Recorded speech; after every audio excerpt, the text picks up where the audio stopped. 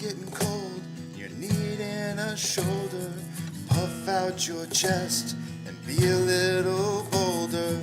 All we do is we buy and hold. There will be shills who wanna steal your thrills.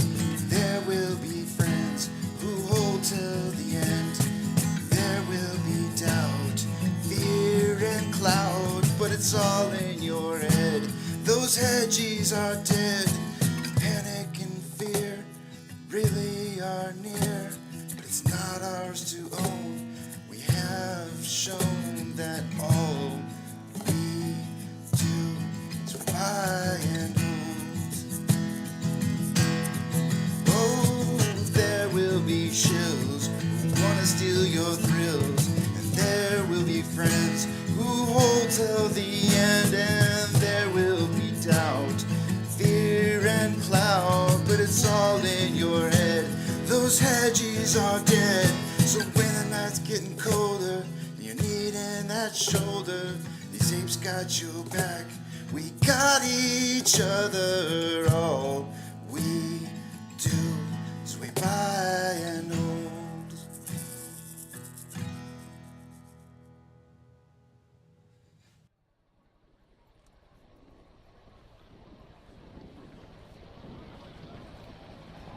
T-minus 90 seconds and counting.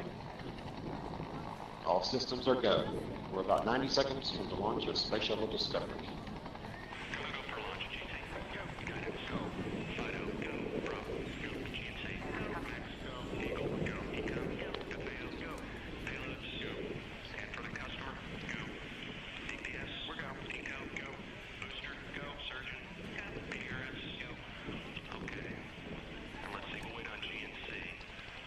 T-minus 60 seconds and counting. We are transferring to orbiter internal power at this time. Discovery is now running off its 3 onboard fuel cells. Coming up on a go for auto sequence start.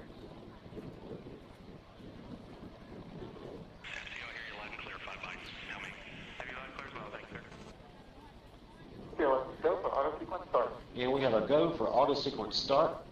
Discovery's onboard computers have primary control of all the vehicle's critical functions. T-minus 17 seconds and counting. 15, 12, 11, 10, 9, 8, 7, 6, start, 2, 1, booster ignition, and liftoff of the Space Shuttle Discovery, returning to the space station, paving the way for future missions beyond.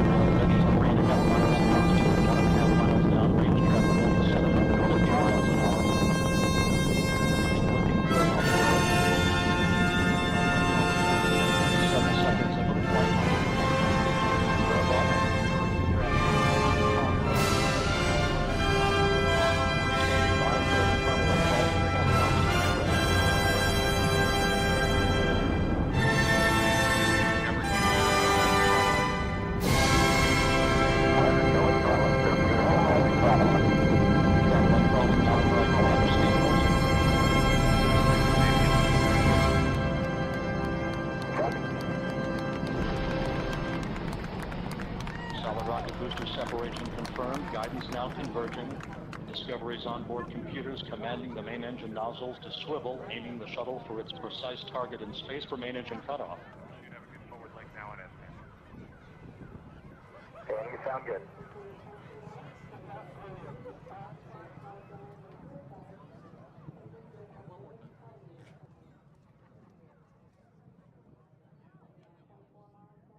Discovery Houston, negative return.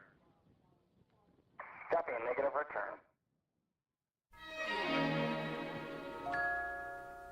City sidewalks, busy sidewalks, dressed in holiday style. In the air, there's a feeling of Christmas. Children laughing, people passing, meeting smile after smile, and on every street corner you hear silver bells, silver bells, silver bells. It's Christmas time in the city. Ring-a-ling, hear them ring. Soon it'll be Christmas Day.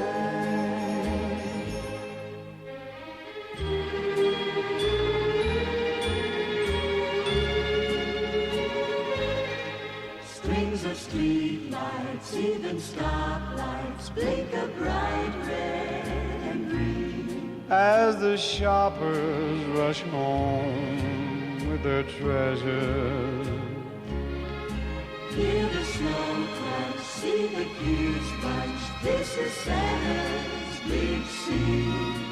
and above all this bustle you hear Silver bells, silver bells, silver bells. silver bells. It's Christmas time in the city. Ring-a-ling, hear them ring. Soon it will be Christmas Day. Silver bells, silver bells, silver, silver bells.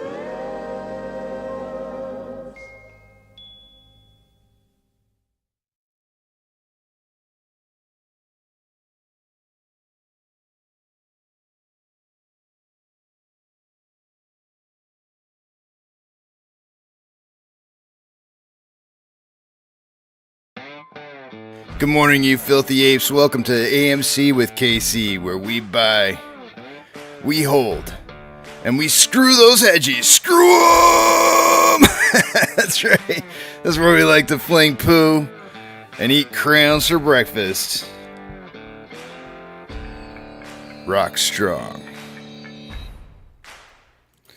Good morning, guys. Let me take you over to the other screen here. I've talked about this in the past, and the only reason I know that is this morning I was going over a lot of my notes from the past, and there was one particular note that I had made for myself, and it was talking about on loan amount and on loan average age per day divergence.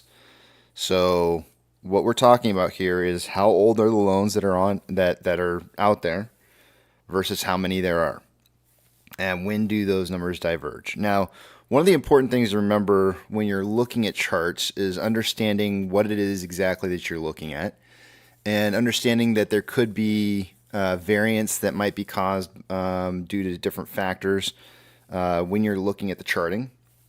And so I want you to take a lot of what I have to say today with a little bit of grain of salt, because there's going to be a little bit of fudging in some of the numbers here, and I'll show you why that is. But because I want to, full transparency about what it is that I'm presenting to you.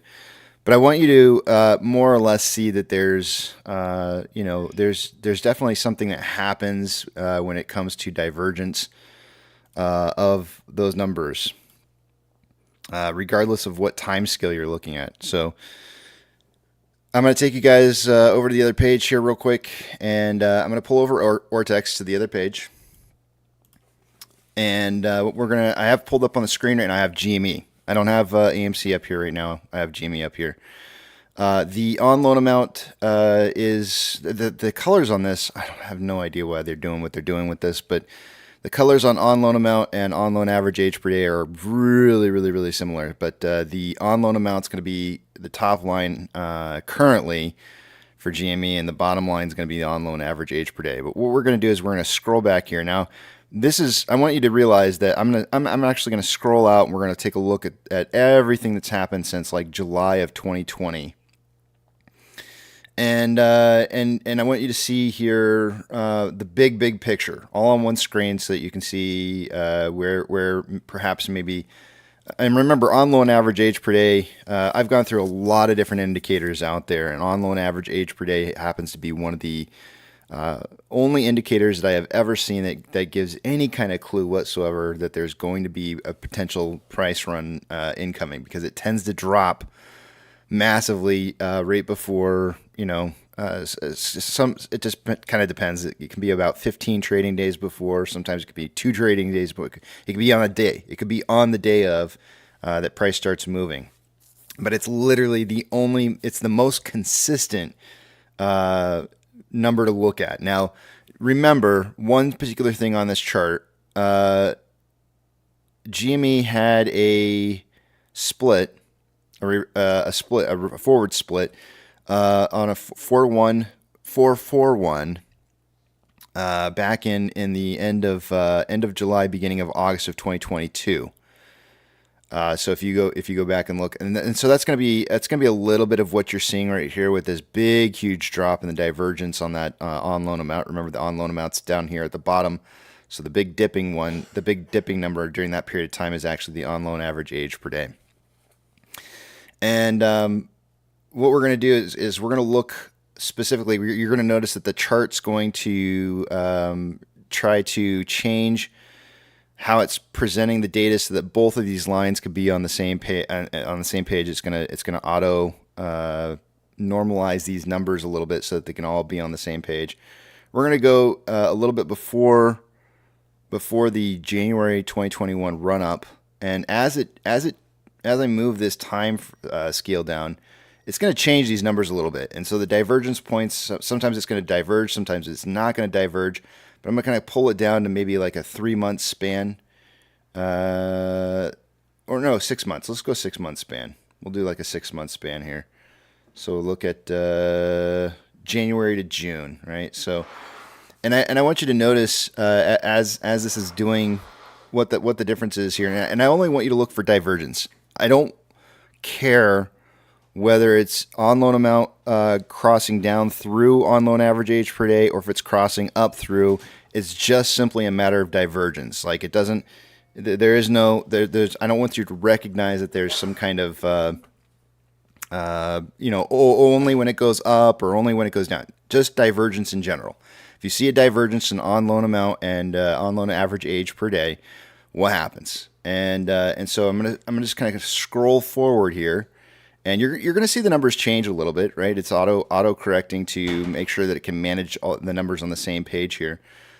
But I want you to just kind of notice as I scroll along, when you see divergence of these numbers, if something happens. Now you can see here there was no divergence here when I was looking at it, but as I scroll forward here, just before price run up, you can see that there was definitely a move down here on the on loan amount with a move up on loan average age per day. As I move forward a little bit more, it's going to populate it and show you a divergence between the two that happened right before a big spike in price movement there, right? So it really kind of depends when you have what time scale you have it on that's going to cause you to be able to see what it is that you want to see.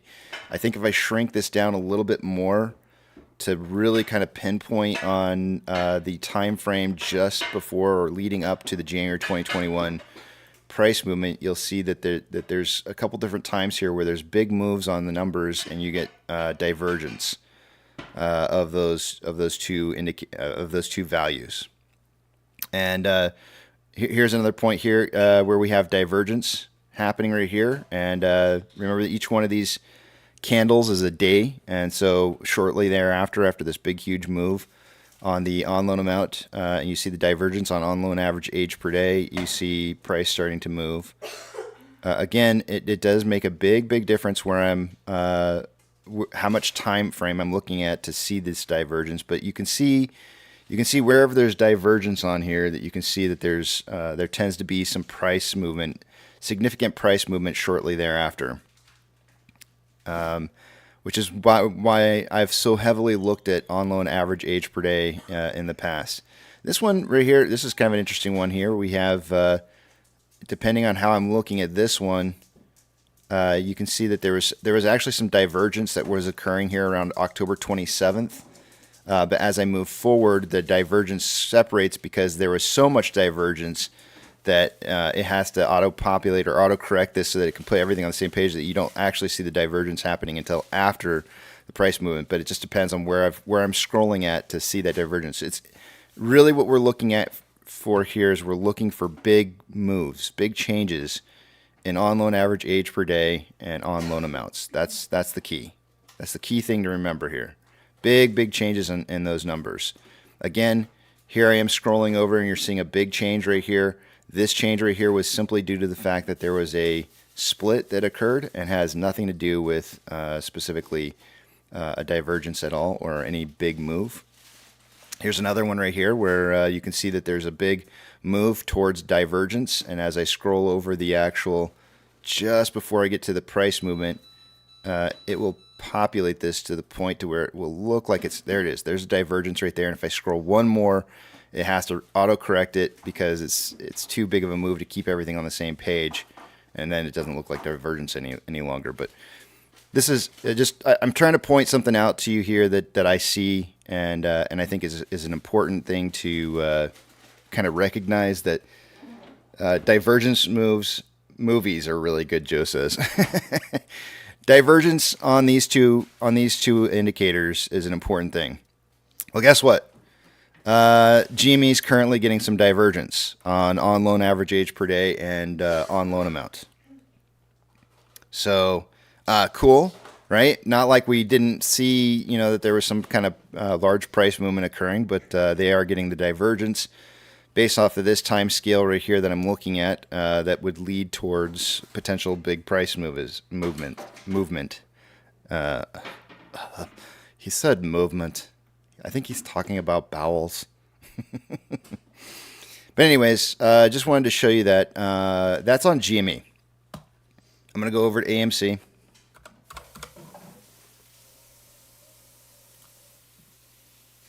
Now remember, anytime you have some kind of event that occurs like a reverse split or a split, some maybe even dilution would probably cause something like this to kind of get jacked up as well. Conversion, those kind of things are all going to cause these numbers to kind of get jacked up a little bit. But let's take a look at what we got going on here. So here's our on loan amount. Here's our on loan average age per day. I'm going to look at the bigger picture. Going back to about January, actually we'll go back to July of 2020. You can see here the big divergence that was occurring leading into January. You can see that there was some divergence that was going on in this period of time, and a little bit of divergence that started to occur right here as well, leading into the May run. There's some divergence here that goes on as well on the secondary run that we had later on in September of 2021. We've got a big divergence that occurred right here, leading into the July of 2022 run that we had. And if I were to zoom in on certain points in time, you can see that there's different points where we're seeing divergence occurring. This is, of course, the reverse split and conversion that occurred, caused a massive divergence, but you didn't see, we did see a big price move, but it was in the down direction. I would ignore this. Like you don't want to look at those kind of things. But look what's going on right now. We're moving into another big period of what's about to be divergence on the on loan average age per day and on loan amount. And I think this is significant. I think it tells you that there's something that's about to happen. We can go down to a smaller time interval and take a look at this. Again, we'll do like 6 months. Let's see here.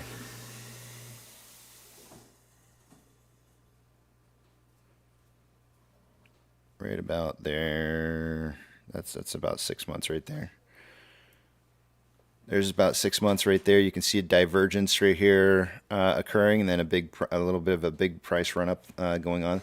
If I scroll back a little bit further to some of these other points in time, you can see that there's some divergences in here as well, kind of pinpointing some runs that were going to occur. Here's a big divergence right here showing up, and then shortly thereafter, probably within a month or so, big price movement in the January time frame. Scrolling forward some more, you can see that leading into the May run up here, you can see a divergence that occurred on a 6-month time interval here that it's looking at. It's saying, yep, there was definitely something happening going on there. You can see lots of different times where divergence shows up between these, and something ended up happening with price.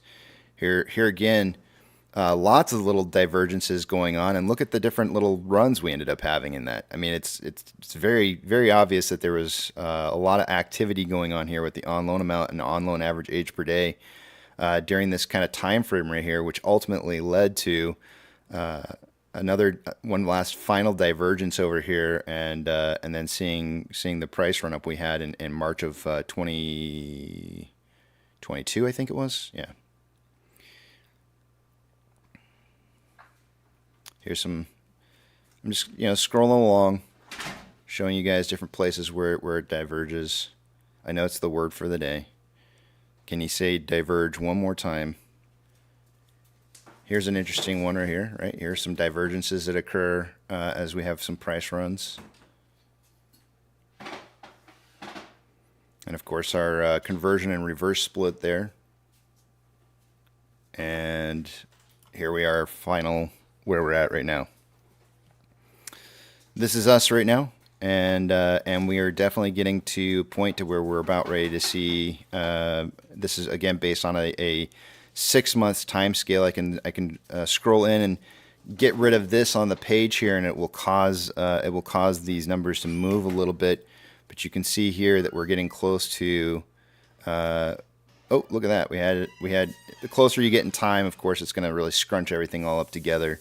But you can see that there's definitely been a divergence here, and it's starting to kind of separate a little bit. But on a larger time scale, these numbers are getting closer to each other.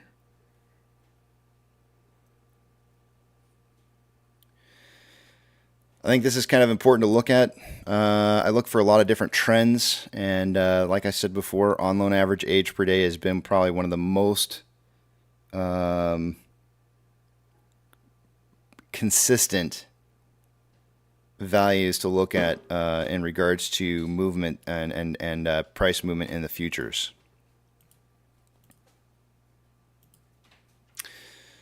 Just want to throw that out there. No dates. Just showing you what I see. Let's see. Oh yeah, there was something I was gonna. Yeah, I was gonna play this. I got a little something for you guys. This is a pirate suggestion here, so let me put this up on the screen. Let's see, I'll do that. I'm not doing it, pirate. This sounds so much better when somebody else does it. This is a poem by I'm gonna destroy his name. Rudyard Kipling. Rudyard? I don't know. Here we go. It's titled "If."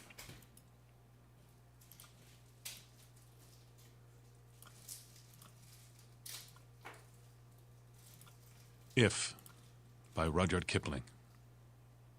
If you can keep your head when all about you are losing theirs and blaming it on you, if you can trust yourself when all men doubt you but make allowance for their doubting too, if you can wait and not be tired by waiting or being lied about, don't deal in lies, or being hated, don't give way to hating, and yet don't look too good, nor talk too wise.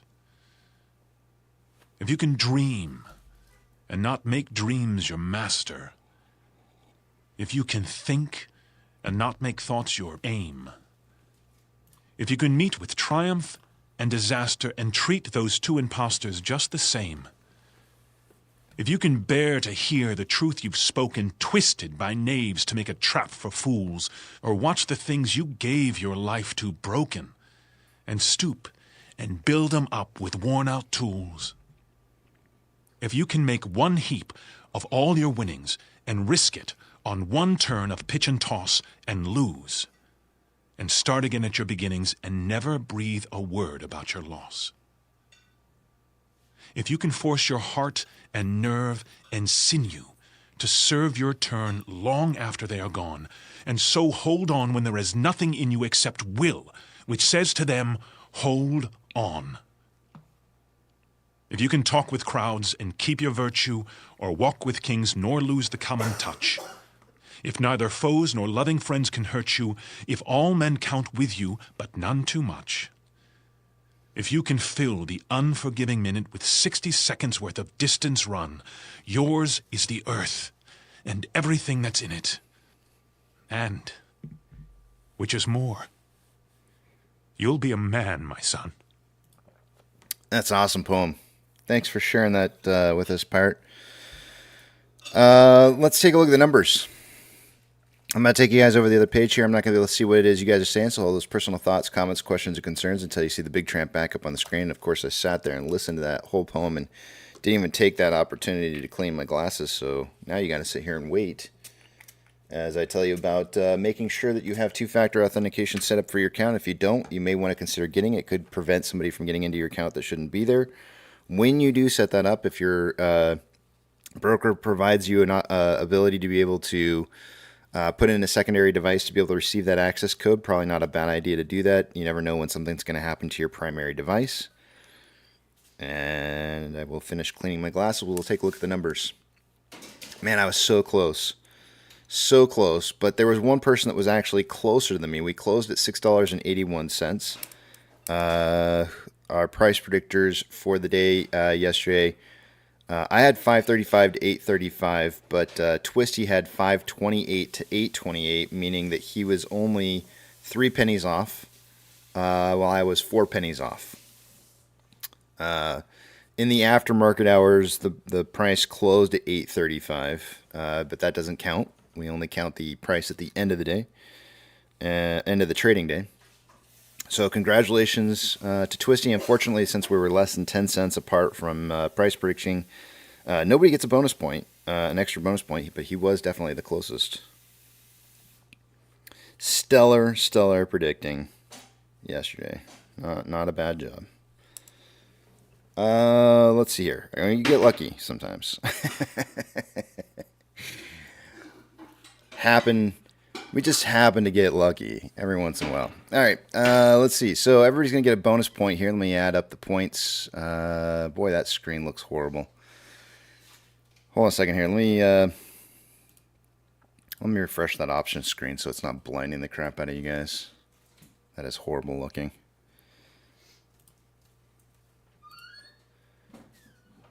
All right, and while it's doing that, I'm going to add in these bonus points.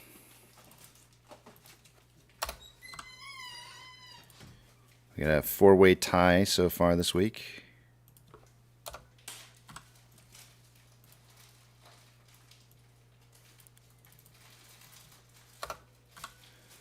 Nobody's extremely pulling ahead in points. Apex seems to have lost his golden touch. Wait, what's that, hon?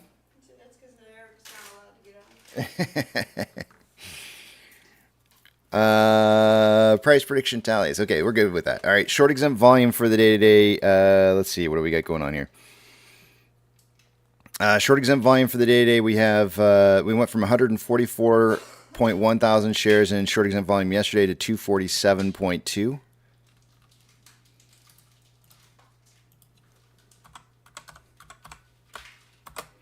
Yesterday we were up 1.34%.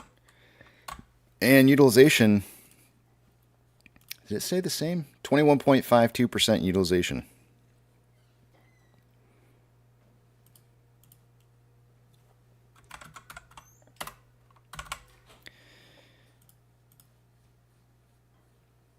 Taking a look at max pain. We moved back down to 650. We started out the week at 650. We went up to $7 on Tuesday, and then by Wednesday we went back down to 650. We had a lot of volume kind of pushing us a little bit at the end of the day yesterday. I think it might go back up to 7 here. I'm gonna guesstimate on a 7, a drive back up to 7 for max pain. Nope, still 650. All right. 650 is still max pain. Not enough options hedging to the long side to cause that to drive up.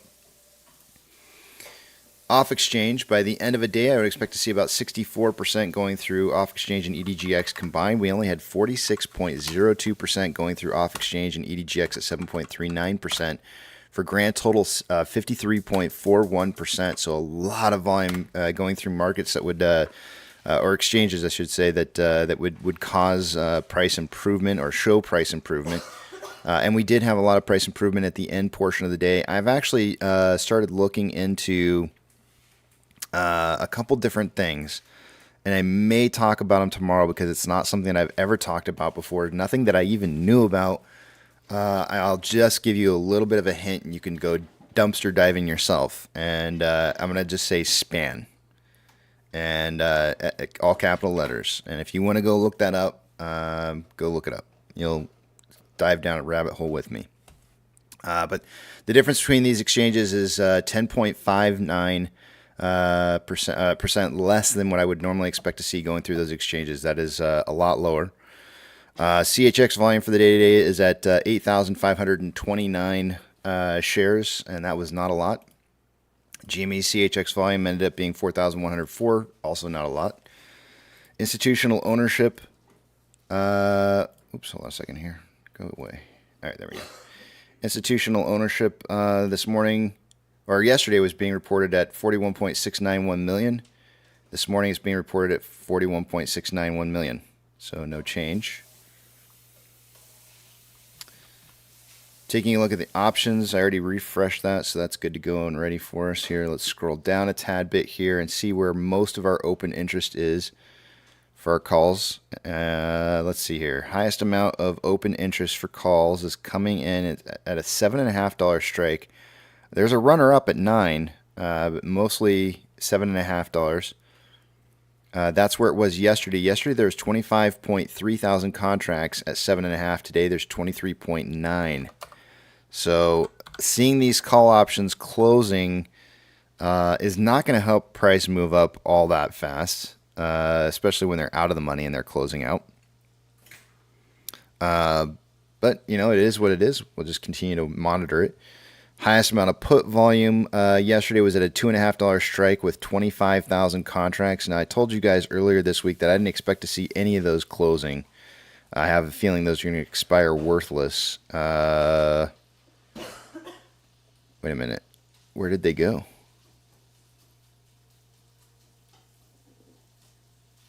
It's showing two. Wait a minute.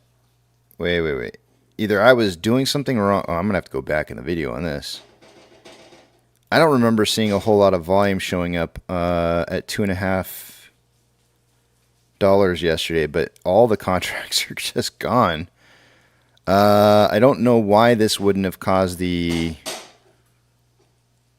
max pain to increase, because that should have been what was weighing max pain down the most. There's only 2 contracts now at $2.50. There's 20.3 thousand contracts at 6. That's our biggest amount now. And it's down by about 5,000 contracts less than what it was at 2.5 yesterday. This is so weird. I feel like I got to go back and watch yesterday's just to make sure that we actually really did it. That I wasn't looking at it wrong. That is so strange.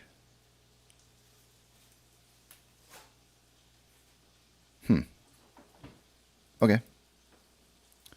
Well, now I'm really confused as to why max pain would be 6.5.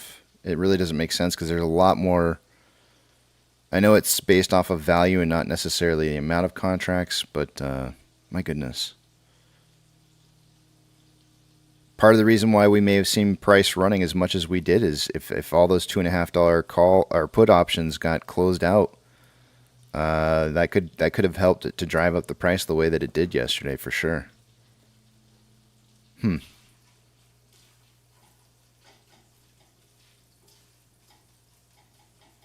Wow.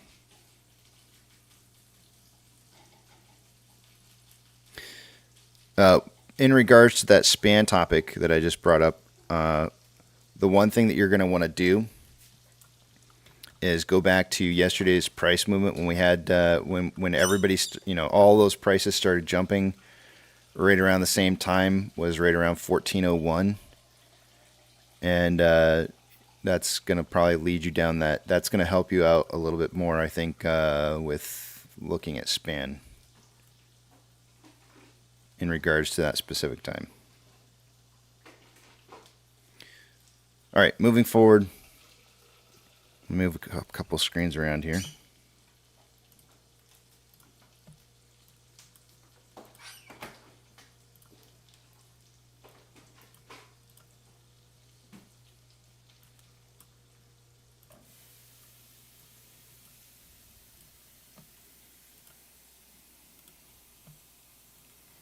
All right. Estimated short share interest of the free float dropped a little bit today. It's now at 8.52. Let's take a look at some of our current numbers and see where we're standing. I think I'm going to have to refresh this here. Give me 1 second.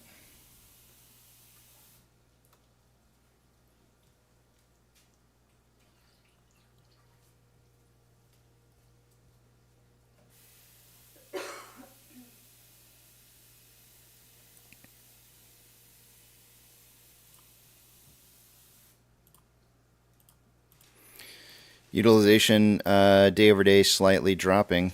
Some more. We went from 23.41 to 21.5. I guess that's not really slight dropping. It actually dropped quite a bit. 23.41 down to 21.52. Nearly 2% there. On loan average, on loan amount as a result dipped as well from 10.64 down to 10.04. So 600,000 shares returned yesterday. For the longest time during the day yesterday, we saw hardly anything happening to borrowed versus returned shares.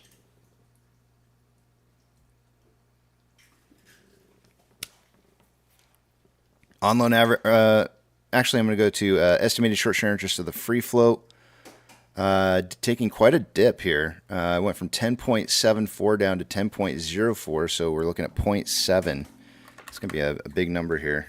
Let's see here, 0.7.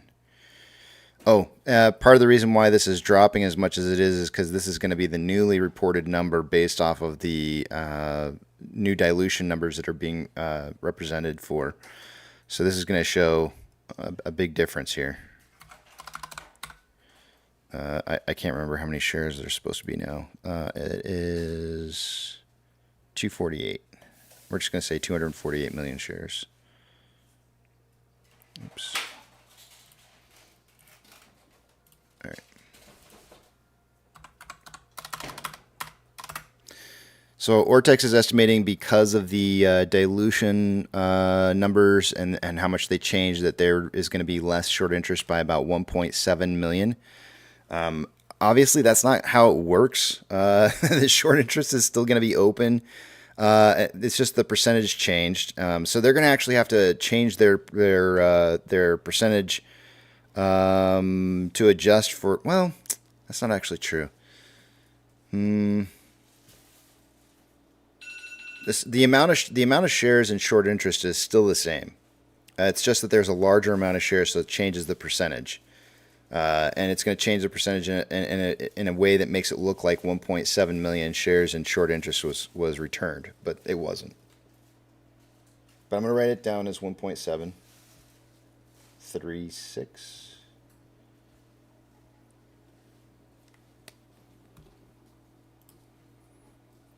And then the on loan average age per day, still rocketing upwards. from 34.76 to 36.18.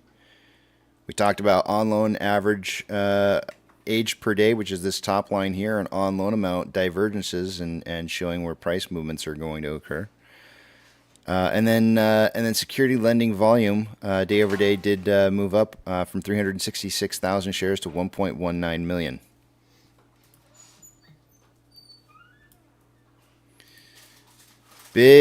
Big drop in MMRI overnight. We're seeing 2-year, 10-year yields doing some fantastical stuff right now. 258.84 was the value that I got yesterday. It's now 250.32. As this has been dropping, AMC has been doing better along the way. That may yield some significant movement for us. The spread yesterday between the 2-year and 10-year yield was 0.533%. Let's see what it is today. 2-year is 4.315. 10-year is 3.932. The difference is 0.383. So we just had the separation between the 2-year and 10-year yield drop significantly, as well as the 2-year and 10-year yields dropping as well. 0.383. Big normalization here.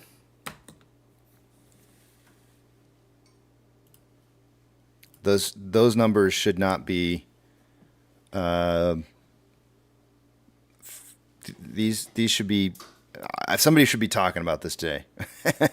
If we don't have financial experts talking about how the 10-year, 2-year yields dropped overnight and are closer to normalizing, they're not doing their jobs.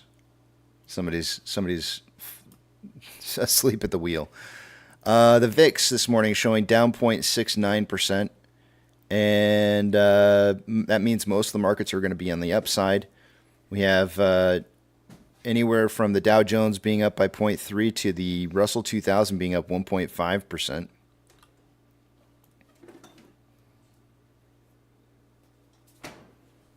Orders by Fidelity customers, AMC, GME are the only two we're looking for here from yesterday's movement. AMC was on the list for a few hours yesterday. We had a great, 68% buy ratio.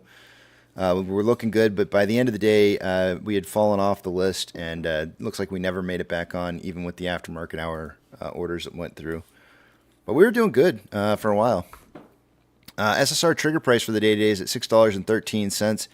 Shares available to borrow is at 5.9 million shares. You can see earlier this morning that they did borrow quite a few. Yesterday's total borrowed amount that we saw during the trading day was about 5.5 million. I would expect that number to increase each day based off of the amount of short exempt volume that's being marked. We can see here that overnight there were some shares borrowed for the day in the range of, let's see, we'll count the 200,000 here that were borrowed. 4.7 plus 3, 5 million. We've had 5 million shares borrowed overnight so far.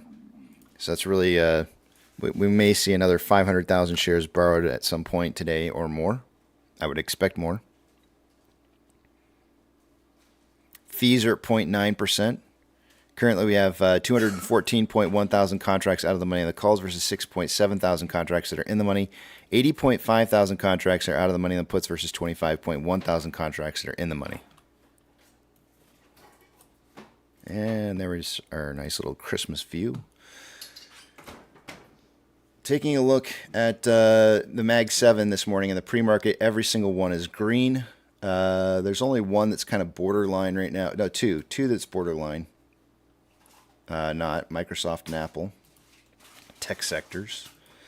Big bank movers in the pre-market this morning. Anything plus or minus 2.5% or greater will get a shout out. And there's actually some big movers. We have UBS up 2.78. And Northwestern Trust is up 2.97. Some big. Oh, no. I'm sorry. That's not a pre-market. That was yesterday's numbers. Sorry. I take that back. They have not traded yet in the pre-market. There's at least one big mover. I mean, they're all moving big, but just not more than 2.5%.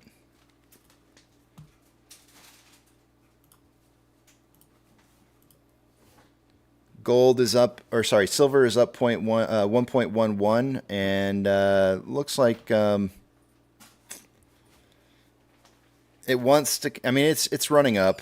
I know there's a little bit of a downtrend right here, but I would say it's kind of consolidating currently at the current levels, but in an overall bigger picture, trending upwards. If I were to take this out to like a 30-minute time interval, you can see it's definitely in an uptrend still.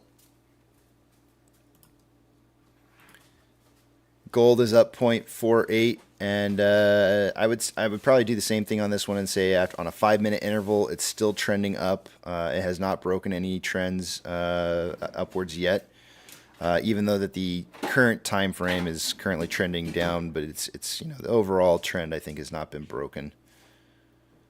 Ethereum Classic is up 1.72, and it does look like it's breaking a little bit of the trend up that it was having and currently trending down. The US dollar is currently down 0.5 and consolidating a little bit after a big downtrend. Oil in the pre-market is up 0.97 and trending up. SPY in the pre-market is up 0.28, trending up. Tesla in the pre-market is up 0.53 and it was trending up, went into some consolidation, and looks like it's starting to trend down. Amazon is up 0.54 and trending up. Cinemark is up 0.78, and it's traded 212 shares so far this morning. Still on a trend upwards, it looks like. Doge is up 1.68. Again, this one actually starting to look like it's breaking some of the longer-term uptrends into a downtrend. Bitcoin is up 0.55. Also on this one, there was an overall uptrend, and it looks like it's breaking that into a downtrend. GME is up 1.41 and is currently in an uptrend. HYMC is traded 378 shares this morning and is consolidating after an uptrend. NCMI is not traded yet this morning. We've got Hood is up 2.42 and trending up. Looks like it's trying to break that trend to the downside, though. And AMC is trending up. Inflow versus outflow yesterday, we had approximately 1.7. Yeah, 1.6. 1.1. Yeah. 7, 8, 9, yeah, 1.6, 1.8, $1.8 million more outflow than inflow.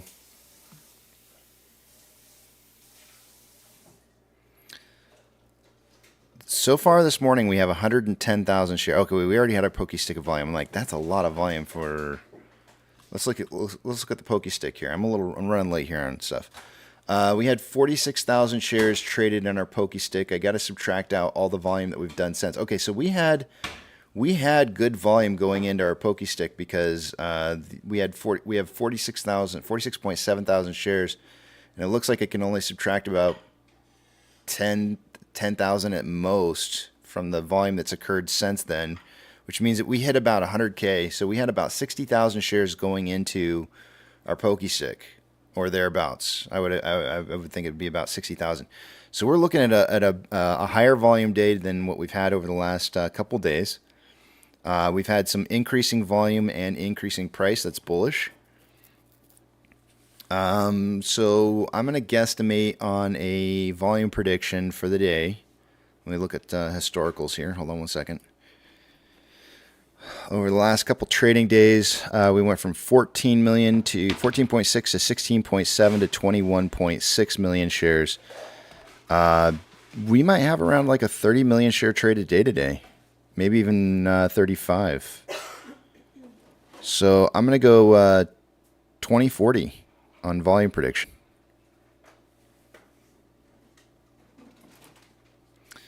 Remember that 20 to 40 million shares in volume today would be the equivalent to 200 to 400 million Pre-reverse split and conversion.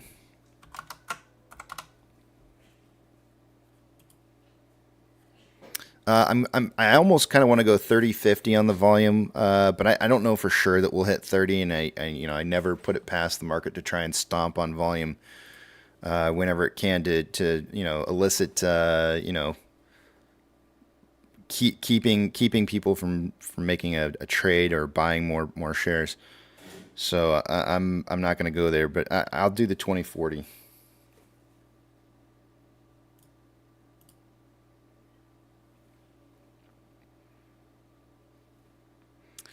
And let's see here. What's next? Oh, yeah. I'm a little excited. Time intervals. On a 4-hour time interval, we currently have more buying pressure than selling pressure with an RSI of... Wait, why does this look different? Oh, I know what it is. I'll just leave this the way it is. We currently have more buying pressure than selling pressure with an RSI of 50.3, which is average. On a 1-hour time interval, we have more buying pressure than selling pressure with an RSI of 59.39, which is above average. On a 30-minute time interval, we have more... It kind of looks like equal buying, selling pressure with an RSI of 64.98, which is above average. And on a 5-minute interval, we have more buying pressure than selling pressure with an RSI of 63.68, which is above average. On a 1-hour time interval with Ichimoto, lagging line is above price line. Conversion is now above base. Technically, this is a buy signal. 685 is what I wanted to see us close at yesterday. It would have been a perfect number for us to get more buying momentum that we needed underneath the cloud to get us to run above the cloud today. So seeing a break past the top of this cloud here would yield in some additional buying pressure, as that signal would be signaling for short-term investors to buy in. And that number is going to be at $7. I'm going to write 705 because it's 702 for the entire day. If we can maintain a price of 705 or higher throughout the day for any time, for any 1 hour, we should get a big buy signal. And that should cause the cavalry to come in and start buying. This green cloud right here has passed and should be, which is, you can see in the price movement here. We have nothing but red cloud ahead of us as it stands right now on the 1-hour time interval, which should yield us some, if we can break through that cloud, should yield us some positive buying pressure. In my opinion, the signal's already there. On this 1-hour chart, the signals, if somebody were following this correctly, the only rule on Ichimoto is to not trade when it's in the cloud. Meaning you can make trades on the bottom side of a cloud just as much as you can on the top side. And if you get a buy signal that shows up on the bottom side of a cloud with a thin portion of cloud that needs to be broken through, that just means you get to get in that much earlier on momentum. This is probably a more desirable buy signal here than perhaps like anytime you're running above the cloud and you already know which direction price is kind of headed towards. So that's looking really, really bullish for me on the 1 hour. On the 4-hour cloud, we currently have lagging line right on price line. Conversion is below base. Seeing price break through the cloud today is going to be at around 705 as well. So the 4-hour and 1-hour charts are in agreement in price movement. Seeing price above 705 for a 4-hour period of time would more than likely, again, lead to additional buying pressure from short-term investors. The only problem that I see here, though, is breaking above 705 does get price above the cloud, and it keeps the lagging line above price line. The conversion's low. The conversion is underneath the base and needs to be above the base. I don't know that 705 is actually going to cause conversion to get back above base, because you can see it's pretty aggressively driving downwards there due to the price movement that we just had recently. I think a sharp movement, a very, very sharp movement in the upwards direction would cause conversion to immediately start moving the other direction. Do kind of note that the conversion line is kind of the forward-looking bottom edge leading span A signal. And so that means that if price is going to move sharply in this direction on the other side of this, and conversion is going to move quickly, then so will the leading span A, meaning that it's going to turn into a green cloud quicker. And the quicker it turns into a green cloud means less time that it's going to be a thinning portion of cloud, right? So we talk about sometimes driving through the front side or back side of a cloud. Well, if you see that the cloud is turning into a green cloud with nothing but thick cloud ahead, kind of like this right here, where it just turns into a thin cloud and moves directly into this like massive cloud here, then you know price is not going to really want to move through this until it gets to the back side of the cloud, as we did here. We didn't move through the front side of this red cloud, we moved through the back side of this cloud. So if this price starts moving sharply up through this, we could see this turn into the line could drive upwards here, and we would create a really thick green cloud that would be showing up here, because the leading span B would be lagging behind and creating the bottom line moving a little bit slower than that leading span A, and would potentially mean that we would have more days of green movement upwards ahead of us. So, but it's not there yet, right? Like, we need to see explosive price movement, which we could get from a 1 hour time interval. But it would need to be explosive, and I think that we would need to see probably... I'm gonna write down something different than 705. I'm gonna write down...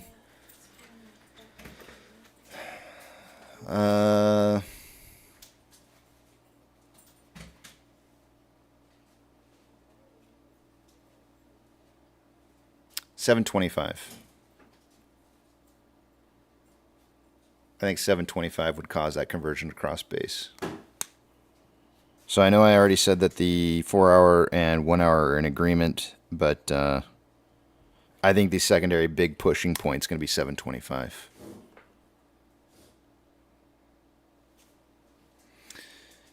And with that, I will yield the rest of my time back to the back of the big tramp as soon as I change my charts and get this all back up. This is going to make for an interesting price prediction day for the day. I know with volume moving up, price moving up, that's bullish. For those of you who hadn't heard yet, SPY broken all-time highs. All-time, not like just last year, but all-time highs.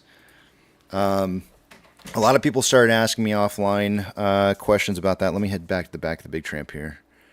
A lot of people started asking me questions about that. And one of the things that I've mentioned to you guys in the past is that you have to watch money flow. If you're not watching money flows, then it may not make a whole lot of sense as to why things are happening. Now, we've seen this huge, massive. If I had to envision where money was moving from one location to another, like large quantities of money, we have seen a massive dip in reverse repo, right? And I would say, and many times in the past, I've told you guys that our money's been sitting there. That's our money, waiting to pay us off. That money went into crypto. We watched this huge pump and I showed this to you a week or so ago, where it's almost identical to the exact point at where the reverse repo hit a high. We saw a drive at that same exact time, or a push in cryptocurrencies in the upwards direction, right? We had tons and tons of money flowing into cryptocurrencies. Then what we saw after that was the money disappearing. We saw this dump. We just recently started seeing this dump, and we actually started seeing, I think the reverse repo started going back up a little bit. I don't know if, let me look at the actual numbers on reverse repo. Hold on a second here. I'll pull this back up. Some of the money, I think, went back into reverse repo. Not all of it. I think a lot of it went back into supporting. Yeah, we did. We did see it. It was for a little bit of time, and it was a couple weeks ago. We started seeing. Here it is. Here's reverse repo right here. Here's the point in time where it started going back up a little bit. So it would have been. It was driving down, and it got to about October 17th, and then there was a period of time where reverse repo kind of leveled out, or even kind of rose back up a little bit, and then it started dropping again. and there has been, and then here on December 1st, reverse repo started moving back up again, and then it started tapering off a little bit. So it hasn't been driving down like it was. It's kind of holding steady right now. I think there is some money. There's still some money in reverse repo that can be bled off, but I feel like the order of money flow is going from reverse repo moving into crypto, and then from crypto, the collection of more funds are using crypto as a way to growing value out of those funds, and then shoving some of it into a lot of the blue chips and different stocks that are held by long institutions that would help bolster or maintain margin requirements. So I think that's why we're seeing a pump on the SPY. I think we're seeing that big, huge pump from that inflow of money coming into the market. So what's the long-term outlook, or what do I suspect is going to happen when that money stops, when that money flow when it ends, when it doesn't exist anymore? That's when the margin calls get ran, and you start seeing the money flow coming out of those long-held positions and flowing into stocks that have to, where there's money that has to be paid off to cover positions, forced covering.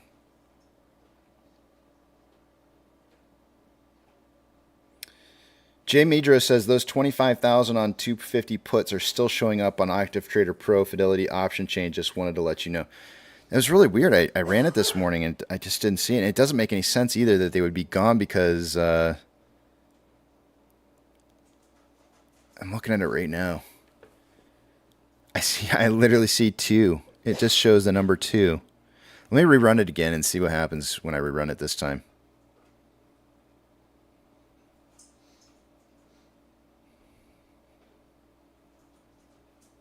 Wouldn't it be crazy if those disappear as soon as market opens this morning, and Active Trader Pro shows that they're gone?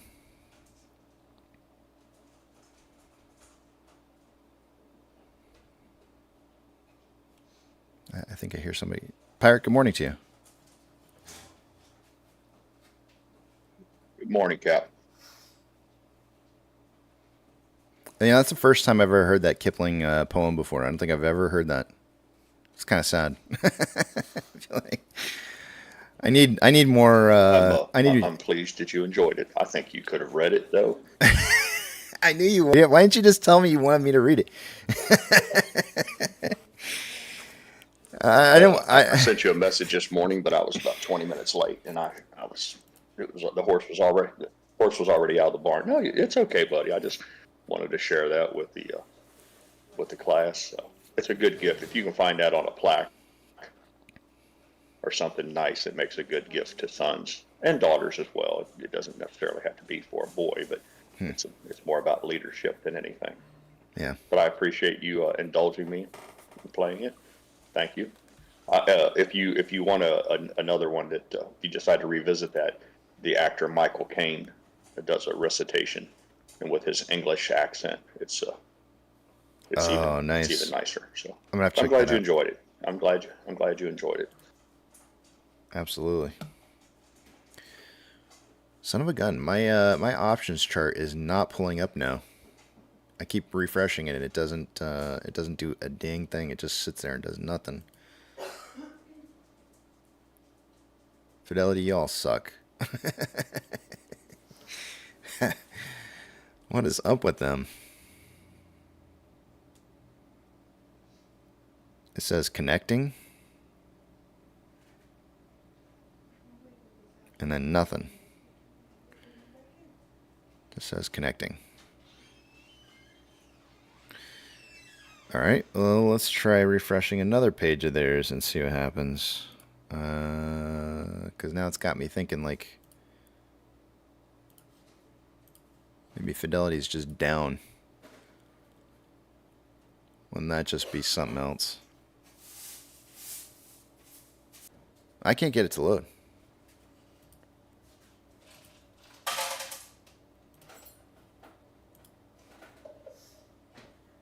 I can't even get it to load.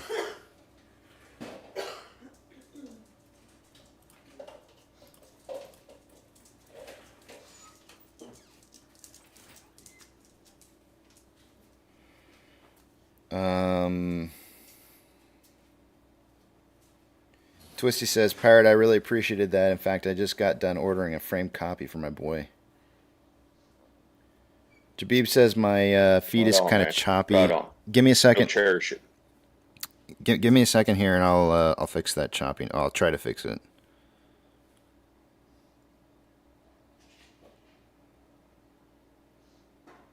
I find that one of the biggest hogs of internet in my household happens to be my Ring camera. So if I turn it off, sometimes it makes things a little bit better. Really? Yep. I didn't know that. I have one of those as well. I might have to think about disabling that. Well, I mean, there's disadvantages to that. You're not recording anymore. So if something happens, somebody decides to be a porch thief, you lose out on getting it. So hopefully, I just turned that off. Hopefully that changes that a little bit for you on the choppiness. Let me see if it changes my ability to be able to download this. I don't really use mine as much for a security device. What do you? Security device is I do a way to avoid having to answer the door for people I don't wish to talk to. That's the primary function for me. Pirate, I gotta.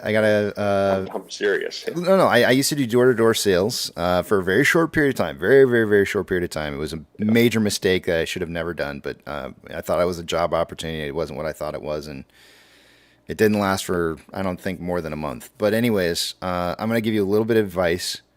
Don't answer your door. Period. You don't even need a camera for that. You just don't answer your door. It's really simple. Yeah. Well, from time to time, I do have the adventurous who braves my company.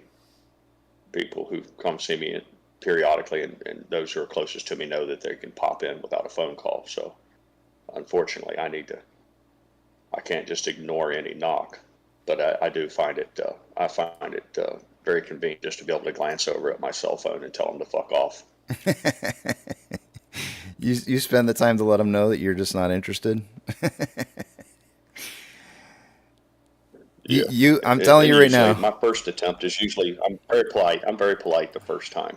I'm very polite the first time. But if they proceed to line 2 of their little cue card there, then I cut them to the bone. You are the person that I know I'm going to get a sale from.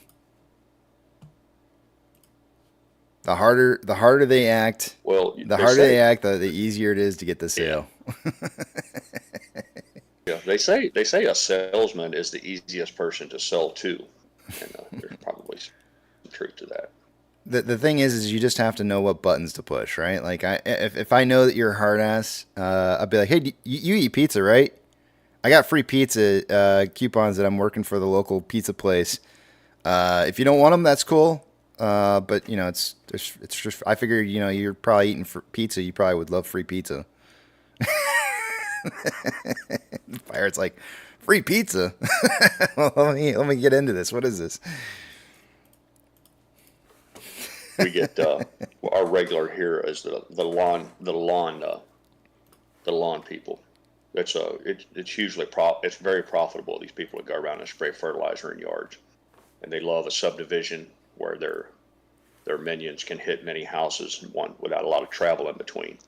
And they frequently stop by here wanting to tell me how they can tune up my yard or handle my weeds or any number of things. We see a regular stream of those fellas. I get the there's 2 different ones that I get. It's the solar panels, and what's the other one? Roofing guys. Yeah. And the roofing guys have actually gotten very sophisticated, which I think is kind of cool.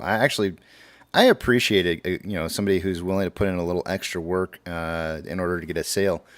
They actually go around a neighborhood and they fly drones around now. And they go look at everybody's roofs, and then they'll take pictures of where they think people need to make repairs.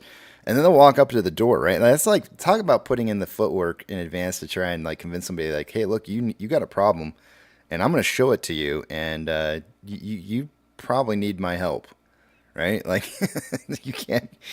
There's Yeah, they- in the old days, you'd have to schedule an appointment, and they would come out and measure your roof, go up with a ladder. Yeah. They don't do that anymore either. They just come up. They send a drone up, and then or not even sometimes that. Now they can use satellite photos, and they can measure your roof on the That's how accurate it is, and they can give you a real good estimate of what the re-roof will be based on the satellite. So it's been a big cost savings for those guys.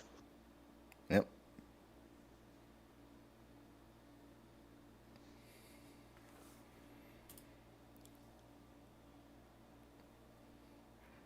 I always get there's two ways that you can usually get out of those ones. You can say like I don't own the home. That usually stops them really quick in their tracks, and that they don't have anything else left to say after that point. Or you have to kind of know what it is that they're selling in order for you to, because if you say I don't own the home to candy salesman, it's not gonna make a difference. But yeah, that usually stops them in their tracks. Especially if somebody's calling you. If somebody's calling you too, that's another great way. Just say like I don't own the home. Or I'm not the homeowner. I can tell you that it's a very successful, tried and true method though. Mrs. Pirate and I used it for our business. When we were slow, we would send our personnel out to go. They wouldn't go door to door, but we had flyers printed up at a print shop. And if you put stuff in or on the mailbox, you'll get a real nasty letter from the Attorney General, or excuse me, the Postmaster General, telling you that you've broken a law. And if you get caught again, there'll be big fines.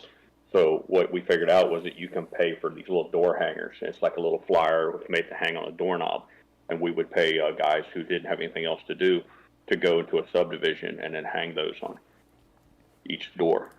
We'd drop them off at the end of the street with a pickup truck and a handful in each hand, and then drive the truck to the other end of the street and wait for them to show up. In rough numbers, we figured out that we would order 1,000 flyers, and if we passed out, I don't know, 200 or 300 in a day, we would get 30 phone calls, and out of the 30 phone calls, we would get 3 jobs.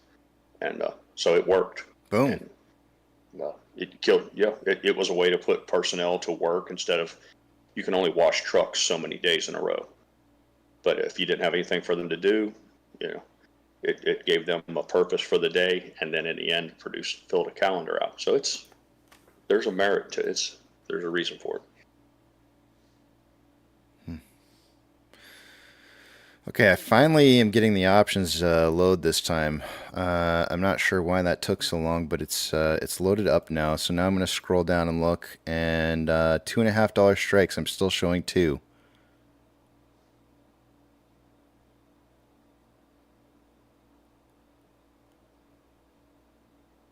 I don't know. I'm still showing 2 though.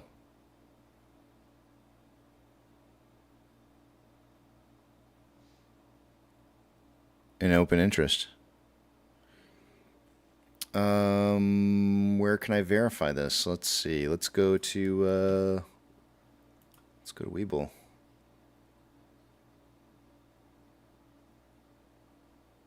Open to our sled riding green screen. How come we don't see the beautiful snow? I want to see the one with the little cabin on the mountaintop again. Wait, did I screw it up? Is it not showing?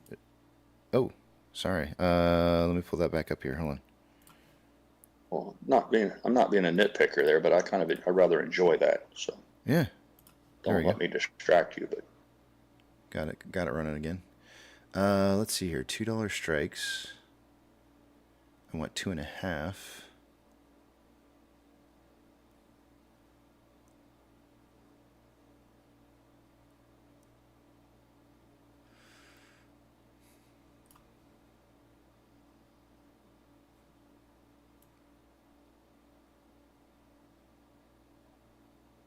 It says 2. There's only 2. So I don't know what you're looking at, Jay. Oh, I know what Jay's looking at. Jay, I know what you're looking at. I just figured it out. You're looking at the wrong one, man. You're looking at the ADJ. If you go to the ADJs for the week, which are the old contracts, I'm looking at current week contracts, or I'm looking at the post reverse split conversion contracts, not the contracts that were made prior to let me show you the difference. You're looking at the wrong thing. But this, I just confirmed that it is showing up with only 2 contracts right now in open interest. So, but I know what you're doing. Let me show you. You are looking at, and you're right, those are still open. If I scroll to the very top up here, what you're going to see is that these are the ADJs, which means these are all the contracts that are open prior to a reverse split and conversion that expire this week. And at a $2 strike, there's 30,000 contracts. At a $2.50 strike, there's 23.1 thousand contracts at 2.5. Those are still open. But if you scroll down to this week's, which is not the ADJs, which you can see starts right here, the $2.50 contracts, they're not there. It's 2. So you're looking at the wrong ones. Because this 2 right here yesterday was a much bigger number. Much bigger.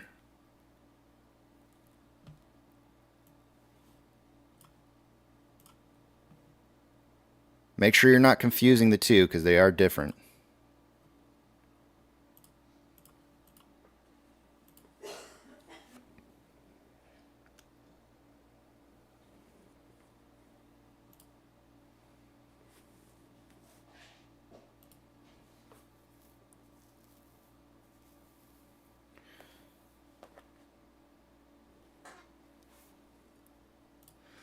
Elegantly Wasted says crypto's crashing. I don't know about crashing, but it's definitely moving down.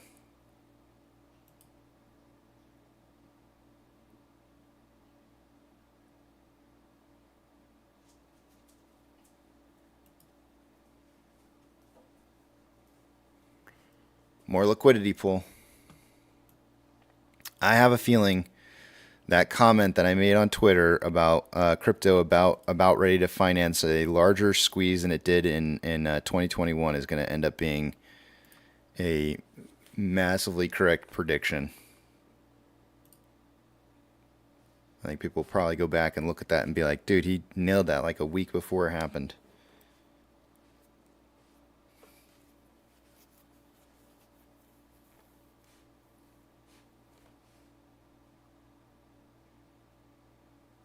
Well, at the risk of sounding like a sycophant, I got to give credit where credit's due. You did call yesterday's run. You said early in the day, almost even before the opening bell, that you anticipated a late afternoon run and a dramatic one, and you nailed it. So well done. Thank you. Yep. I got the rest of the market wrong though. Yeah. And let me tell you why I think, well, I actually kind of already explained it this morning, but I think that money flow from crypto into the general market as a whole to support the market and keep the market running I think that's where it's coming from. It's being financed out of crypto. So everybody who's dropping their money into crypto is just holding the bags for institutions who are dumping it to shove the money into the market to keep it afloat, to keep things running. And the world. The only thing that puzzled me was the simultaneous run of so many heavily shorted meme stocks, and then at the same time, Bitcoin wasn't collapsing. In fact, I think it might have even been going up a little bit, and that it was. Yeah, everything was going up. Couldn't figure that out. Gold, silver, defied logic. Yeah. Crypto, Yeah, exactly. Everything was moving up all at the same time. Yeah.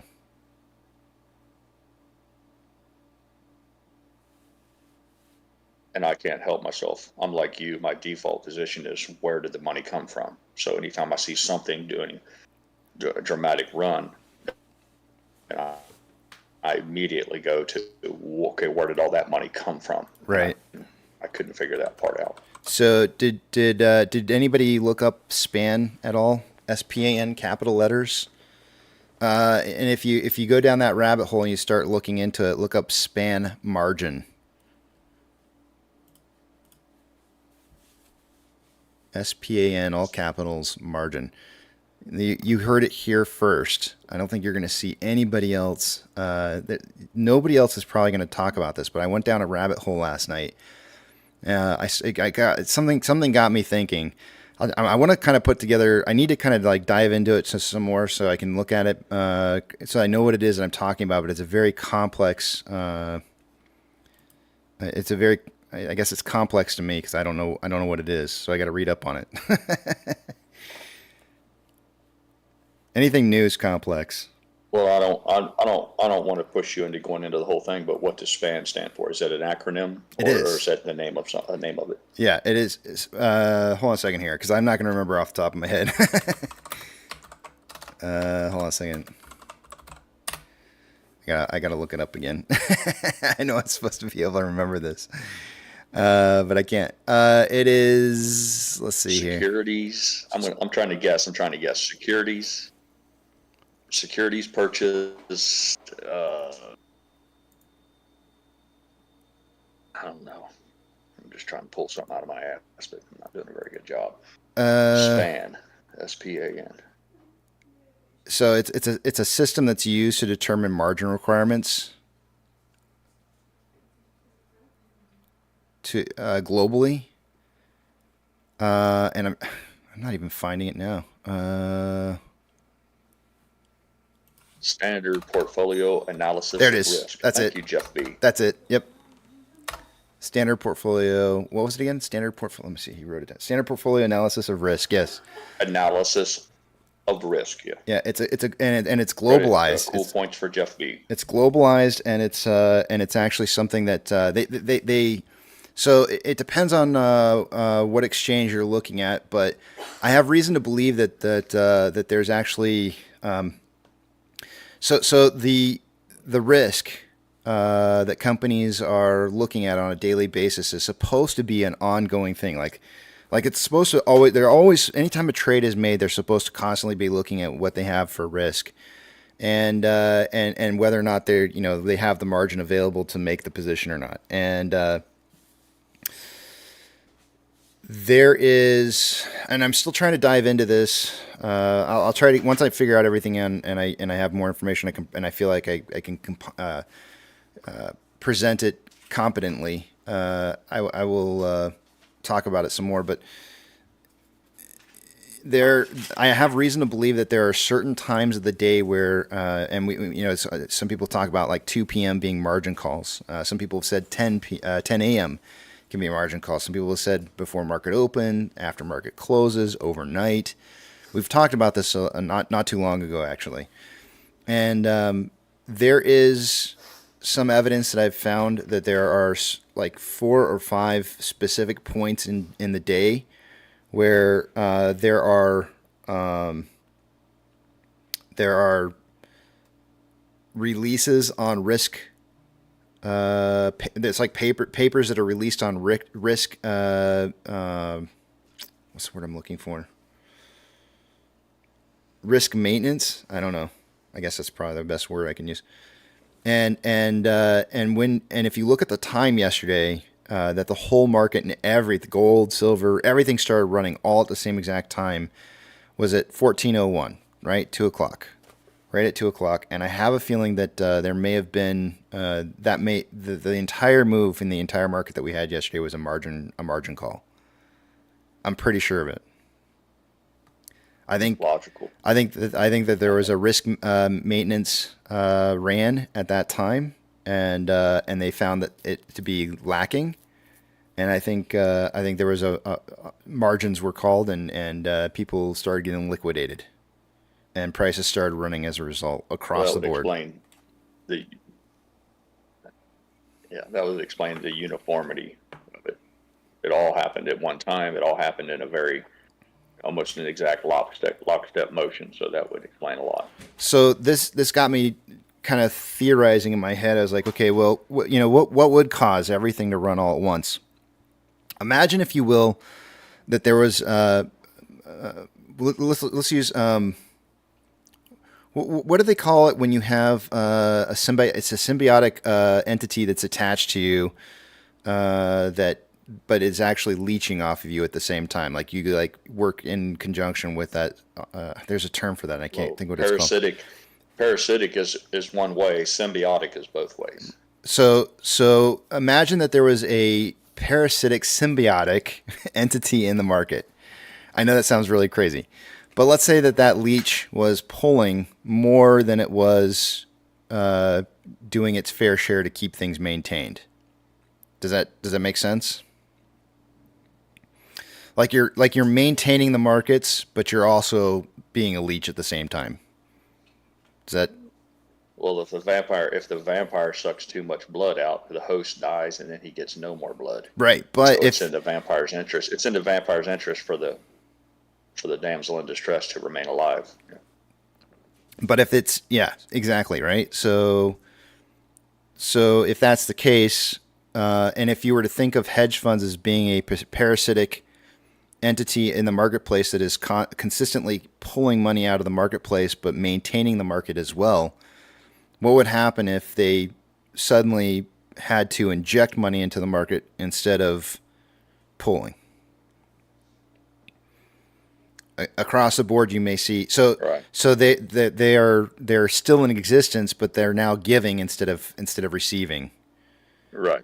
And they still have to continue to do their business, and but now they're giving everywhere, right? Like it's the reverse. It's a reverse flow. It's a money flow reverse, and you now suddenly have, or if you want to think of it in terms of like blood being money, you now have a reverse flow of blood going back to the host being the market. Yeah. It would be like a vampire feeding their victim a nice big meal to get them full and allow their body to produce more hemoglobin and all that so that they can feed once again. I get it. I want to state, because I think that there's something different happening here. It's not necessarily the vampire feeding the victim. It's the victim threatening the vampire with a stake on its heart and saying, if you don't, that's even better. If you don't turn me into a vampire, I'm going to drive the stake through you and you die. So turn me into a damn vampire right now, right? Like, and so the vampire's like, ah, shit, and I'll bite you and turn you into I'm going to feed you. Right. Feed you what it is you want. I think that's like a better way of like thinking of it. It's like it's the tables have turned. The vampire no longer has the strength any longer, or no longer has the upper hand, and now has to reverse. Is now the table milker. The vampire is now being milked. One thing is certain, if we can't figure out how it happened, thinking people can all agree that something happened, because it defies logic, once again, to think that all of that was just coincidental. So for something that large, for an event, for the market to do what it saw in such a uniform fashion is evidence in and of itself that it was a purposeful event that was done, and something was done on a large scale. You don't move that much of the market and that many tickers in the exact same. I mean, it was like watching the same chart played out over and over again. So that's good enough for me. I don't necessarily need to understand why. I'd love to know why, and I think your theory is probably closer to the mark than any other. But it's interesting. I need to dive into the span a little bit more. It's a topic that I've been trying to look into as of yesterday, and I haven't had enough time to look into it to really present it yet. So, as you can tell.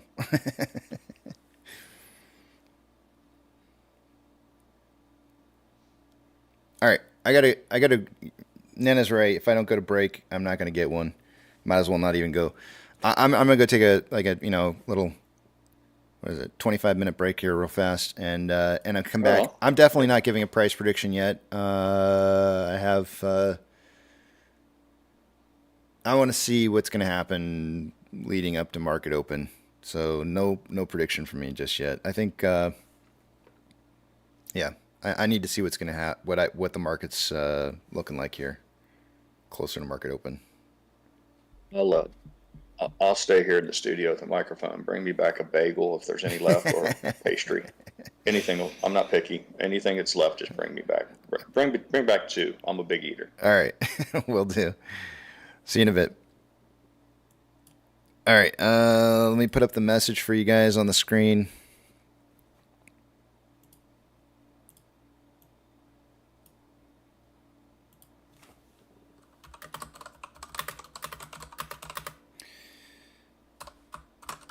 I know that was like probably like the worst analogy ever on market mechanics and like why we would be seeing what would, like trying to relate it to like blood flow and vampires and crap like that. But I mean, or parasites or who knows, whatever it is that you want. But it's like, I try to come up with like at least something that kind of like makes sense as to why we're seeing things happen the way that we're seeing them happen. And I think ultimately that's really what it comes down to is that I would view hedge funds as being like this like symbiotic entity that, but is also a parasite at the same time because it does bleed more from the markets than it does to help keep them running. And so when you start seeing those parasites being attacked or threatened in such a fashion where they have to give money back into the marketplace, I think that's when you start seeing everything run all together. So what happens if the market has high blood pressure? You know where that's going, Petro. I know what it is that you're saying. The parasite explodes, right? And then the market explodes. And you know what happens, right? Because that parasite is not doesn't have a small little valve connection. The parasite actually has like a life connection to its host. And as that parasite dies, so does the market. So, yeah, it's sudden loss of pressure. And you all well know, and as I've said many times before, the largest amounts of volatility occur the most before failure. So, I will see you guys in a bit.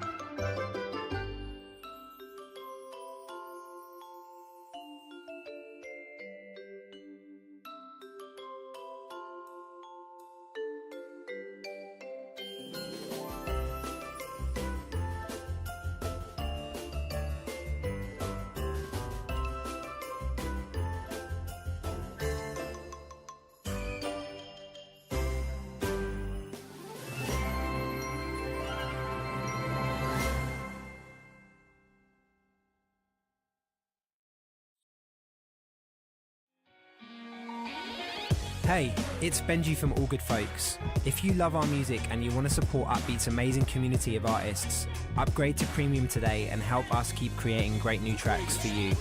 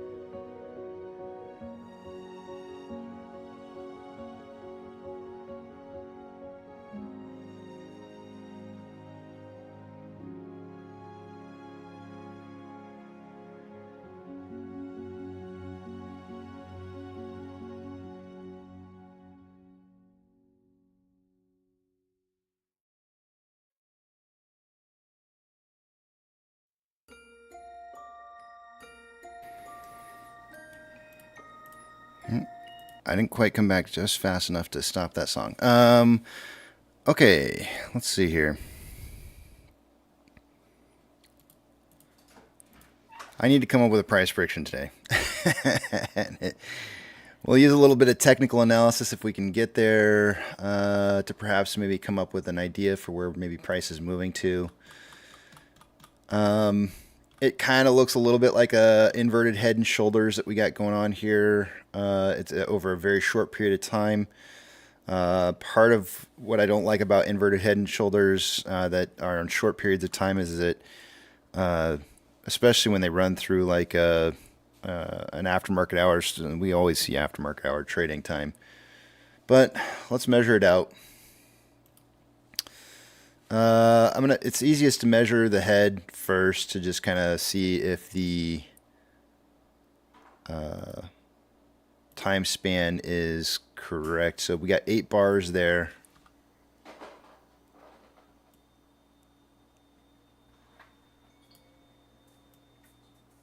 It's really less than, we'll go with 8 bars. All right. 8 bars. That means that if we're going to draw 8 bars out there, that the shoulders should be at least 8 in length, and they look like they're much, much longer than that. So that's not what this is. All right, let's just try something different. Let's see what else there is. I do have this level of support that was broken when we went down to retest 650. We are now trading above that level of support. I'm actually going to draw a trend channel from the beginning of that time span to current to see if there is a trend upwards in price movement.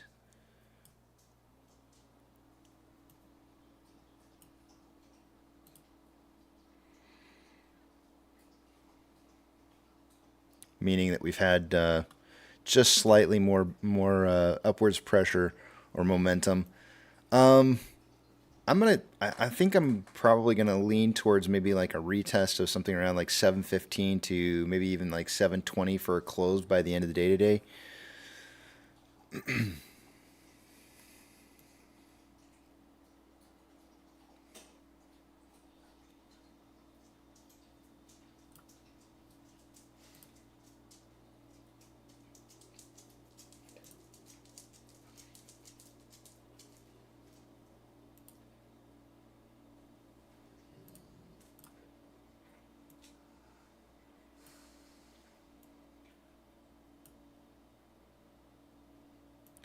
This magnet's not working. There we go.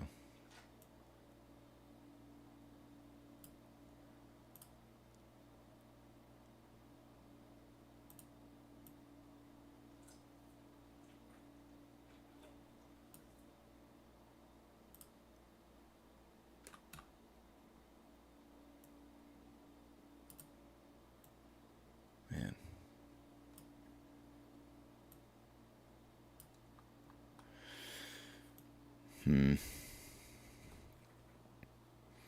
False breakout.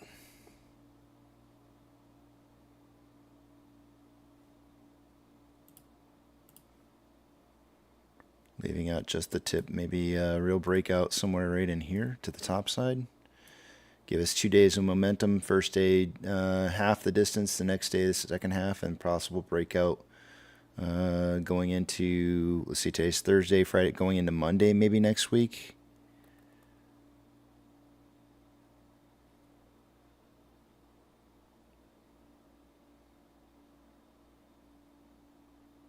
Could be a little bit earlier.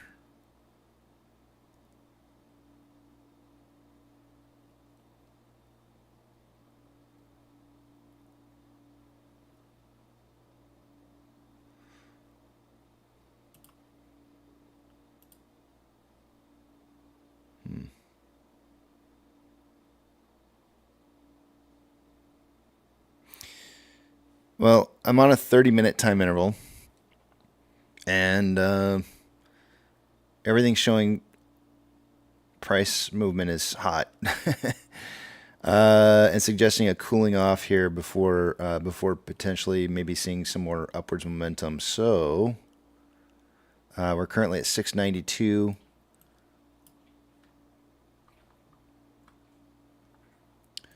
Could we potentially see like a quick fall at market open to retest this bottom level of support potentially before maybe like an after, late in the day drive again, kind of similar to what we had yesterday, but on a smaller scale?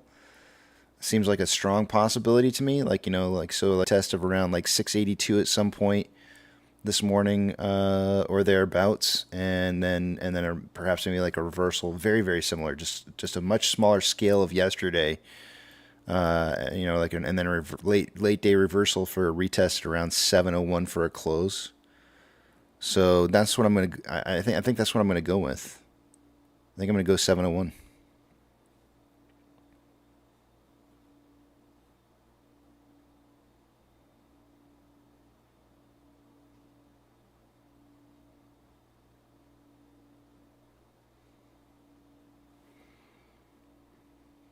Because that keeps us.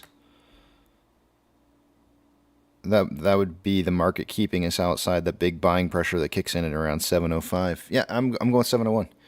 701 for the day today is going to be my price prediction, and let me put it up here. So 551 to 851.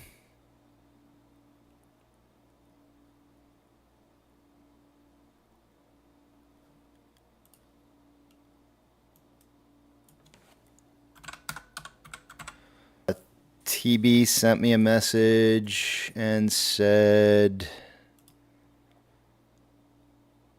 I think I'm going to kick up the volume to 15 to 35 million for the prediction on his volume. And then he said same numbers as yesterday, which was 555 to 855. So we're within 10 cents of each other. So I just knocked him and I both out of a chance of getting an extra bonus point. Let me take a look at what Swifty, let's see, he probably sent me a DM on Twitter. I said Swifty. Twisty. I just called him out on being a Swifty fan by calling him Swifty instead of Twisty. He didn't send me, it doesn't look like he sent me a message yet this morning. Let's see what we got going on here for Apex. There's Twisty. 583 to 883.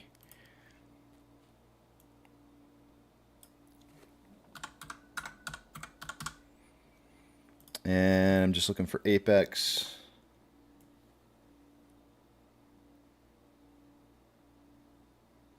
Apex has, I woke up in a good mood today and I'm feeling bullish. We closing at 749 today on 25 million volume, 599 to 899.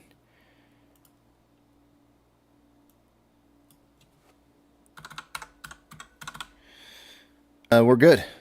We're all set. Everybody's got their price predictions in, and it's time to get this day started. So I will see you guys on the other side of market open. Let's have a fun day today. Let's see here.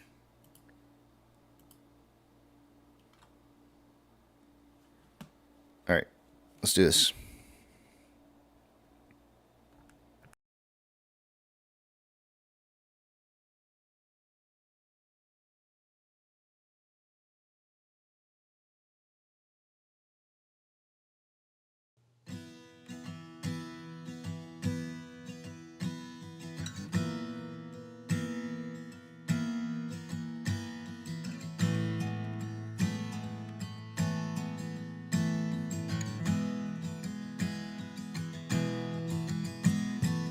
When the night's getting cold, you're needing a shoulder. Puff out your chest and be a little bolder. All we do is we buy and hold.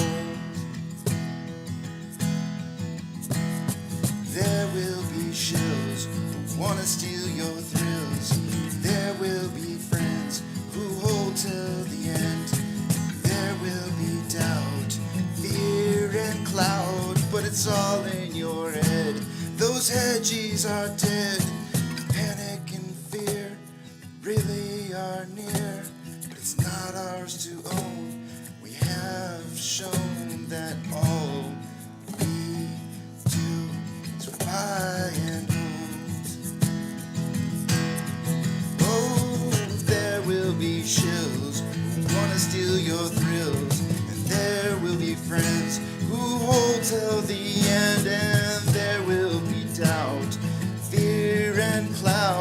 it's all in your head.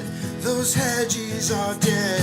So when the night's getting colder, you're needing that shoulder, these apes got your back. We got each other. All we do is we buy and hold.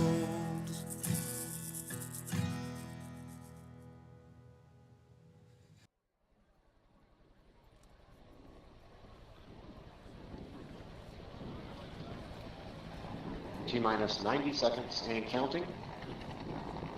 All systems are go. We're about 90 seconds from the launch of Space Shuttle Discovery.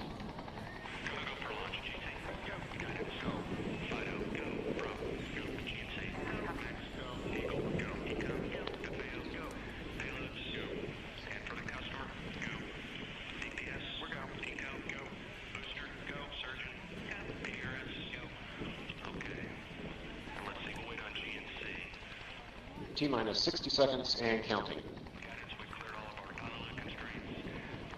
We are transferring to orbiter internal power at this time. Discovery is now running off its 3 onboard fuel cells. Coming up on a go for auto sequence start.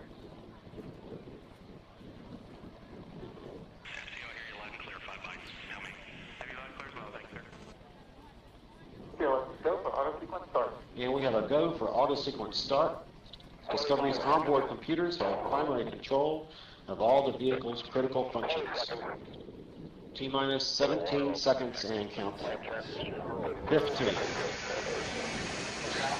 12, 11, 10, 9, 8, 7, 6, start, 2, 1, booster ignition, and liftoff of the Space Shuttle Discovery, returning to the space station, paving the way for future missions beyond.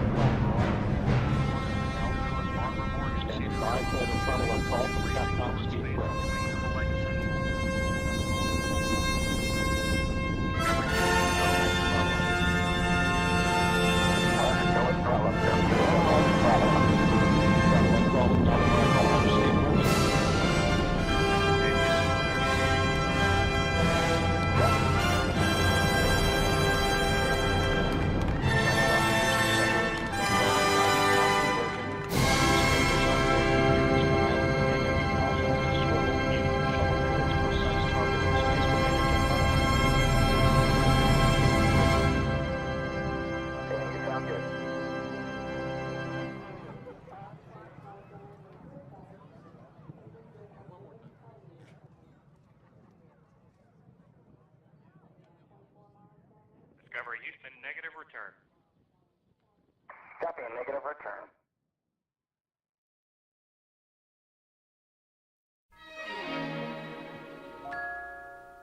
City sidewalks, busy sidewalks, dressed in holiday style.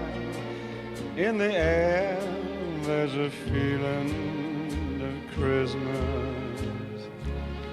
Children laughing, people passing, meeting smile after smile, and on every street corner you hear silver bells, silver bells, silver bells. It's Christmas time in the city. Ring-a-ling, hear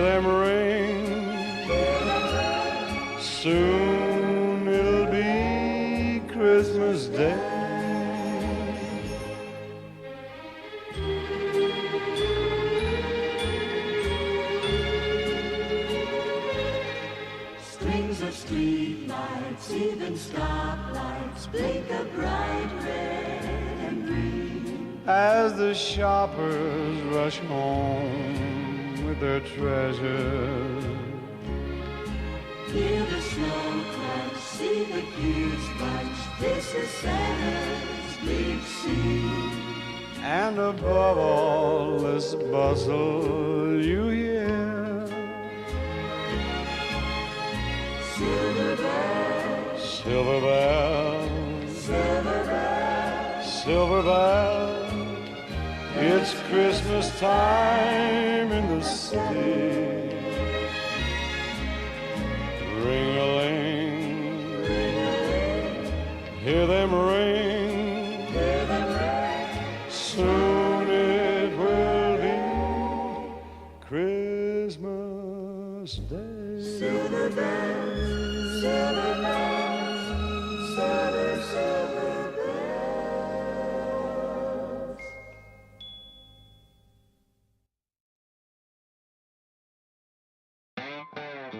Good morning, you filthy apes. Welcome to AMC with KC, where we buy, we hold, and we screw those hedgies. Screw 'em! That's right. This is where we like to fling poo and eat crayons for breakfast. Rock strong. Good morning, guys. The title for the day today is On Loan and On Loan Average Age Per Day Divergence. That is something that I've talked about in the past. I know I've talked about it in the past because I've actually got a picture of it that I have in my notes that I have saved from history. And I showed you guys where, and I've spoken many times about On Loan Average Age Per Day, and it being one of the most reliable indicators about when prices is going to start moving historically. And I've looked through so many different things, and I can't tell you how more repeatable on loan average age per day in terms of a signal for potential price runs is the thing to watch. One of the other things that you can look at is for divergences on that on loan amount and the on loan average age per day. Now, what does that mean exactly? Because I don't think I did a good enough job talking about it this morning. On loan amount is just simply how many shares are on loan. That's it. So either you have a lot of shares on loan or you have a little amount of shares on loan. But either way, it's just a number. It tells you how many shares are on loan.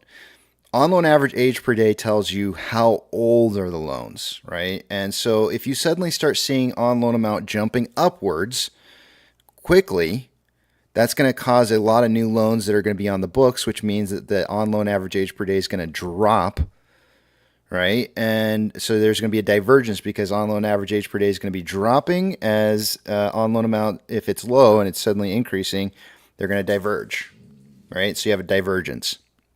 If you have the exact opposite of that, if you had a large quantity of loans that are out there, more often than not, the loans that get closed out first are the loans that are going to be most impacted by a price movement in the market, meaning your newer and middle-aged term loans, especially if it's short interest. Remember, loan shares is what short interest essentially is, which is why DRS is so, not a good thing. You got to have loan shares. So this is the exact opposite in this case, right? If they close out those newer to middle-aged positions and all you have is a bunch of old positions that's left on the books, you're going to have on average age per day loans. Actually, it should be driving upwards a little bit more, but it'll drop down though, right? Because you're closing out positions. So ultimately, the total amount of average age per day is going to start dropping. Not quickly, but it will start dropping. And you're going to have on loan amount dipping. Actually, no, I said it right. On loan average age per day is going to be ripping upwards. It's going to be ripping upwards because you have only older loans on the books anymore, not the newer age to middle age. And you're going to have the on loan amount dipping because they're closing positions and it's a divergence. So we're talking about divergences on things that are held on loan versus what's there versus how old it is. So what I'm going to do is I'm going to take you guys over to the other screen here, and I'm going to take a look at Ortex. We're going to pull up Ortex real quick, and we're going to pull up GME. I started earlier this morning on GME to share with you guys. That is not what I wanted. GME. Pull it up. You can do it. My internet's sucking this morning, guys. I noticed that there's nothing I can do about it. It is what it is. Holy moly. What is the deal? All right, I need to close out. Let me try something real quick here. I need to close a page out that I think may help me. I've noticed that sometimes if I keep a couple different things open, it will bog me down. So I'm going to try closing out a few different pages here and see what happens.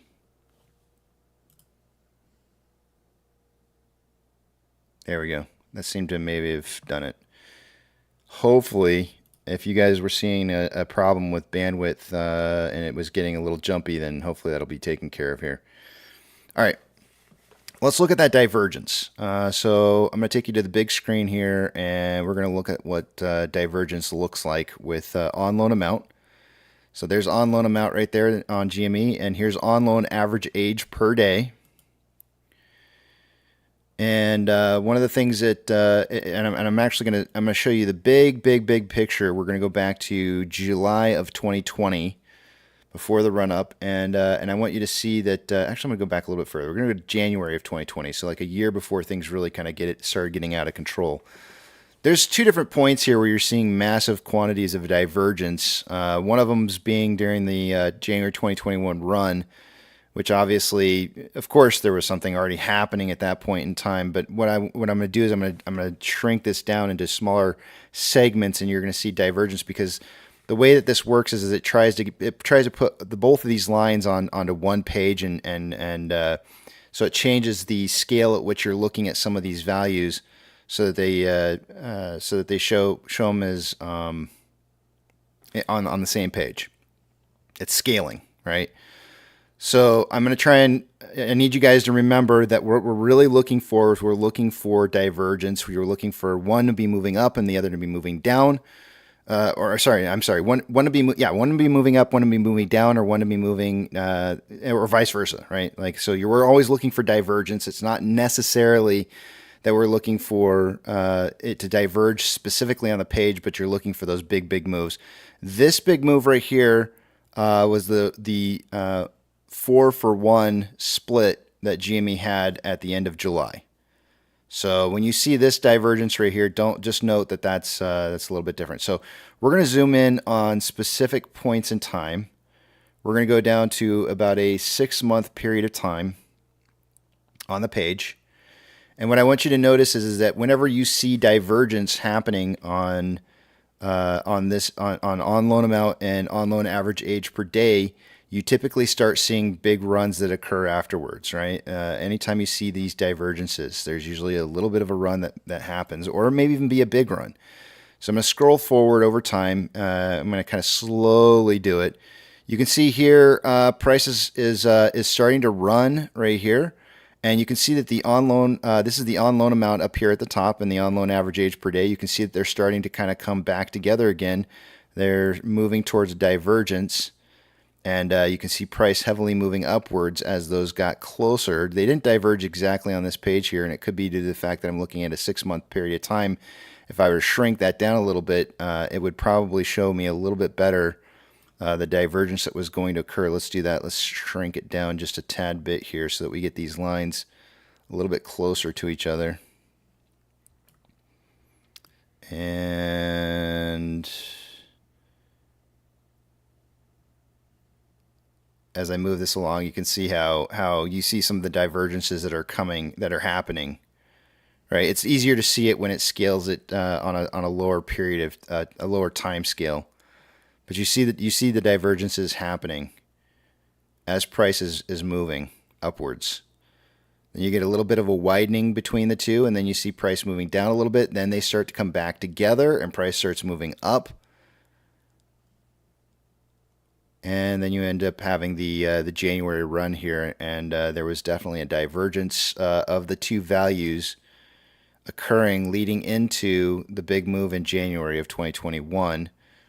We can continue to move forward here. Here's another big divergence that occurred just a few days before a big price run that occurred there. We can continue to move it. You can see that there was multiple attempts to diverge through here, and then there was some big price movement as well right there.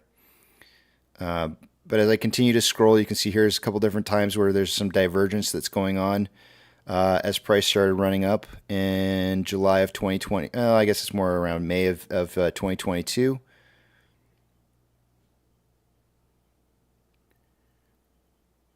Here's another divergence right here that occurred, and then probably within 10 or 15 trading days, you see a big price run.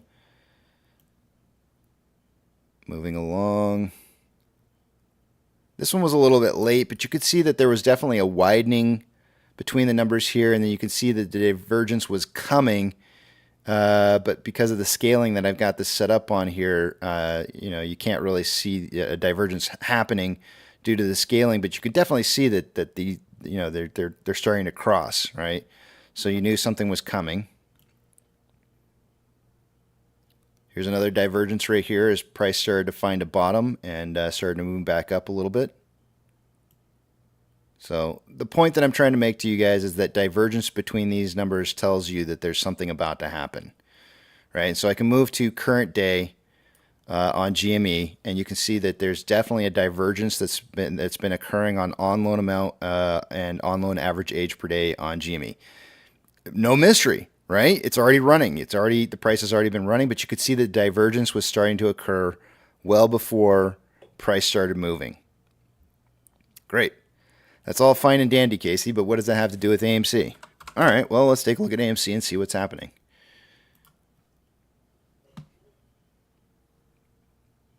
Something went wrong. Let's see here. Let's try that again.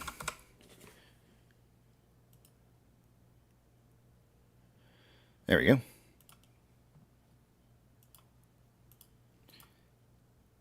On loan amount, on loan average age per day.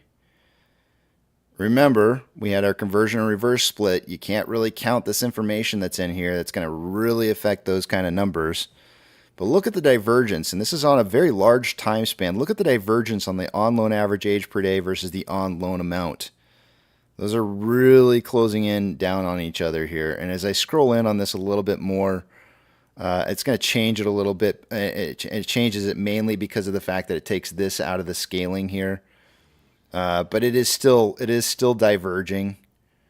And you can almost see that there was a divergence that already occurred not too long ago. You can see the divergence occurring right here as price started running up. We're kind of moving away from each other right now, but on a larger time scale, we're actually getting closer. Because the on-loan amount's coming down. The top number up here is the on-loan amount, and the on-loan average age per day is increasing. So it's really difficult to see it because when I zoom in on a closer time scale, it looks like the exact opposite. But the thing is that the divergence already occurred. The on-loan amount here is on the top, and it's driving through the on-loan average age per day downwards. The divergence is already there. So we're seeing divergence occurring now. Is this repeatable? Can we go back to another point in time and see that divergence? Absolutely. Absolutely we can. We can see it totally moving into the May time period as well. Same thing happened, right? You have this large quantity of difference between on-loan amount, which is the top line, and on-loan average age per day. They're kind of trending in the same direction, and then all of a sudden the on-loan amount starts dipping as the on-loan average age per day starts ripping, and they have a divergence, and then shortly thereafter you start seeing a run in price. Did it happen prior to January? Yes, it did. Happened prior to January as well of 2021.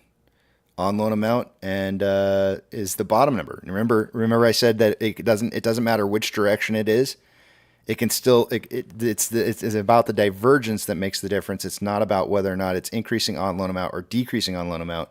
It's about seeing that divergence that tells you that something's about to happen. Because in this particular case, on-loan average age per day was high and on-loan amount was low, and then they started to have a divergence as on-loan amount picked up, and on loan average age per day start to decrease. So price movements can run either direction. It doesn't matter if the divergence is occurring in a with on loan amount dipping or rising. It can happen either direction. But that divergence is what you're looking for that tells you something's going to happen.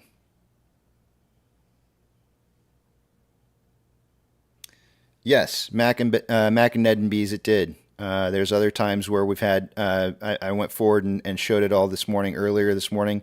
You can see the divergence occurring right here as price was running up.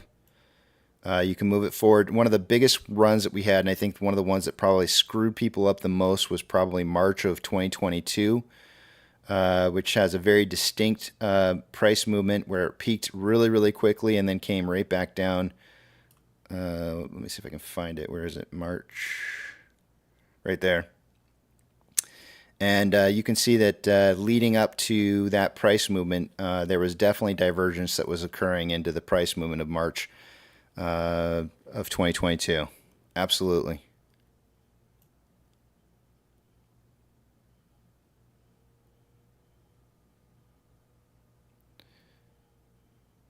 Here you have an interesting situation where you actually have no divergence because they're actually starting to separate, and then all of a sudden on loan average age per day starts to spike really quickly, getting the separation between the on loan amount dipping and now all of a sudden on loan average age per day starting to move up a little, and then on loan average age per day starts dropping massively just prior.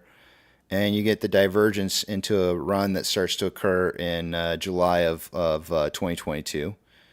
So you're really looking for that change in momentum on that indicator. Here's another one right here where you can see. Let's see here. I'm trying to leave it where it doesn't want to do it. Okay, this one was a little bit late showing it here. Prices movement had already happened, but you can see the divergence starting to occur. They're going in different directions here, and they doesn't quite cross over, and it leads into a dip in price, and it does kind of move out a little bit. Now, the convergence happens just after the price movement. But yeah, it definitely shows in other locations as well.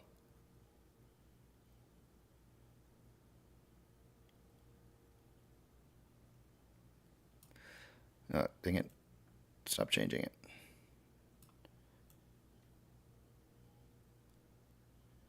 I can't stop it from, there we go. Oh, every time I let go, it stops. There we go. There's a divergence that occurred right there. You can see it happening probably about 10 or 15, if I can stop it there. About 10 or 15 days before you see the divergence occurring, before a big jump up in price, a big gap up. Yeah. Anyways, on a larger time scale, we have on loan amount dipping with on loan average age per day ripping. That's a divergence.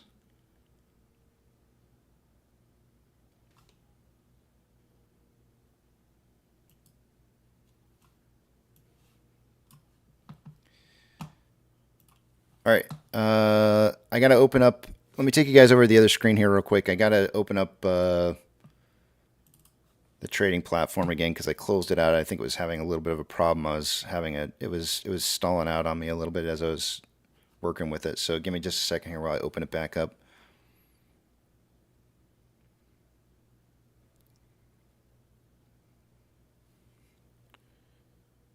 Some of y'all are like, enough with this divergence. I just want to see the price.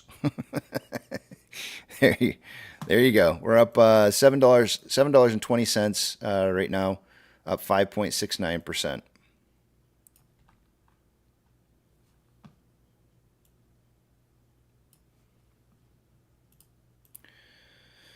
All right. I can see what it is you guys are saying again.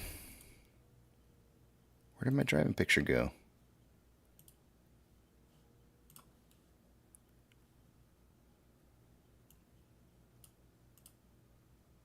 There we go.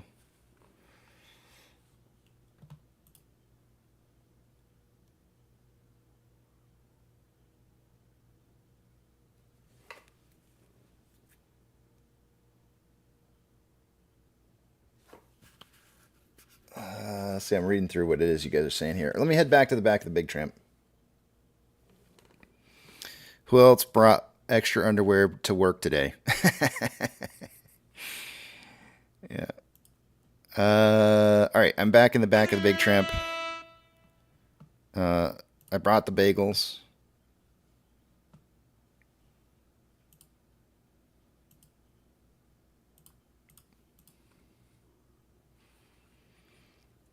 Apex says, yeah, Casey, what about that 2-year and 10-year yields? There should be somebody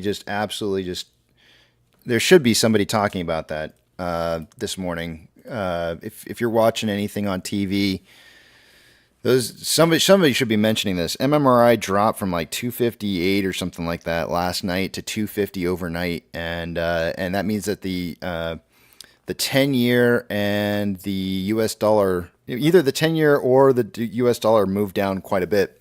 Well, you can see the 10-year definitely moved down, and the U.S. dollar is now at 101.97. We can take a look at that here in a second and see how much that moved.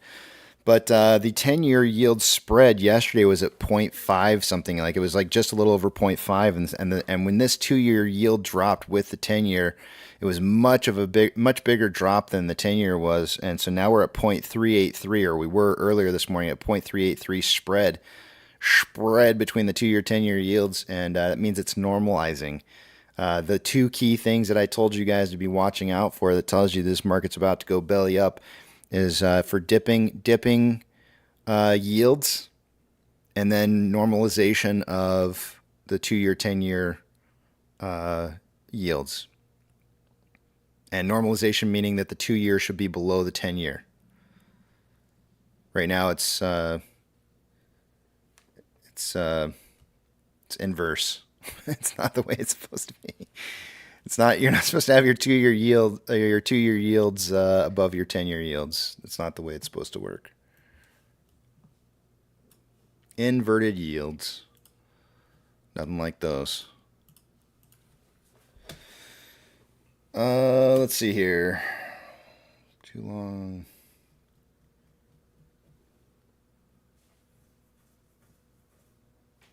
Attendees plus plus says, "Read my lips, Casey." What do you? I'm reading. I'm trying to read through the comments here. Twisty Shifty Swifty, Twisty Swifty now, not just Twisty anymore. Nice change, like it.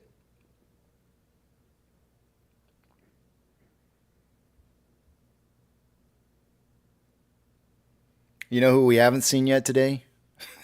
Knights of Chlamydia. That had to be. Oh, he's here. Oh, is he here? He's here? Incognito. Yeah, he's incognito. Yeah. Yeah. That made me. I tried to tell my wife about that last night, and I don't think she got as. It's funny when you're here and you're living it, and then you try to explain it to somebody else, and it just doesn't have the same ring, and you're just like, it was funny at the time. I was laughing my ass off. I don't know why you don't think it's funny. You just had to be here, I guess. Yeah, you're not alone in that, man. I get the Mrs. Pirate has got the rolling eyes down to a perfection. And it got me thinking the other day. I was thinking about how we've talked about this being a historical document in the future for people to go back and watch. And yeah. I don't even know that it's going to be funny for people in the future because, there are some funny things to go back and rewatch, but if you're not living in the moment and being able to participate in it, it doesn't quite have the same ring. It just doesn't. I would disagree with you. I think where it will fall short is if they try to cherry pick and skip around through the videos. But if they read it like a book, if they go day by day, or at least watch the entire stream, it should hit exactly the same way. I thought a great deal about that, a lot. Well, I hope so. I hope I hope the future is kind. We'll see. We'll see what happens. I don't know if it'll be as funny because we're emotionally invested in this. Oh yeah. We have time and camaraderie involved in this, so that adds to the recipe for the laughter. I'm certain of this. I'm convinced that they'll find it interesting, and that's good enough for me. They may not find it uproarious. They might not be a knee slapping, laughing till their belly hurts like we do. But I am convinced that if they watch it, they'll be entertained, and that says something. Sir Strokes a lot says Knights will be back tomorrow, Casey. Sir Strokes a lot. Yeah, that's well, that's him. He didn't make the round table. Sir Chlamydia. He didn't make the round table. The Knights of the Chlamydia. He was stroking too much. He got no action. It's the penicillin table, not the round table. The penicillin table. Oh man. The Shaw perspective, 20-part series. I feel sorry, but it's like I feel like the most evil thing that I could possibly do to a person in the whole wide world is make them listen to like 3 years worth of video streams that are like 8 hours long or 9 hours long a piece. I feel bad for the person that has to go through all of that and dissect it. I don't know a lot about such things, but I'm certain that there's someone who has editing skills. People like perhaps Funky Pizza or people who are, and you with music backgrounds, there's ways to pare down the dead airspace and the mundane to distill it. Yeah, that's a good word, distillation. If you can distill it down to a finer liqueur. Shawshank Redemption. That's a good one. I like that.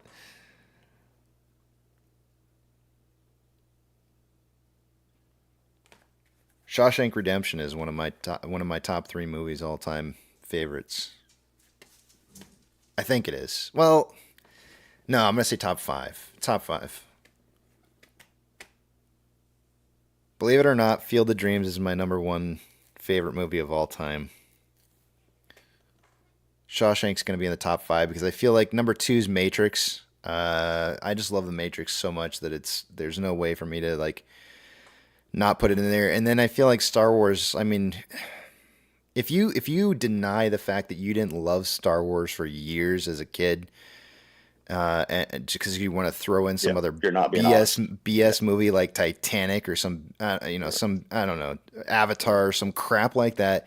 And you don't recognize the impact that Star Wars had on people in general, and like you're discrediting it. And so I got to give Star Wars number 3, just because it's so iconic. Or that group of people who found it trendy to hate on it, like somehow or another they're cool because they hate on Star Wars or whatever. If they were 9 or 10 or 11 years old when that movie come out, they'd have a whole different perspective because it was. Everybody says game changer, but that truly was. Yeah.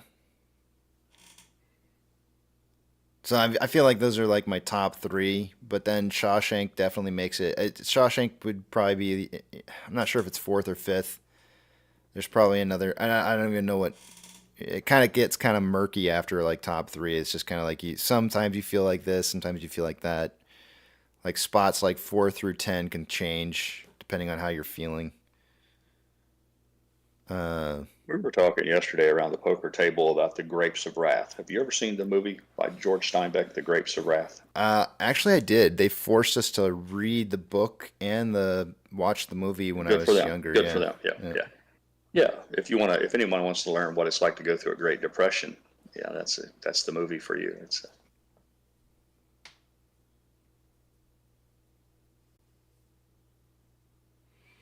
Dr. Zaya says, who do you suppose would be interested in these videos? Historians. People doing documentaries on what's happened. Yep. Economists, people who study the economy and take it as part of their livelihood, their upper levels of education. How about psychologists? They'll want to go back and do an autopsy. They want to do, maybe them too, but they'll want to do an autopsy. If when this thing plays out the way we want, there'll be all sorts of Monday morning quarterbacking. How did it happen? Who was involved? What were they like at the time? And this is like the Anne Frank's diary. This is just like a treasure trove of information here that we've compiled together. And when I say we've all been a part of this.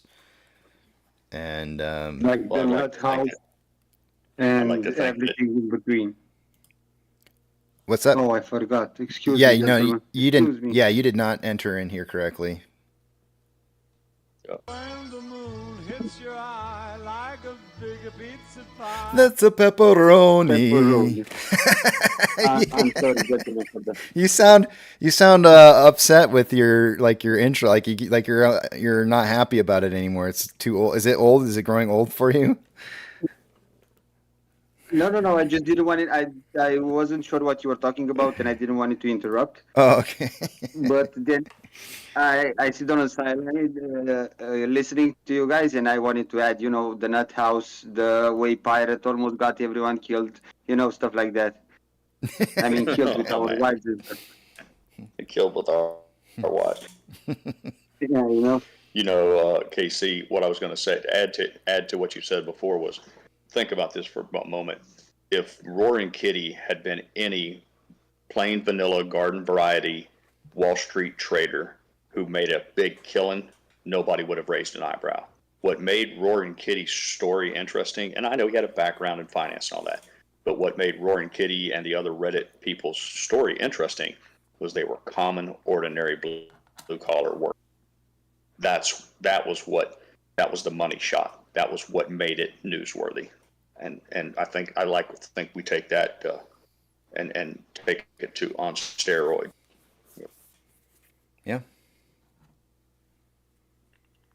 There's nothing earth shattering about reading. If you picked up the Wall Street Journal tomorrow and it said fund manager in charge of emerging markets at JP Morgan took $200,000 and turned it into 50 million. They wouldn't even read the story. They'd skip right past it. But if you change that out to truck driver from Illinois made $4 million buying AMC stock, now you got a story. And that's what I believe. Yep. I do too.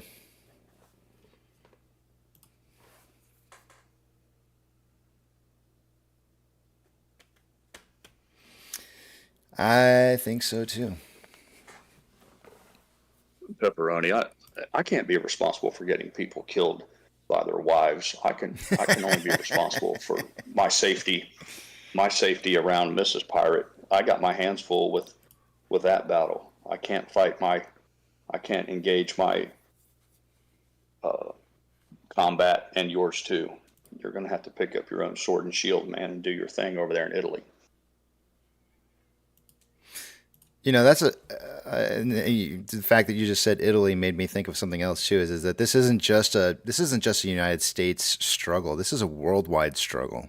Oh hell no! Right, and so the participation level here is not just local; it's everywhere. It's a global reach. It's a global reach, and it's a global struggle, and it's a global event that's going to impact everybody globally. And if anyone wants to minimize that, KC, find a parallel. Take some time out today and try to find another example of something that has captured the attention of people from every continent, from Australia to the Philippines to Poland, the continent of Europe. You can't.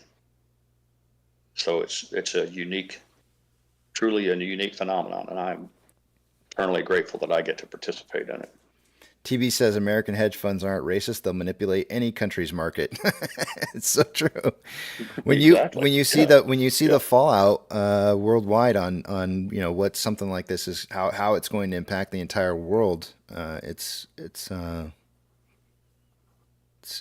I don't even feel like sometimes I fully give it enough credit myself as to how big this really is worldwide. And there's power in that. We may not be able to demand a seat on the board because we lack that kind of cohesion, but there's something special about the fact that a man who spent his entire life making pizzas, artisan pizzas in Italy, has joined arms with a old wore out businessman in Florida and a truck driver from Chicago and a washed up chip maker in Texas. We've all joined together. We've all joined together in a common battle. That was me, guys. That last one he was describing was me.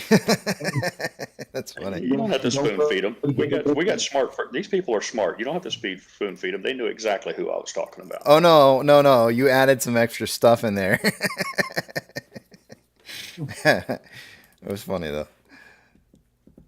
No, you don't think that they all know you're a washed-up chip maker? I don't know.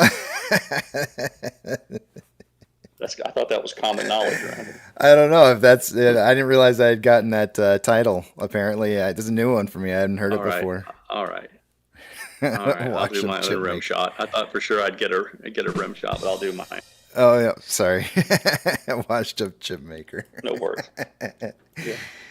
Oh man, that's funny. Washed up. I think I find more humor in that I used to work for a company called Hyundai. Some people know it as, or it actually became Hynix. It was Hyundai previously, and this is when I first entered into the marketplace. And when 9/11 happened, there's obviously the markets were in turmoil, and they actually decided to lay a bunch of people off in order to retool the company and prepare for the next round of product devices that we're going to be rolling out, and then they brought everybody back to work and all that kind of good stuff. But I remember specifically speaking, the CEO speaking to the rest of the group of people in a meeting one time. He said, because this is a South Korean company, this Hynix, and he said, they employ us to make something here, not because of the quantity that we put out, but because it gives them the ability to be able to stamp "Made in America" on a lot of their product. Even though the final product was done in South Korea, whatever we put out through that plant, that location in Eugene, Oregon, allowed them to have that. He's like, we could be making chocolate chip cookies, and for all they cared, and as long as they got that ability to be able to put down "Made in America" on their product, that made a difference. Because then they got all kind of like, tax incentives and or write-offs and trade embargo, things that they got to write off as well, and so it saved them a lot of money. But you say a washed-up chip maker, and it makes me just think about like how we've been told that we were basically chocolate chip cookie makers before, and it makes me think of those chocolate chip cookies. Whenever you say chip maker. Yeah, that's right. I made chocolate chips. Oh, man. All jokes aside, you have to admit it's something cool about the fact that so many people from such varied walks of life have come together for a common cause to find a common issue that they believe in, and then support each other and try to help each other in that. And maybe there's hope for humanity after all. We may not be finished. Don't make me laugh, but humanity is dead and gone. We're the last ones surviving. Hey, I watched that movie that Yucca was telling me about last night with my wife, Leaving the World Behind. Watched it. It kind of, what you just said right there, Pepperoni, made me think of it. It deals a lot with the idea of, humanity is lost. Well, I mean, last night I've seen it in person. So we were at the kids festival. It was a festival made for children, and there was a singing group that sings for children, and all the parents from all the children were up front, and the other children that were left behind weren't able to see the party. Weren't able to see the singers. So I had to take my daughter and lift her up. I mean, on top of me, she had to stay for the whole 30 minutes that band was singing. And I was like, can you imagine how dumb these people are? This is a concert for kids, and they are all standing there. I mean, out of 150 kids, maybe only 30 children saw the concept in the way that it should be. People are dumb, my friends, very dumb. They don't. It's like people just don't consider other people around them anymore, right? Like it's all about me. Disregard the person behind you or in front of you. As long as you're happy, that's what matters, right? It's easy to get us divided. It's so easy to get us divided nowadays. It's amazing. Because no one cares about the other person. No one actually cares about the other person. Yeah, we need more of that. We need more people caring about people, for sure. I agree. It's a dying community. thing. Yep. You need more community when you're disjointed or you're separated. You don't know when you don't know the person in the car next to you. It's easier to say fuck him and cut him off. But if you look over and I see that it's Yucca next to me with a smile on his face, it's a whole different animal. And for some reason, people just don't. They view them differently, and I don't know what the remedy is for that. But I can only think that if you had more sense of community where people maybe perhaps knew each other. I mean, I grew up in a town where almost everyone knew everyone's name. Yeah. I could tell you who lived in what houses. I live in Florida now in a subdivision with 100 houses in it. I've been here 10 years, and I probably can't tell you who 5 of the people are. So something's changed. There's no longer that sense of community, and that may be a part of it.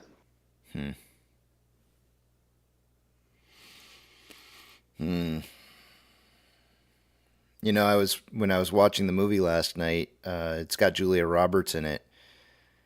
I never thought in a million years there'd be a movie where I would watch it and say, I hate Julia Roberts. I hated Julia because she was a poor actor, or because her character was made to be hated. Her character was made to be hated. Who is Julia Roberts? Oh, you don't know Julia Roberts. She's an actress that's been around for quite some time, and another movie, of course. Yeah, she was in Pretty Woman. Yeah, Pretty Woman's probably the most famous one. Steel Magnolias. What was it? Aaron Brockovich, or was that the name of the movie? Aaron Brockovich, another good movie about beating a man. Mm-hmm. Great movie, Aaron. It's based on a true story, by the way.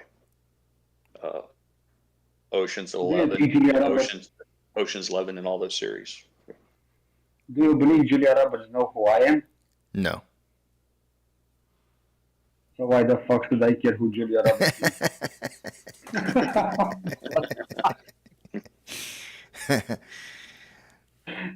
Well, I don't know. She's an artist. Yeah, she's an artist, and if you appreciate art, it's a lot in the same way was why would you give a fuck who Mozart is? Does Mozart didn't know who the hell Pepperoni was, but perhaps you're fond of Mozart. So. Yeah, I have some Mozart at home. Don't worry, I like him. He brings out the best in me every time I have my own type of gummy. So I like Mozart. There you go. I also found out something else. Mozart is different. About Julia. I found out something else about Julia Roberts. She should never try to dance again. She's a horrible dancer. I don't know how many hours of dance classes she took for her role in that movie, for the little section of dancing that she did in the movie, but it was it was not enough. It looked like her dancing was about as uncomfortable as I feel like I look when I dance. So it was just bad. And I was sitting there going like, oh, please don't do that ever again. Tendy says Elaine was her instructor. Oh my gosh. Couldn't be further from the truth. It was like watching Elaine try to dance, and it was a mess, a very hot mess. Yeah. Someone did a masterful job of photoshopping Elaine's clip from Seinfeld into all sorts of dance scenes from different movies, like a montage, and it's very funny.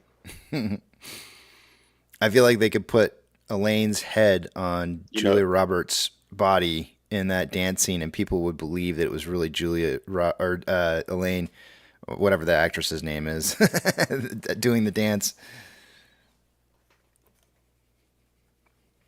You know, Pepperoni, if Mozart doesn't do it for you, you can always interchange the Island Boys. Are you familiar with the Island Boys, Pepperoni? Nope, I don't have no idea who they are. Do they know who he we've is? Got some homework for you. I know you're a busy man, but yeah, exactly. Listen, these guys are right up your alley. Sometime this afternoon, when your smoke breaks, you need to pull up an Island Boys video. And Oh, no, come on, no.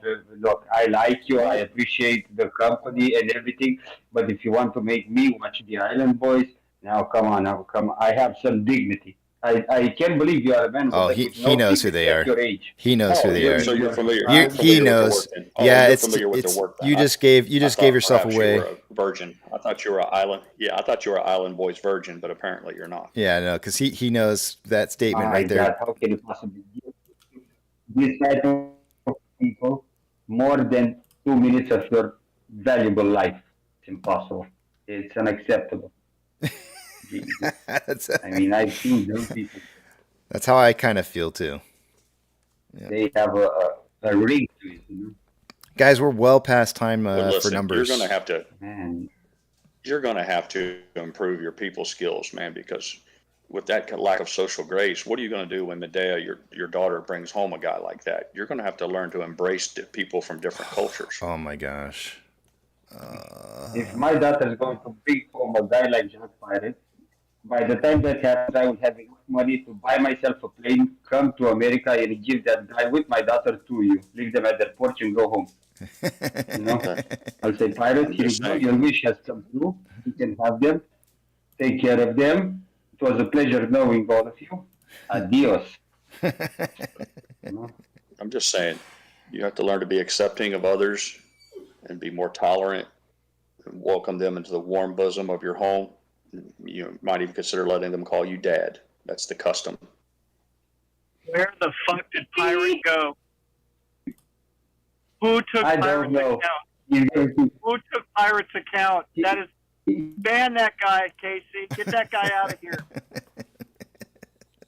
That is not Pirate. That is AI taking over his account. I did a reboot, man. I'm a giver now. I'm here to make everything right. Hayden, non-offensive. Hayden and Ruggy, good morning to you guys. Good morning. He's talking Good morning. About bosoms, and I like burying my sausage in those bosoms, myself, actually.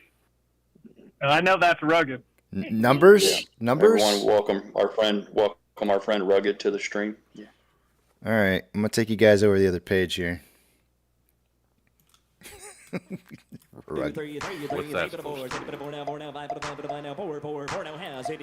I don't know. Make it mean whatever you want it to mean. Cause awkward. Let's see what we got going on for these numbers here. Starting. Well, we'll go through all the numbers. Starting in the top left-hand side. I was really close, but even closer than I was to price prediction yesterday because I was 4 cents off. Only 3 cents off was, I think it was Twisty that had the close number yesterday. But unfortunately, because we canceled each other out, we didn't get an extra bonus point, neither one of us, because we didn't get the price right on the nose. So maybe we'll do better today. There's a little bit of a spread between the group right now, just about 50 cents between us. A little bit less than that, actually. It's, let's see, 48 cents spread between us right now on price predictions for the day today. Remember, this is not price advice or any kind of financial advice whatsoever on making trades. It's just simply 4 apes trying to figure out what we think the price is going to be with on a daily basis just to stay sharp. I've got 551 to 851. Twisty has 583 to 883. Apex has 599 to 899. And TB has 555 to 855. Twisty and Apex are the only two eligible for bonus points as they're further than 10 cents apart from each other.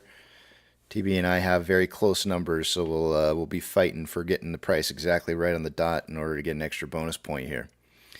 Short exempt volume yesterday increased by about 100,000 shares, with a increase in volume day over day by approximately 5 million. Just underneath 5 million. It's just a little bit less than that. 5 million more shares in volume for the day, for a total of 21.6 million in volume for the day. Short exempt volume was at 247.2 thousand shares, marked utilization at 21.52%, not quite 3% down. Day over day price increase was up 1.34%. Max Pain did not drive up to 7 like I thought it might with the options trades that we had yesterday. Coming in at 650 still. So we started out the week at 650, went to 7 on Tuesday. Wednesday was 650, and today's 650. Off exchange numbers by this time of the day were a little bit later in the day in the morning here. So I would normally expect to see around 44% 20 minutes ago. So maybe kind of figure like 47, 48-ish percent is where we should be there. And it's currently showing 49.73%. I would expect EDGX to be somewhere between 10 and 11. Those numbers have been low lately. It's at 8.88. The combined total, and that's 58.61%, which is approximately 4.61% than what I would expect it to be by 25 minutes ago or thereabouts. CHX volume for this day is at 2 shares for AMC. GME CHX volume is sitting at 1,668 shares. Taking a look at institutional ownership this morning, it was reported at 41.691 million shares yesterday and this morning earlier when I ran the numbers, and is currently showing up as 41.691 million. Still no change. Taking a look at options. Let me give this bad boy a refresh and see how long it takes to pop up.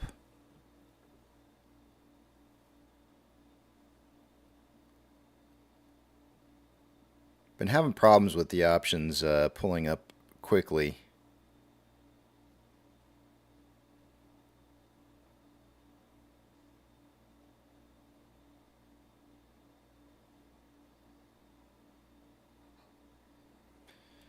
We're getting there.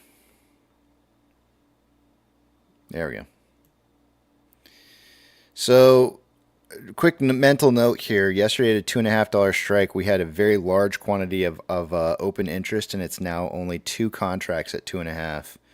I was really shocked to see those gone and not see Max Payne drive up at all. But the highest amount of call options so far this morning is at a $7 strike. We have quite a bit of volume here at that $7 strike. 9.8 thousand contracts, when normally by this time of the day I would expect to see maybe like 4,000 contracts in total. And we actually have a lot of volume at $7.50 strikes as well, with 8.9 thousand contracts there. Puts, highest amount of volume so far this morning, coming in at a $7 strike. So we have that's 50 cents higher than what it was yesterday. We actually have the calls and the put volume right at the same spot. There's currently 5.2 thousand contracts in volume so far. So that's a little elevated as well.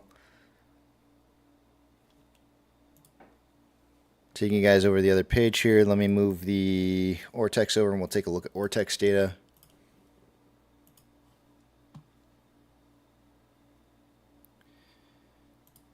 So far right now, we are seeing a reporting of about a return of about 8,000 shares so far this morning. It's not really much of anything. It's going to leave that estimated short share interest, the free float, at 8.52%. Cost to borrow ends at 0.82, average is 1.55, and max is 1.68. Shares on loan for the day today is at 10.04 million shares. That's 600,000 shares less on loan today than there was yesterday, and Ortex is estimating that about 1.736 million of it was in closed short interest. But the problem is that it's only reporting a lower number in closed short interest because of the fact that the total amount of outstanding shares increased. There really wasn't that many shares in short interest that were closed out. I can guarantee you that. Taking a look at some of the numbers day over day and seeing what they look like. Here's our utilization drop day over day from 23.41 down to 21.52. On loan amount decreasing from 10.64 million shares to 10.04. That's that 600,000 share drop in on loan amount. Again, on loan average age per day. This is actually, I'll show you this here. Well, let's look at it right now.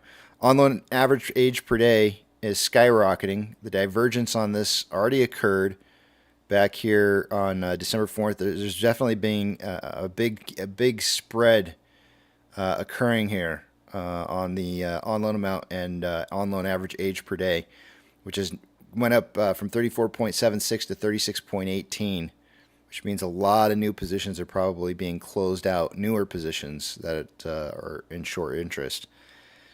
Estimated short share interest of the free float taking a little bit of a dip due to the fact that we are seeing more shares outstanding from 10.74 down to 10.74 down to 8.53.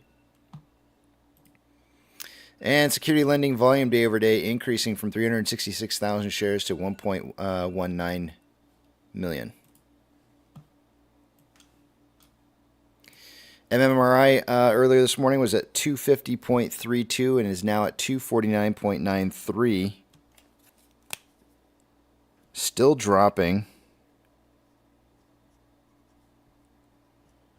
But you can see that it looks like the 10-year yield is actually consolidating right now, which means that DXY is likely decreasing. Yeah, it should be decreasing, I think, but it was 101 earlier. I don't know.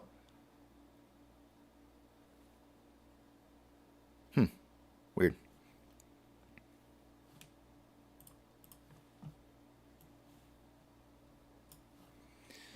Orders by Fidelity customers. AMC and GME are the only two that I'm looking for on this list.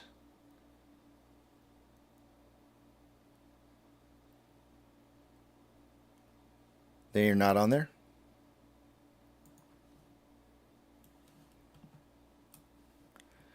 SSR trigger price is at $6.13. Actually, let me go back to something real quick here, guys. I want to just make a mental note here. I want you guys all to recognize this. Of the 30 most heavily traded stocks right now, how many of these do you see retail buying?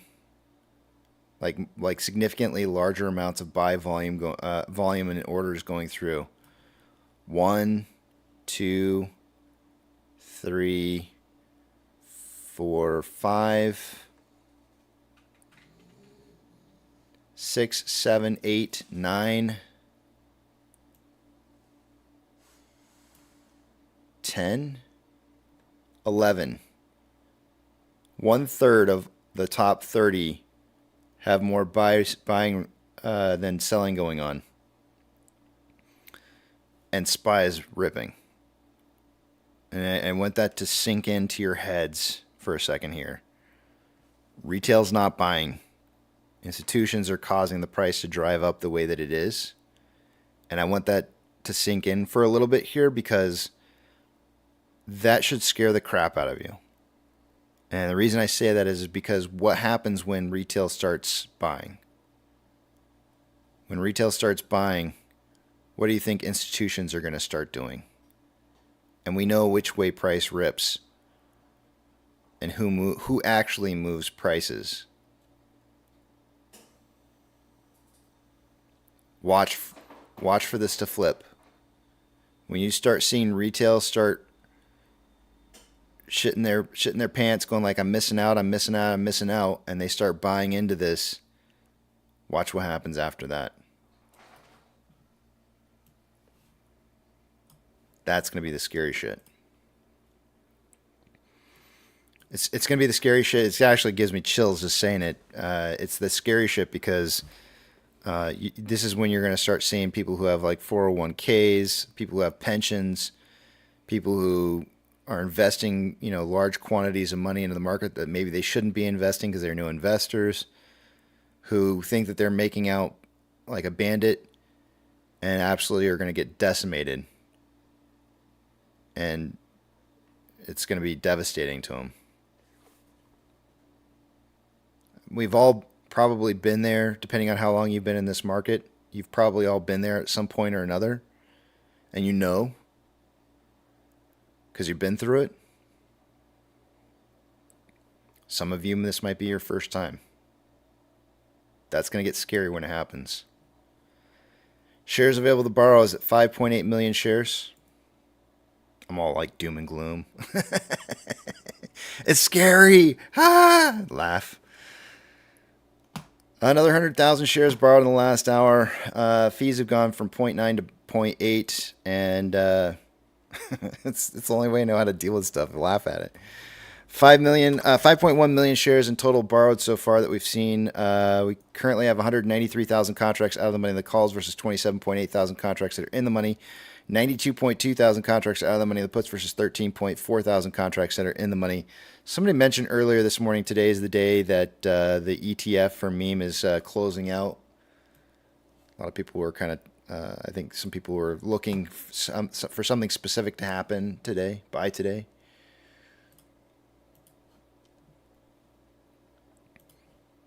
NASDAQ is up 0.4. Dow Jones is up 0.25. The S&P 500 is up 0.42. We currently have 4,362 advancers to 1,601 decliners. The market is currently more advancing than declining and cooking with bacon grease at this point. And the way that it looks like it's looking hot and tasty.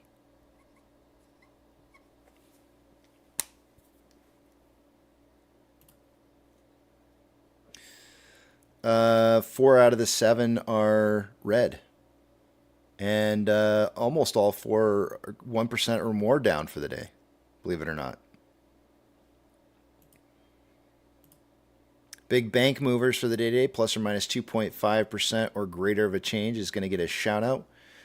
FRC is down 14.5. Silvergate is up 6.9. Bank of California is up 5.61. First Horizon up 2.83. UBS Group up 2.61. Bank of America up 4.14. Zion Bank up 6.74. U.S. Bank Corp is up 5.94. CIBC is up 2.45. Wells Fargo up 2.9. Citigroup up 2.99. Western Alliance is up 5.49. Charles Schwab up 4.9. Northwestern Trust is up 3.48. Morgan Stanley up 4.36. Goldman Sachs up 4.54. And BlackRock up 2.98. There's one red one in here.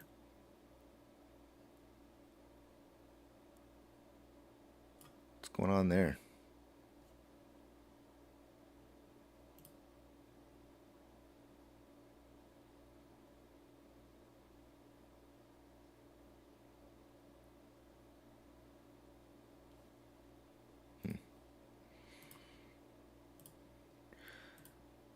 Silver up 1.25% and consolidating. Gold up 0.55%, and it was on a trend up, and it looks like it's going into a reversal for a trend down. However, on this trend down, it's hitting the Bollinger Band on the bottom side pretty heavily, so it may see this drive back up towards the simple moving average, in which case, to me, it would look like that. If it started to move in that direction and did do that, it would move into what would probably be consolidation after an uptrend. Ethereum Classic is up 1.03 and is consolidating a little bit after an uptrend. US dollar is down 0.86 and is trending, looks like it's trying to break a downtrend, a pretty massive downtrend. Not quite there yet. Let me just draw something out here real quick. This is the...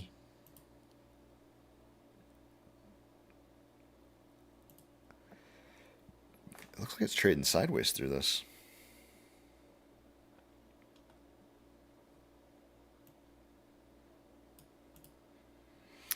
It may break up here in a second. I mean, it's right on it. So it looks like it was in a pretty hefty downtrend and started moving into some consolidation.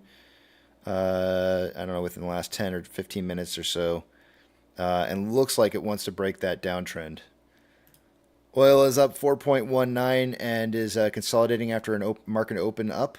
Mortgage-backed securities are up anywhere from 0.49 to 0.74. This is probably one of the bigger spreads I've seen between Vanguard and BlackRock's mortgage-backed securities, but They gapped up this morning and are starting to crawl or curl themselves back down again.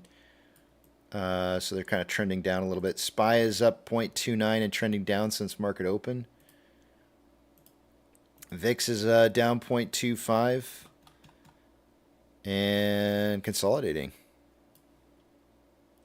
Looks like VIX wants to run. VBR is up 2.29 and consolidating after an uptrend. VB is up 2.17 and consolidating after an uptrend. Tesla is up 3.84 and trending up. Amazon is down 0.55, trending down. Cinemark is up 2.73, consolidating after an uptrend. Doge is up 0.08 and on a slight downtrend right now. Bitcoin is down 1.02, also on a slight downtrend. GME is up 4.97, trending up. HYMC is up 5.87, trending up. NCMI is down 1.48 and looks like it broke an uptrend here and it might be starting to trend down. Hood is down 0.75 and trending down, and AMC is up 3.6% and starting to move into a little bit of a downtrend after an initial market open up. Inflow versus outflow for the day today. We have approximately $2 million more outflow than inflow. 10.14 million shares traded so far for the day today. Holy crap, that's a lot of shares traded. We are flying right now in volume. After 70 minutes of trading, we are on a pace for 56.49 million shares traded by the end of the day today. And pre-market, I suggested somewhere between 20 and 40 million. That's looking like a pretty damn good prediction to me at this point. I kind of wanted to go 30 to 50, but decided against it. I'm just not real comfortable with the 30 portion of it because there's a chance that we might break slightly below 30 if they kill volume too quickly by 10 o'clock in the morning, my time.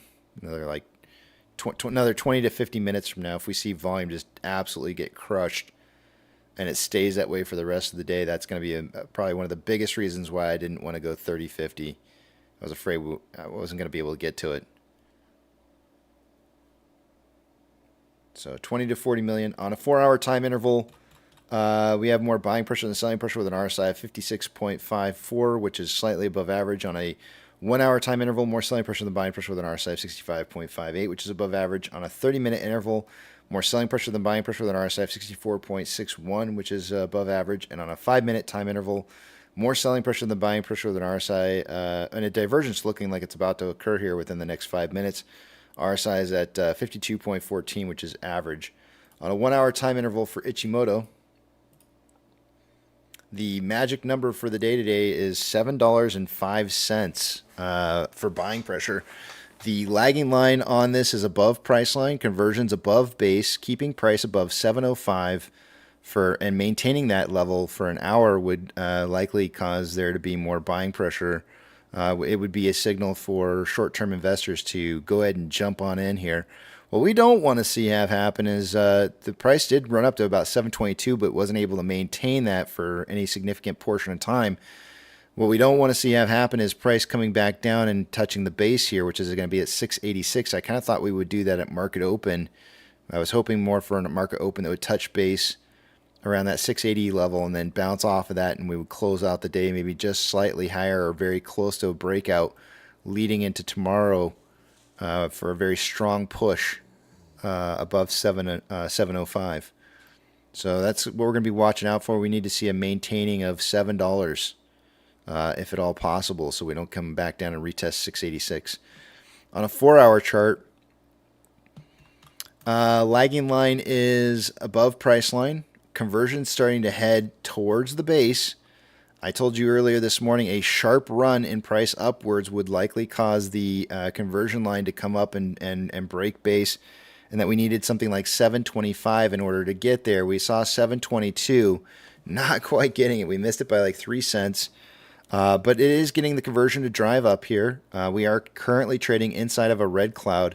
To break the red cloud right now, we'd have to hit around 705, which is an agreement with the 1-hour chart, but that doesn't really get us with a conversion line above a baseline, which is the signal that we need to see in order to see buying pressure. So hopefully sometime between now and the end of the day today, we can see price moving up above 705 and maintaining that for a significant period of time, because then that would lead into some good price movement for tomorrow.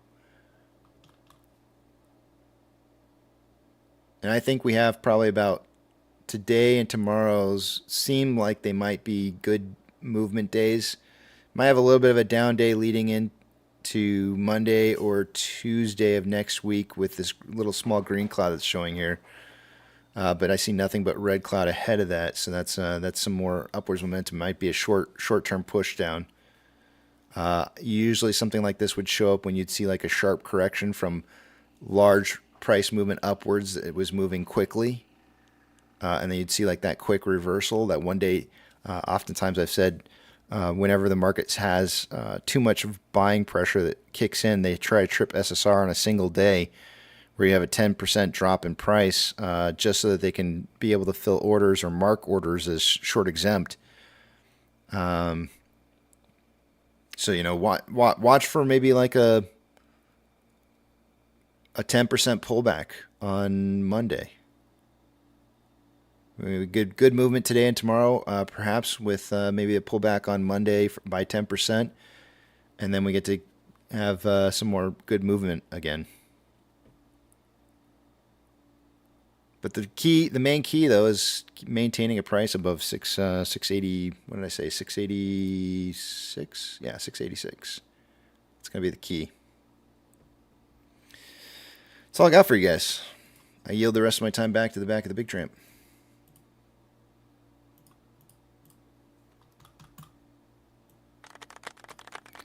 Thank you, thank you.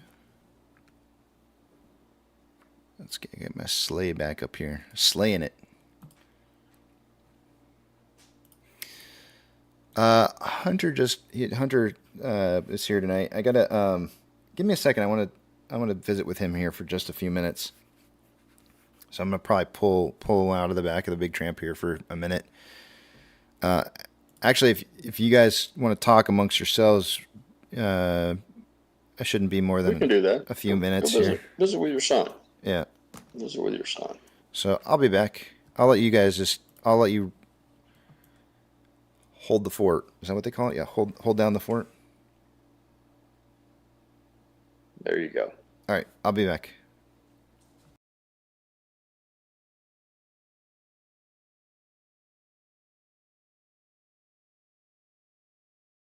Damn it, I screwed.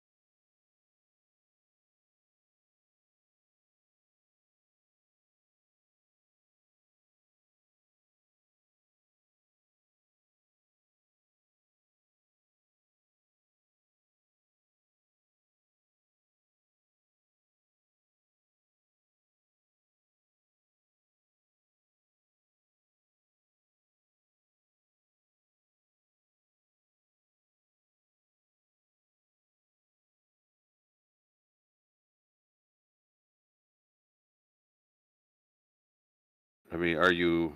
And the C4 therapeutics, it's like a relief, you know. My wife booked the trip to Spain, and I was like, fine, my love, we are going to Spain. So I'll be doing Christmas in Spain this year, thanks to the C4 therapeutics. 1.5 years back.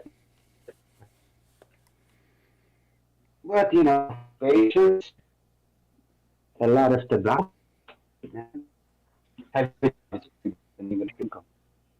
Rugged, can I ask you to do a favor for me, buddy?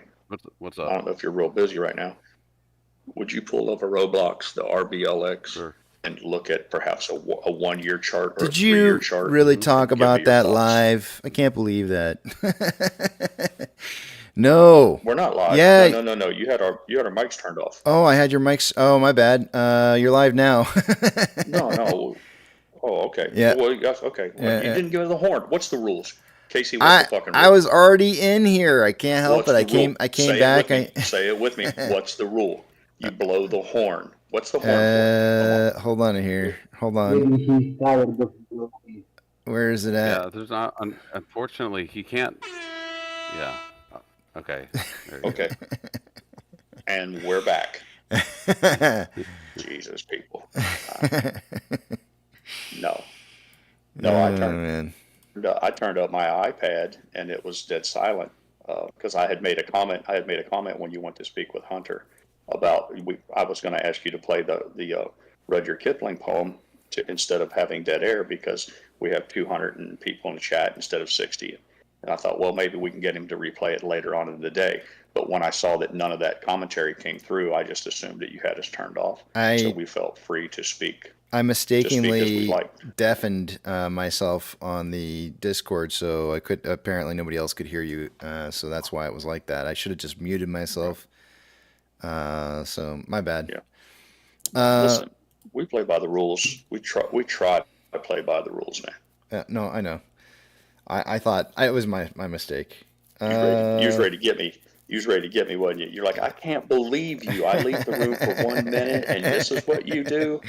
I'm like, whoa, I was like, what the hell? Whoa, hey, hang on there. Yeah, Captain Queeg. Yeah. Let's see. What was I gonna say again? No, there's something I was gonna say here. I was going to say something, Stacy. Yeah, what's up? Thank you guys for the moment. See you all later. I'm going to pick my child from school. Take care, man. We'll talk with you guys All right, soon. buddy. Sounds good. Come back soon, man. Son of a gun. What was it I was gonna say? Oh, well, no, I know what it was. I just remembered. You had mentioned earlier you said reading by who was it again? That was the one to watch. Michael Caine. Okay, Michael Caine, famous actor. Everyone knows him. He's the English actor. He's played on many movies throughout the years. Yeah. You mean Alfred? Yeah, same guy. Played Alfred in Batman. He played in Dirty Rotten Scoundrels, where he was a con artist. There's a couple of guys, the British guys, voiceover guys or something. They did Michael Caine versus Michael Caine, where they try to one-up each other talking in Michael Caine's accent. It is very funny, and it is. Oh, I'm gonna have to find that one. Yeah, I'm a big Michael Caine fan. I like him, and I also like Peter O'Toole, the guy that played Lawrence of Arabia. I know I'm an old fuck, I get it, but Lawrence of Arabia was an amazing movie for those who haven't seen it. But yeah, Peter O'Toole and Michael Caine, and then they get to telling stories about their off-screen antics, hanging out at pubs and drinking to excess, and then man, it's very entertaining. Let me pull up. Let's listen to it. It's only like just under 3 minutes, so let's listen to it real quick. I want to hear it. I won't mute. Please. I'm gonna deafen myself in here just while I do this, just because I don't want to. I'm as well. Yeah. Okay. Yeah. Let's see here. I do want to hear this again. For those of you guys who weren't here earlier this morning, I did play this earlier as well. But it sounds like this might be a better reading of it. So let's take a look, or a listen, rather. The Kipling poem is one of my favorites since I was a boy at school. My father read it to me once. And I think it to me as a little boy, it summed up what a man should be.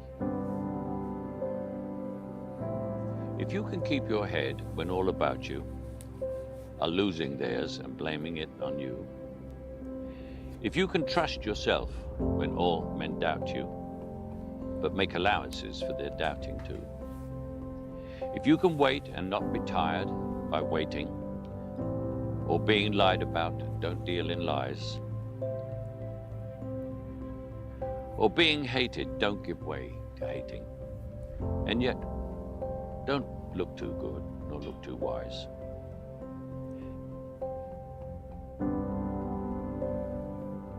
If you can dream and not make dreams your master, if you can think and not make thoughts your aim, if you can meet with triumph and disaster and treat us just the same, if you can hear the truth you've spoken twisted by knaves to make a trap for fools, or watch the things you gave your life for broken, and stoop and build them up with worn-out tools. If you can make one heap of all your winnings and risk it on one turn of pitch and toss, and lose and start again at the beginning, and never breathe a word about your loss. If you can force your heart and nerve and sinew to serve your turn long after they are done, and so hold on when there is nothing in you except the will which says to them, hold on.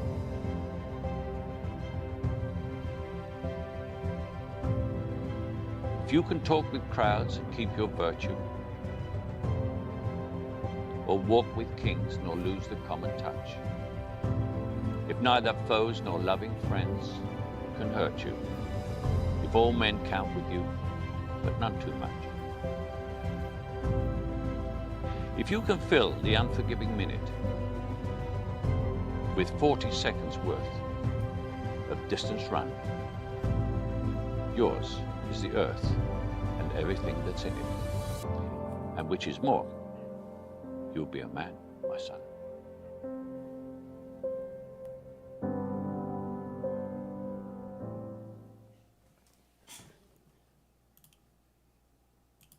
Well, that's powerful. That's pretty cool, man. I like it. I kind of like the version I played earlier this morning a little bit more just because it didn't have the music. I don't know if there was like a version that I missed. I'm looking to see real quick here, see if there's a version of his reading of it that... Oh, look, they've even got... I bet Morgan Freeman would probably do it pretty well, too. I'm looking right now. There's a Morgan Freeman. AC, before you... I put that in a bubble in Discord if you want to...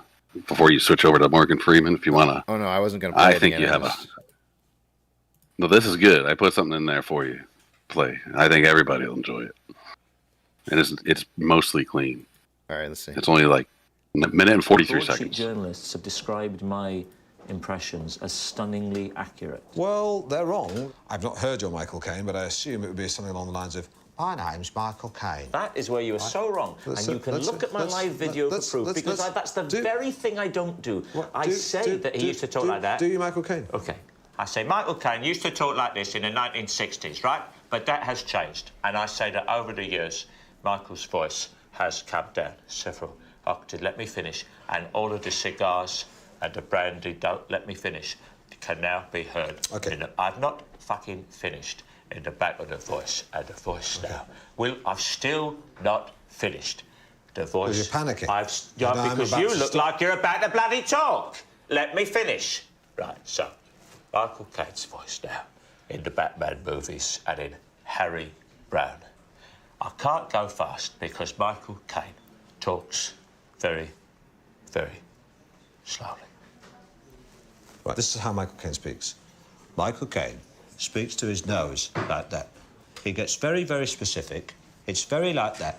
When he gets loudly, it gets very loud indeed. It gets very specific. It's not quite nasal enough the way you're doing it, all right? You're not doing it the way he speaks. You're not doing it with the kind of...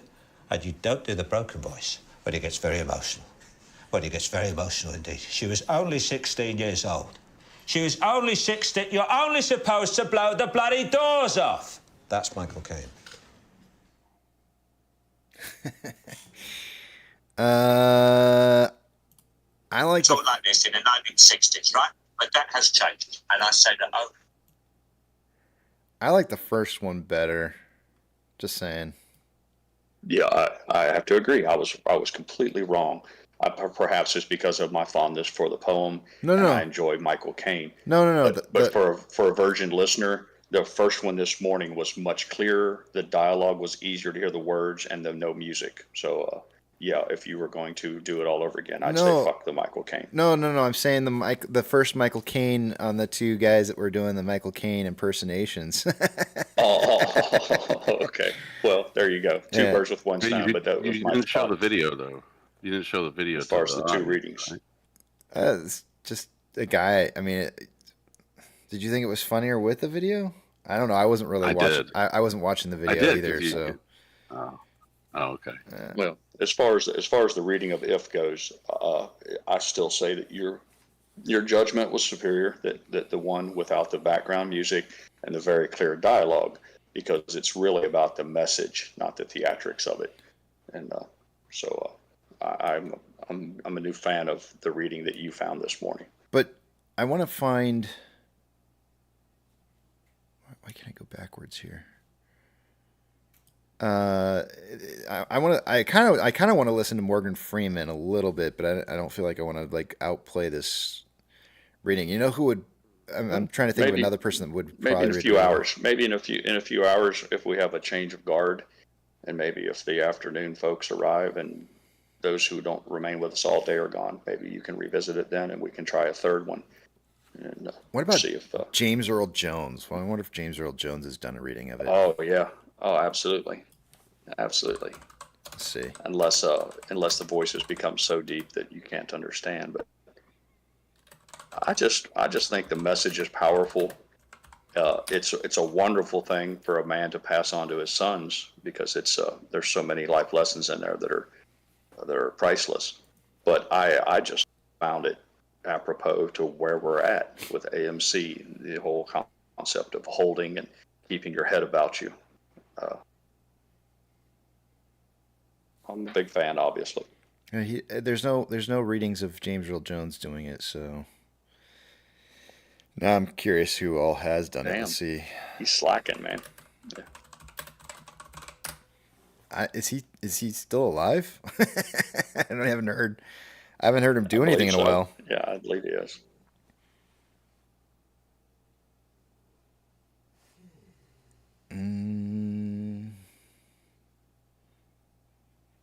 I agree, trending up. KC's version was far superior. It was much easier to follow along. There was no distractions in it. So I take full responsibility for the, for the fuck up. It was good. No, it was good. Michael Caine read it. It was good. I liked Michael Caine's version. I just liked the other one better. I think it was the pauses. Like the pauses were not quite right or something, or off for me a little. Yeah. No, you're right. Yeah. I agree. I couldn't agree more.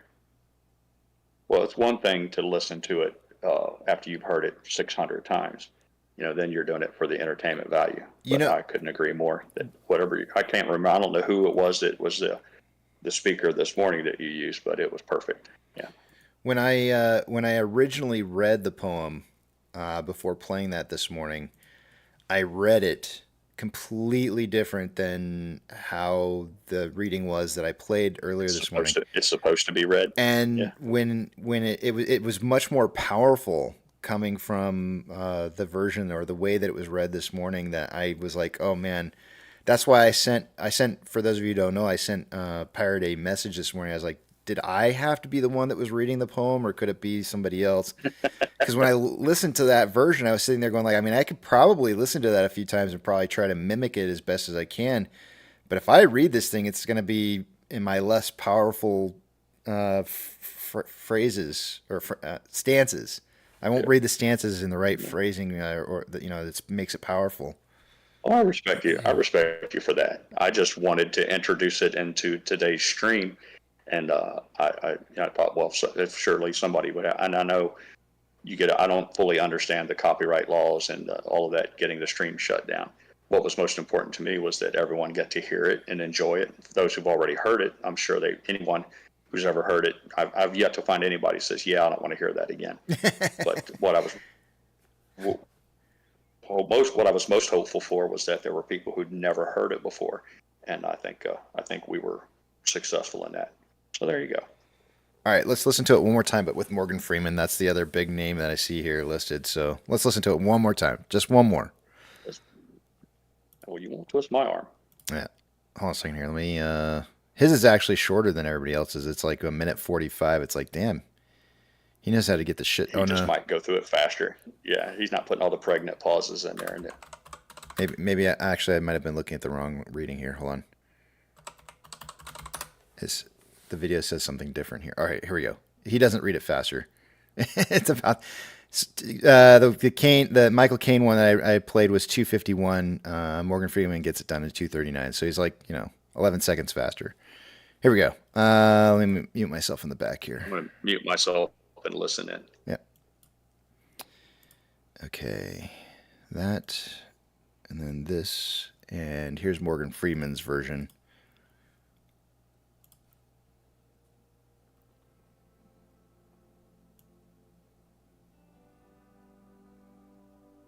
If you can keep your head when all about you are losing theirs and blaming it on you.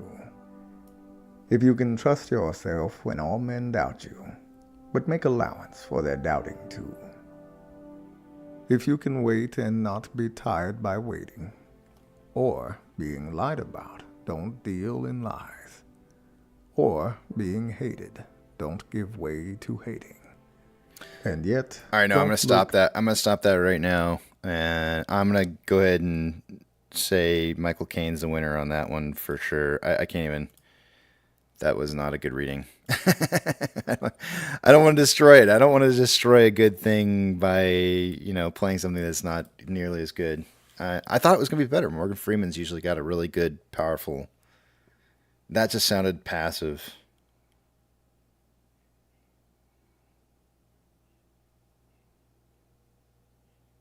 We're like critics now on readings. Morgan Freeman, you suck. What happened? Yeah, let's look for a Michael Jackson reading of it. You're the man.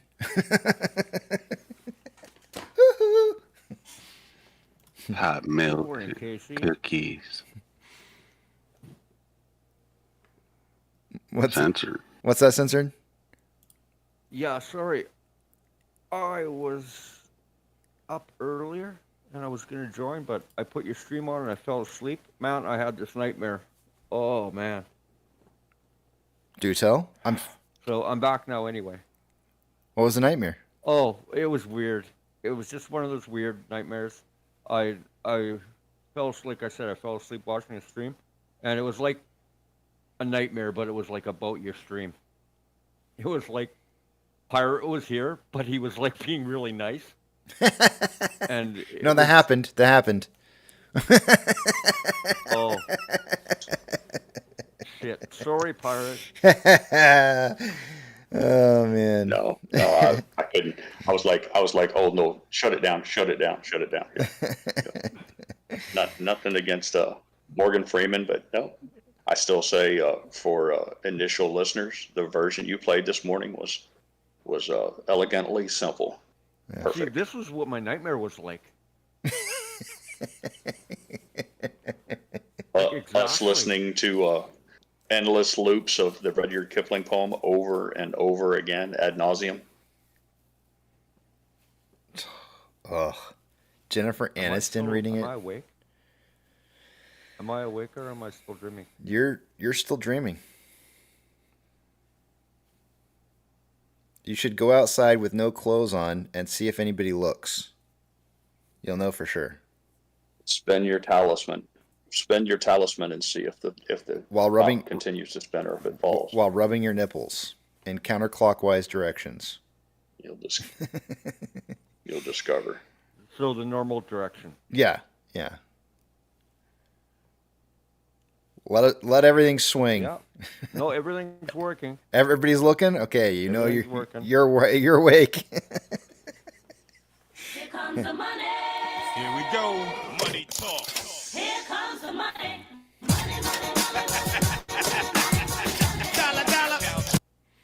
Yeah, everything's working. I might be wrong, but wasn't Rudyard Kipling the author of the Jungle Book?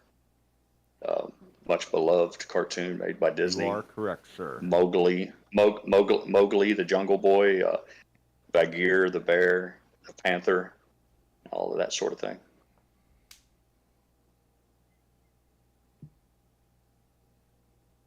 Trending up says, look for a Jennifer Aniston reading of it. No, I'll pass on that one.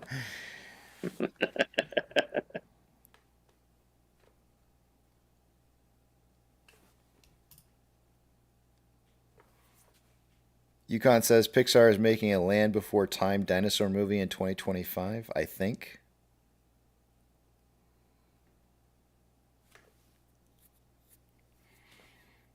Those pan pizzas hit different. Coke was better in the red cups. Dude, the pan pizzas, you know why they were so good? They used to coat those pans with like oil. I don't think they do that anymore. And that's why that crust was just like that. The pizza was terrible reheated, but as long as you ate it as soon as you got it, it was like delicious. It was all that oil.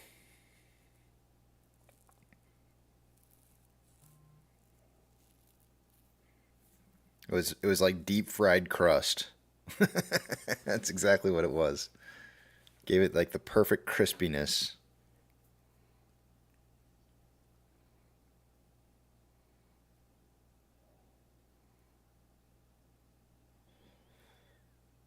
I think it's time to do numbers. It's past time. I'm late today. Yeah, we kind of screwed up the. Yeah. Surprise, surprise! I fucked up your schedule. No, I screwed up my own schedule. Of my pay. Let's see here. Take you guys over the other page here, and let's take a look at what we got going on for numbers. Starting with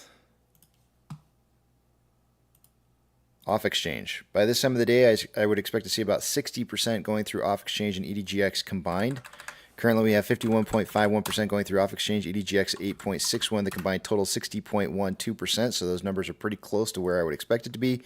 CHX volume is 602 shares, not a whole lot going through there. CHX volume for GME is 2,168, not very elevated currently.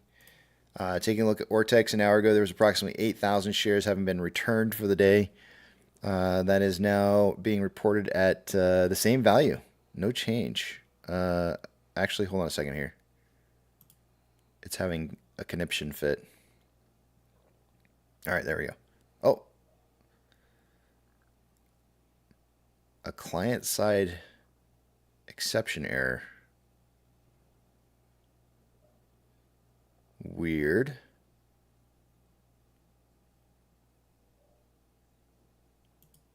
Let's try one more time.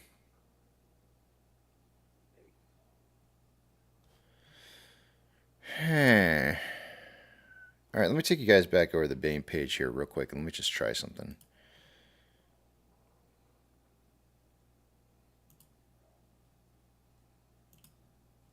It's too fast. It won't let me.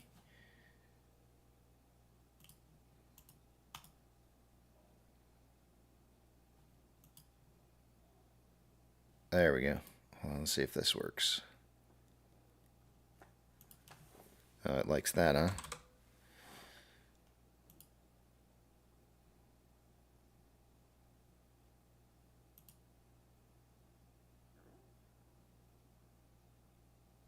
All right, whatever.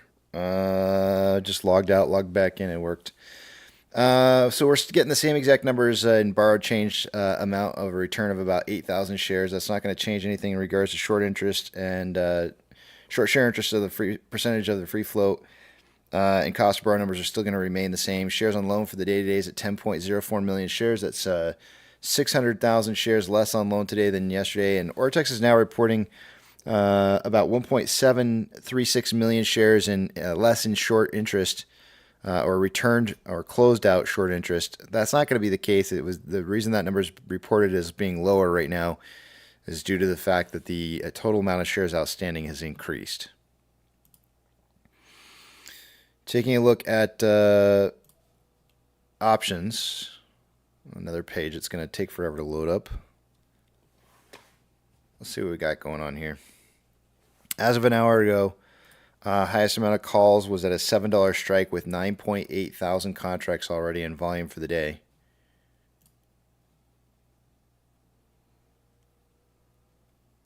We are now currently at 14.4 thousand contracts at a $7.50 strike. So we're up 50 cents on the strike level, quite a bit up on the amount of volume. Highest amount of put volume is coming in at a $7 strike. We went from 5.2 thousand contracts to 6.3. The market is suggesting a closing price somewhere between $7 and $7.50 by the end of the day today, based off this current option levels, and that's nice. It's good to see. MMRI an hour ago was at 249.43. It's now 247.73. The number keeps dropping, and it's dropping pretty fast. Every time we've seen this drop significantly or at all, really, AMC tends to do better. We are seeing the 10-year yields dropping a little bit quicker right now than the 2-year yields, along with DXY dropping as well. Orders by Fidelity customers, AMC and GME are the only two I'm going to be looking for on this list here, and neither of which are on there.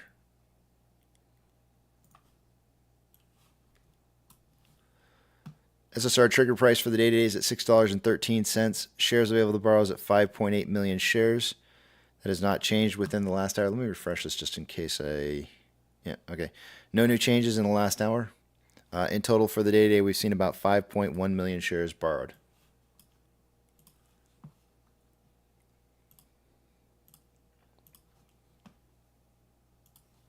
NASDAQ is up 0.11, Dow Jones is up 0.19, the SP 500 is up 0.23. We currently have 4,372 advancers to 1,624 decliners. The market is more advancing right now than it was an hour ago by about 11 securities. So a slight increase. Cooking with bacon grease, looking hot and tasty. This market, out of the Mag 7, 4 of the 7 are down for the day today. 2 out of the 4 over 1%. Big movers for banks. Anything plus or minus 2.5% or greater of a change is going to get a shout out. FRC is down 12.5. Silvergate's up 8.62. Bank of California is up 6.87. First Horizon's up 2.83. UBS is up 3.26. Bank of America is up 4.63. Zion is up 7.88. U.S. Bank Corp is up 5.27. Wells Fargo up 3.49. Citigroup up 3.09. Western Alliance up 5.67. Schwab is up 5.44. Northwestern Trust up 3.46. Morgan Stanley up 4.13. Goldman Sachs up 4.25 and BlackRock up 3.33.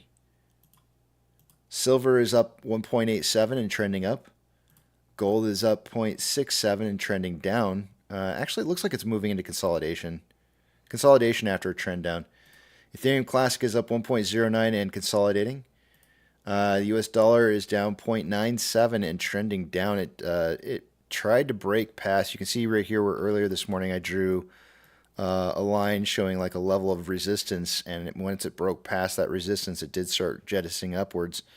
But now it started to trend back down again here, and all it's going to do is just cause me to kind of move this over a little bit and say that's the new trend line. So in order to break that downtrend, it's going to have to break that line at some point. Oil is up 5.65% and trending it's breaking its consolidation trend a little bit. Looks like it wants to kind of run into the top sign. Mortgage-backed securities are up anywhere from 0.77 to 0.94 and trending up. SPY is up 0.27 and trending down. VIX is down 0.41, trending down. VBR is up 2.43 and consolidating after a trend up. VB is up 2.25 and consolidating after a trend up. Tesla's up 3.63 and trending, consolidating after a trend up. Amazon is down 0.42 and consolidating after a trend down. Cinemark is up 1.37 and trending down. Doge is up 2.06, breaking a downtrend and started to trend upwards. Bitcoin is down 0.42 and consolidating after a trend down. GME is up 6.05 and trending up. HYMC is up 5.27 and consolidating after a market gap up. NCMI is down 2.22 and trending down. Hood is down 0.71, trending down, and AMC is up 2.79 and consolidating after a trend down. Inflow versus outflow for the day today, we have approximately $1.1 million more outflow than inflow. 12.84 million shares traded so far after 128 minutes worth of, is that right? That's not right. Hold on. 118 minutes worth of trading. Putting us on a pace for 42.43 million shares traded by the end of the day today. I suggested in the pre-market somewhere between 20 and 40 million. Looks like we're on pace for that. On a 4-hour chart, we have a little bit more buying pressure than selling pressure with an RSI of 55.41, which is slightly above average. On a 1-hour chart, more selling pressure than buying pressure with an RSI of 63.46, which is above average after having signaled overbought for an hour. One data point on an hour time interval. On a 30-minute interval, we have more selling pressure than buying pressure with an RSI of 60.86, which is above average. And on a 5-minute interval, more buying pressure than selling pressure with an RSI of 54.72, which is slightly above average. And with that, I yield the rest of my time back to the back of the big tramp.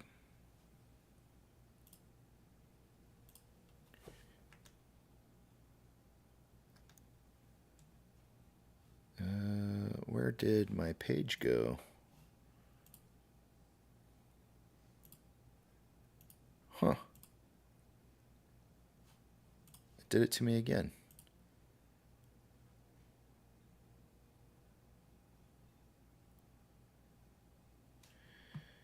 Give me 1 second here while I try to resolve something real fast.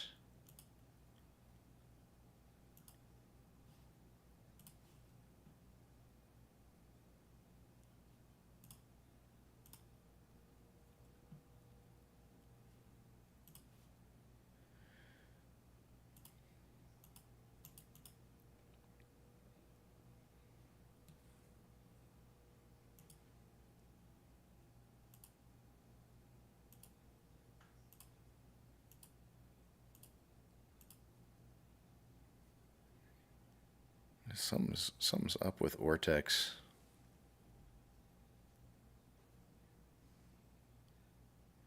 We're not going to get any Ortex data for right now. There's something going on with that website, and they're having server client error issues. So let me just check something real quick here. Every time I ever see this, I always want to check something like down detector.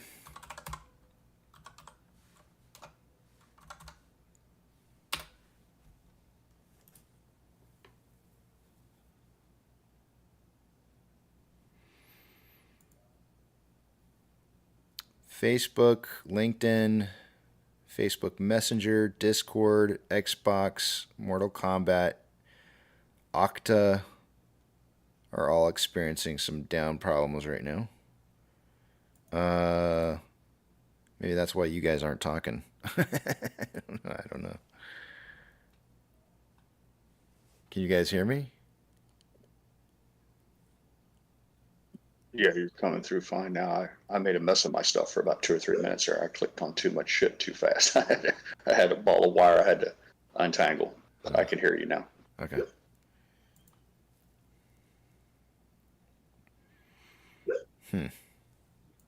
Alrighty.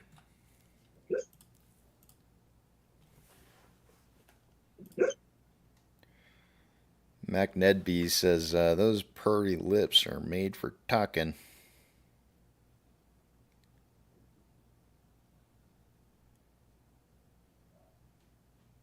I think my dog's having nightmares. He's barking in his sleep. Monsters must be getting him. Is he just like censored? Is his legs running?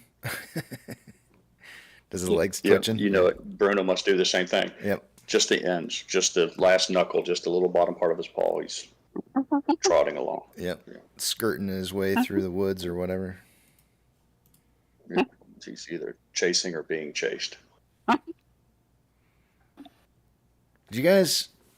I feel like I've asked this question before, but I'm going to go ahead and ask it again because I can't remember answers all the time. But I used to have this reoccurring dream when I was younger that I was always running in slow motion, trying to get away from a big gorilla, a big, huge, humongous silverback chasing after me, and like everybody else was going in fast motion, including the silverback. And I'm like, this is the stupidest thing ever too. I'm running for a closet door or like a shack door, like it's gonna protect me. And those closet doors don't hold up very well. This is literally looks like a storage shed for tools, and I'm like running for it, and like this door is gonna protect me, and it's like I've got the door in slow motion, I'm like trying to open up the door. Tendy says, "Do you got your pants on?" Yeah, I do. I had this recurring dream when I was younger, though. It was the silverback chasing me. It was so scary. Running in molasses. Mm-hmm. Yeah, it was horrific. Quicksand. It was really, really scary. You guys ever have anything like that? Like maybe it was like a different animal. I don't know. Slow motion dreams. Yeah, a lot of them. You had slow motion dreams. Slow motion, trying to, or you can't move as fast as you want to move. It feels like, like you said. Yeah. So. Yeah, I have 3 recurring dreams, one of which is real simple. I'm sure others have it as well. I'm at my school locker and I can't remember the combination. And it's terribly, it's very anxiety inducing.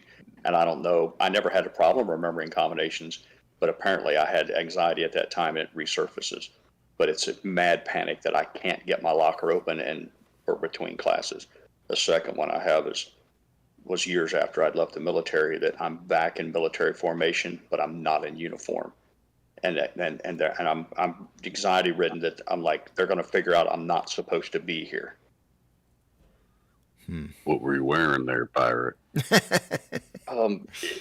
It was like, and it's funny that you asked that. I was wearing a uniform that I bought from like a waterfront mission or something, and it had the wrong rank and it had the wrong name on it. And I remember waking up in sweats repeatedly that someone's going to recognize that my name on my uniform doesn't match who I am. I hope I'm not discovered. Imposter. So I don't know what all that means. There's a thing called the imposter syndrome or something like that, where you're afraid that people are going to recognize that you're an imposter. Right. Yeah. Interesting. Or a pirate.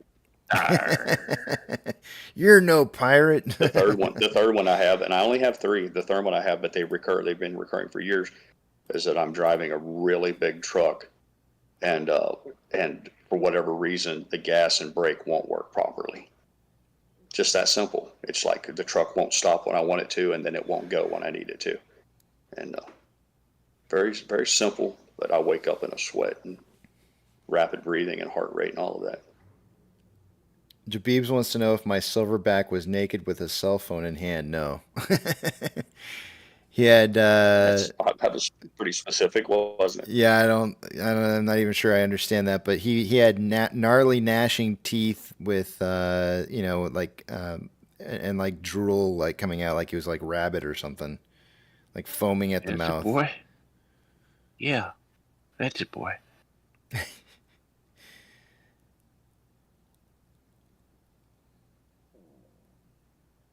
I also used to dream that I haven't actually had any of these dreams, and I don't know, since I guess I was a kid. Another dream that I would have is that I would start at the top of a stairwell, and I would try to jump down the stairs all the way to the very bottom without, like, just like a straight on leap. Have you seen the video of the dog that like just launches himself all the way down the stairs? That's essentially what it looks I can't like. believe you said that, because I had that dream as well. I had a dream that I could launch myself at the top and then take flight. Yep. And I could fly. Yeah. I would launch myself down the stairs, and I would just kind of float down to the bottom and land. Soar. Yeah. Levitationary. But I had to do something really strange to do it. I had to make a bubble with my mouth.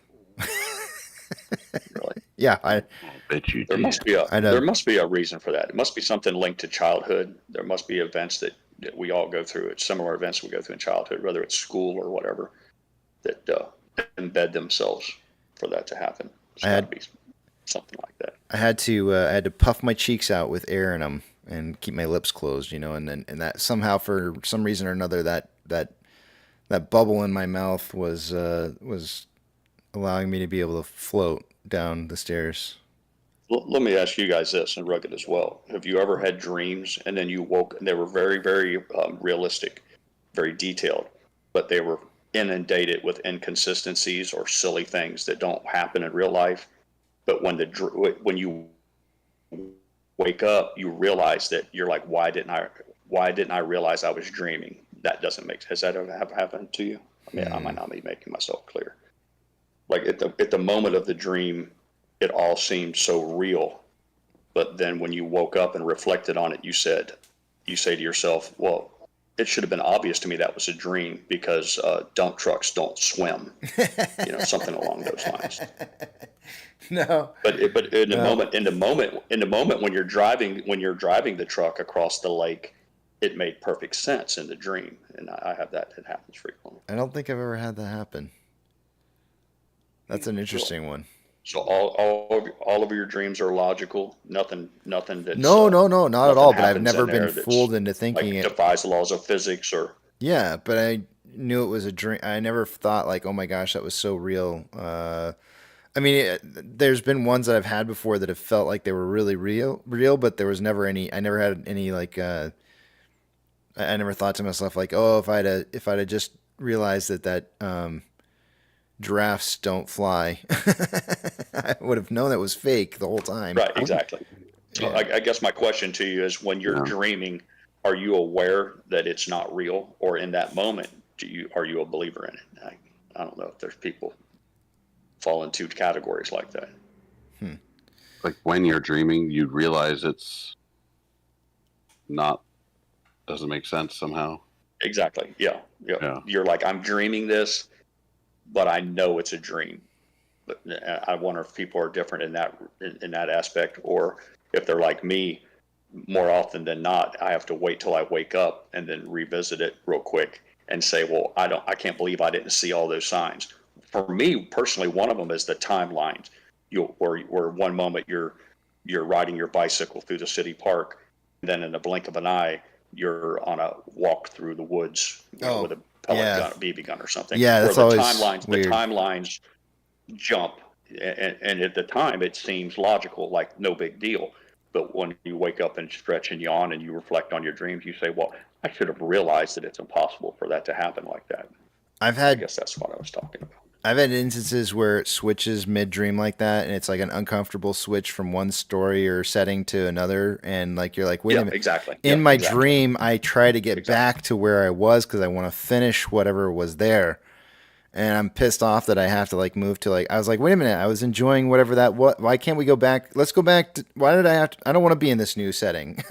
And it's frustrating, And I've also had it where I've actually woken up, been tired, and thought, I still have more time to sleep here. Why don't I just go back to sleep, and I'll try and go back to where I was in my dream. And, I want to go back, but I can't get back to it. Yeah. Yeah. Finish it. Yeah. Well, it's no secret. As older you get, the more of a hypochondriac you become. And I'm not immune to that. But I was convinced that I had early onset of Parkinson's disease because I'd lay in bed at night and I would physically jerk. And normally it would happen just before I fell asleep, but I could feel like here we go. Involuntarily jerk my leg or jerk my arm.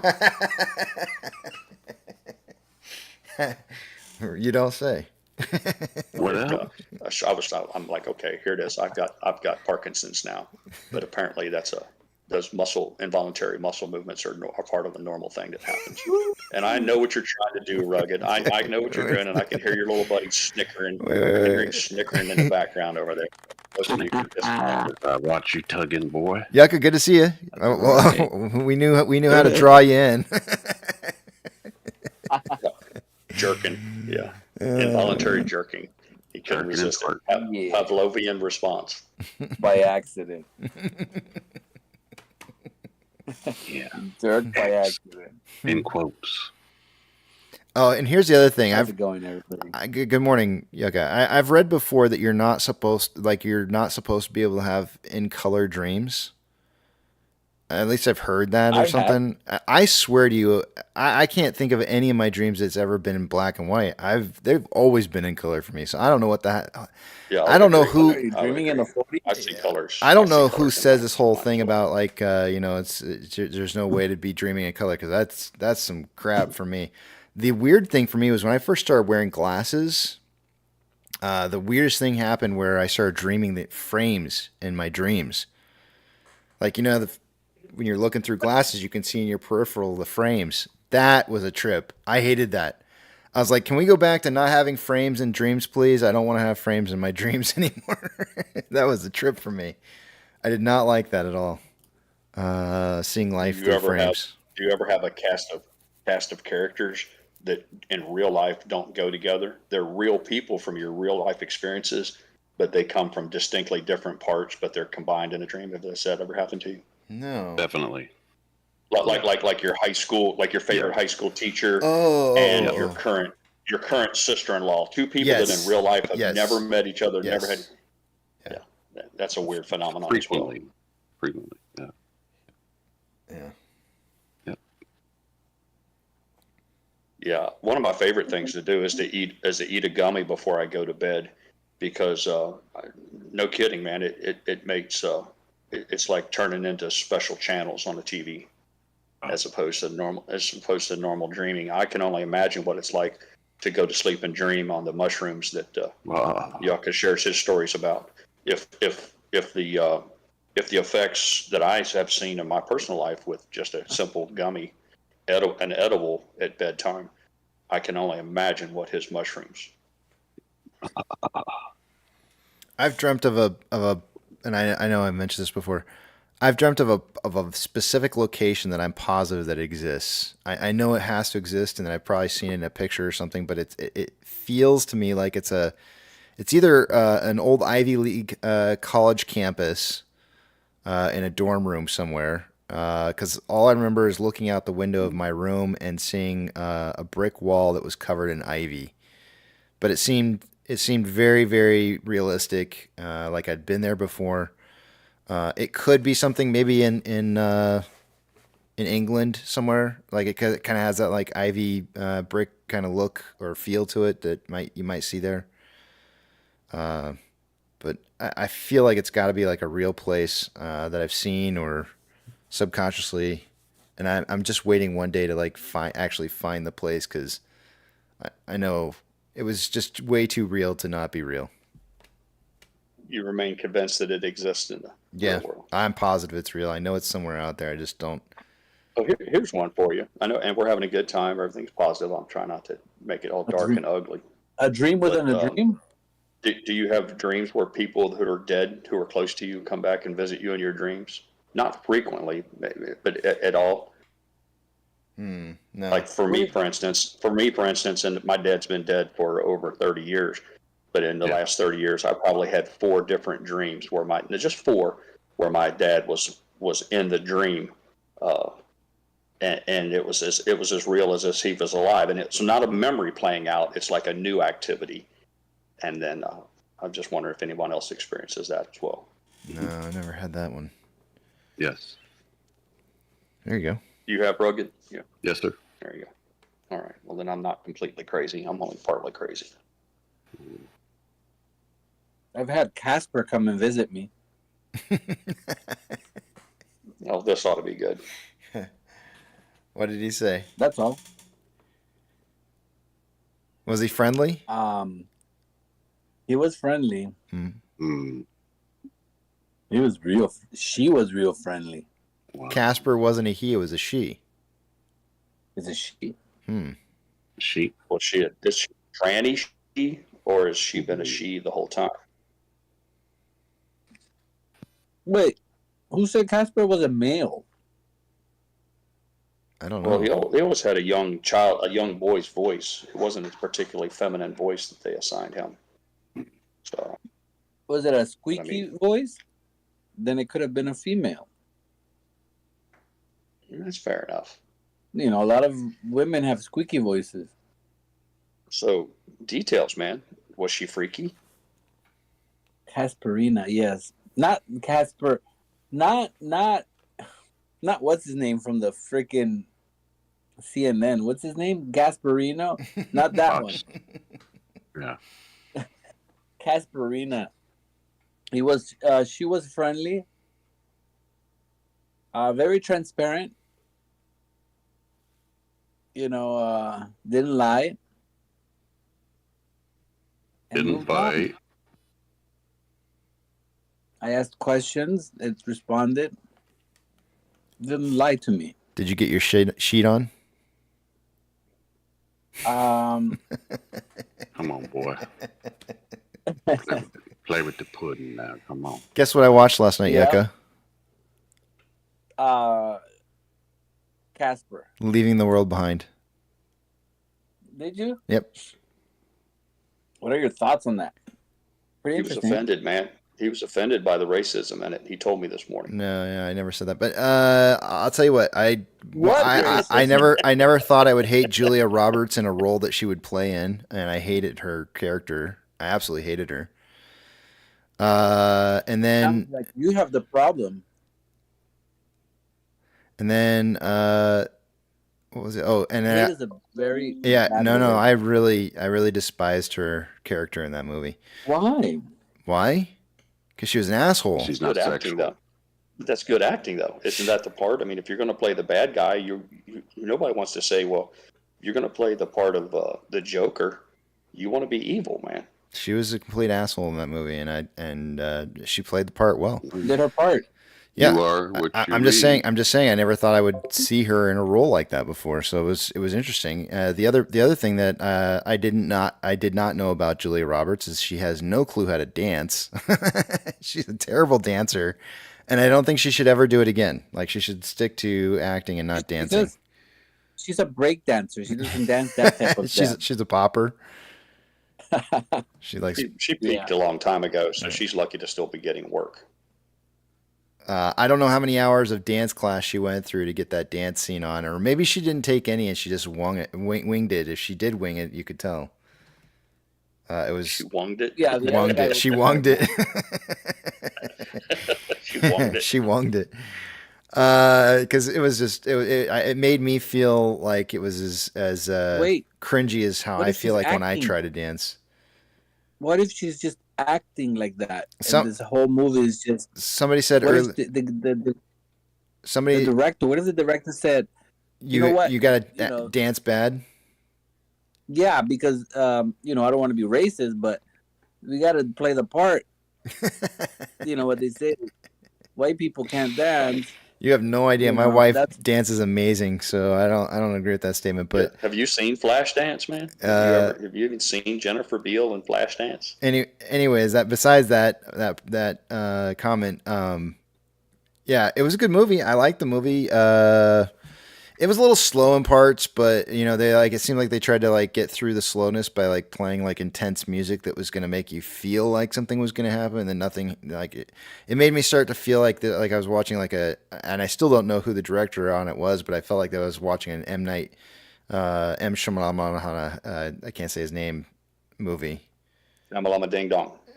I can't say his name. I don't know how to say it. It's like impossible. Jemima. But it literally started to feel like a movie like that. Let me see. Who was the director? Hold on a second here.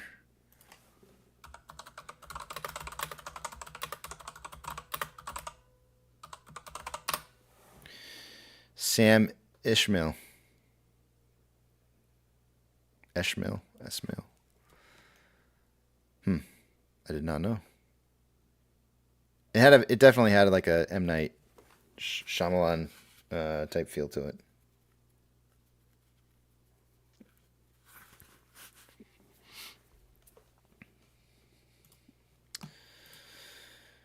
Let's see here. Somebody's saying that Adam Aaron tweeted about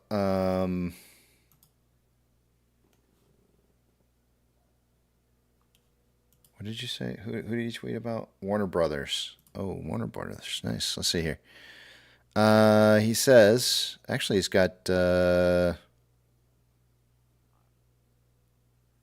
He actually reposted something too as well.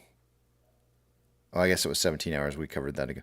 Warner Brothers Discovery and AMC Theaters hope your holiday season is fantastic. We have a great idea for you. Take your family to a movie theater and be thoroughly captivated by watching some of Warner's world-class entertainment on the big screen. I don't know, man. As a distributor, maybe they're doing some distribution for Warner. I don't know how. I don't know. Good question. I don't know. My wife told me. Hey, see, what? Have you ever seen the M. Night Shyamalan movie called Village? Like a commentary about. Yes.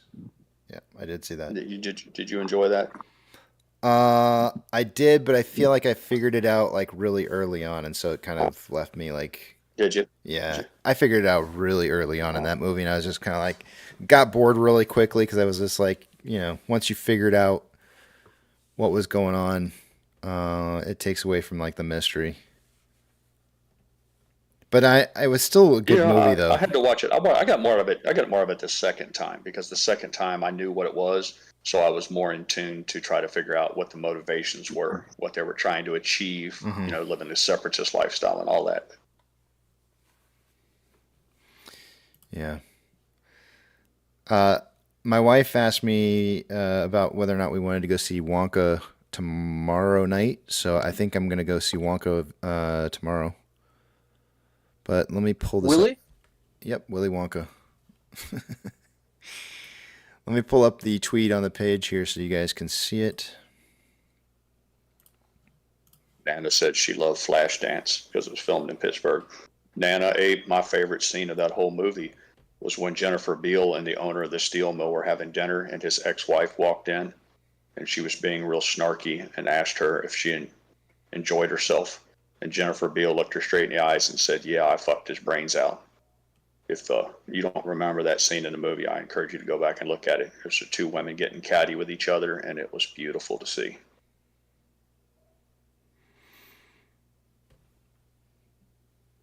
Jay says there's a few interesting comments in here, so I'm going through the comments and looking.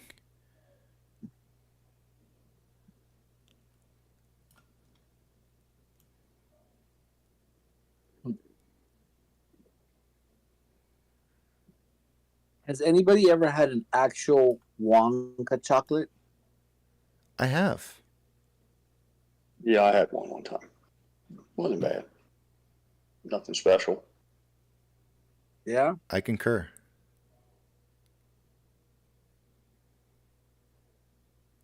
Do you like chocolate?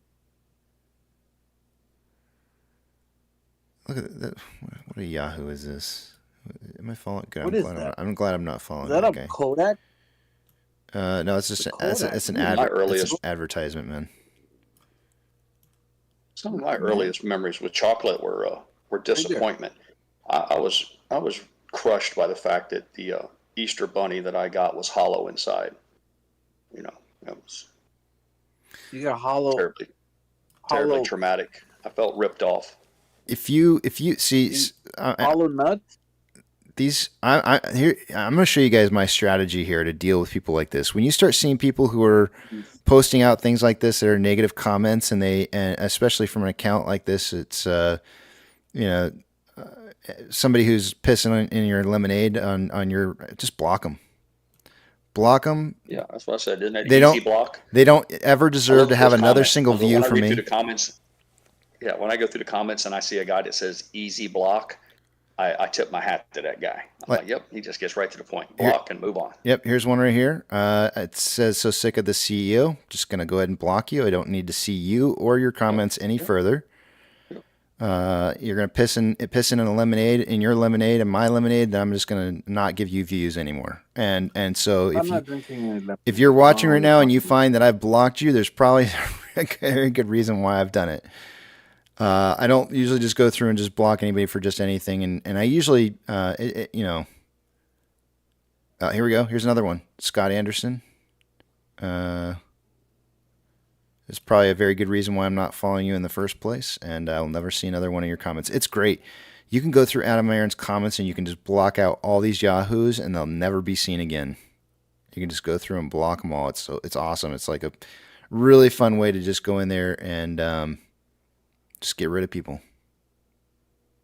I've also read, I'm learning about all this high-tech, fancy stuff y'all are involved in, that the computers pick up if there's a trend that if enough people block them, that hurts them, especially if somebody that has a high viewership, like if I don't know if this is accurate, but if like somebody like UKC who has a lot of followers, or Elon Musk, anybody who has a bunch of people that follow them, if they block someone, it does something to the computer that's not good for the offending person.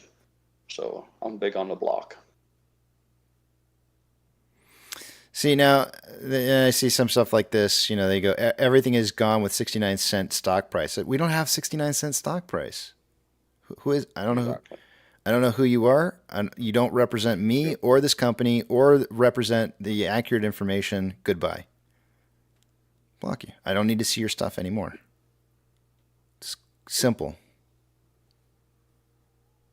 You never hear anybody refer to Tesla. I know we're not supposed to be able to talk about other tickers. You never hear about anybody talk about Tesla and talk about their price pre-split. Now, I know ours was a reverse split, but Tesla did, I don't know, a fucking 6-to-1 split or something. You never hear anybody go back and refer to the old number and multiply it times 6 or whatever. It's silly. Here we go. Here's one that says step down, blocked. Here's one that says resign, blocked. Here's the one that says die. You could report this one. Blocked. Here's one that says resign. Blocked. Scammer. Blocked. This is easy. They make it so they make it so easy. Block. Casey, what are you blocking on Twitter? Yep. Block. You're a dirtbag. Block. I know you have to do it for the. I know you have to do it for the channel, but block. What if you just didn't use Twitter? What's that? Yeah, if you go through the comments. Yeah, I mean, I wouldn't even know if somebody said something bad to me on Twitter because I don't know. I'm never there. I like it. I've become obsessed with it. It's like a newspaper for me. It's like a newspaper that never ends. I can just, the old days I used to get a paper, read it, and once the paper was over with, you had to find something else to do. But if you guys aren't here yucking it up and Casey's not giving us something fun to watch, I can always find something interesting to read there. So it's become something of an online magazine for me. I guess I get that part. I wouldn't know if somebody told me to go to hell. I mean, you could post stuff and I even read what other people say. Who cares?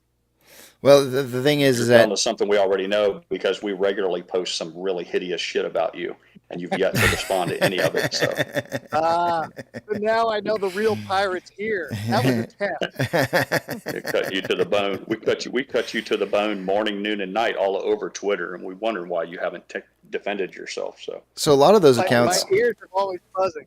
A lot of those accounts, though, are trying to get views for their statements or trying to get some kind of interaction or response so that they can, because so the more it's seen, the more it can create more, anxiety amongst people. And so, in my thought process, more engagement. And so my thought process is well, if you want more engagement, I'll give you the exact opposite. I'll never see one of your messages ever again. You will get zero engagement from me. And the more people that do that, the more people that engage, less and less, and the people who are trying to push out a negative narrative about the company or the CEO or your stock price, the better it is, because the people who are looking to make an investment in the future are going to see the more positive things and not the more negative things that are being said, because it has less interaction. The less prolific it will be. Yep.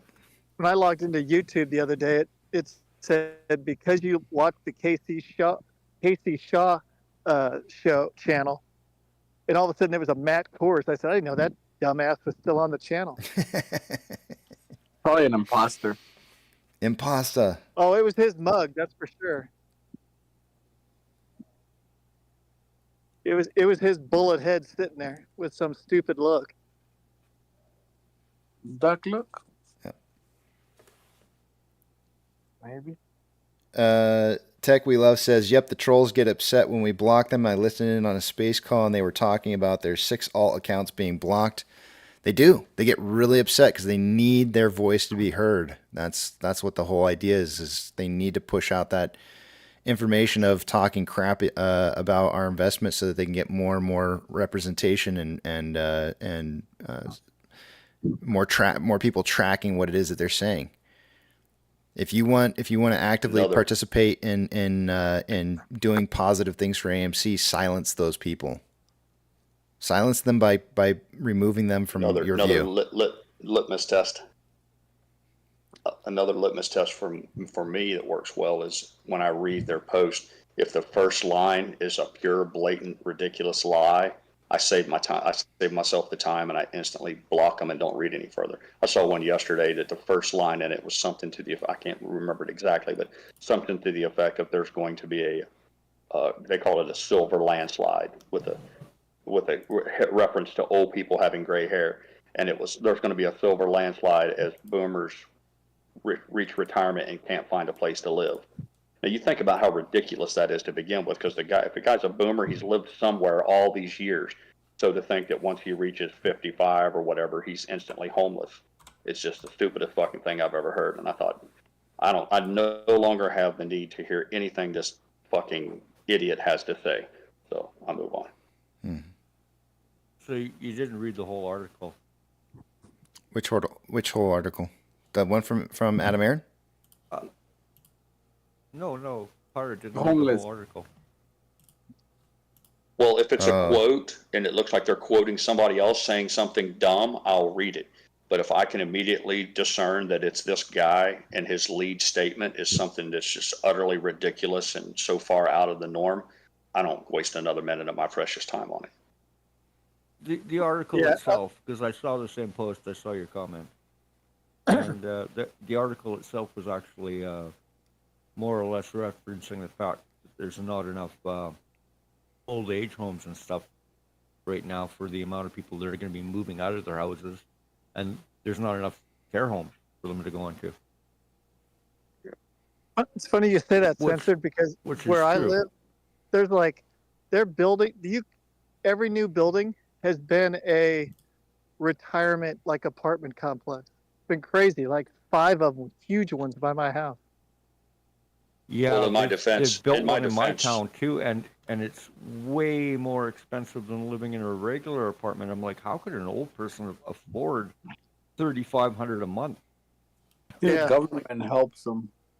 Well, Censored, in my defense, if his brain power was so weak that he can't make the distinction between assisted living and housing, those things they're not even, it's just, again, so what do I have to learn from a person who can't, their opening statement is so weak? Again, if that's the truth, and I take you at your word, then it's just further bolsters my opinion that this moron wasn't smart enough to say there will be a shortage of assisted living and or old folks homes.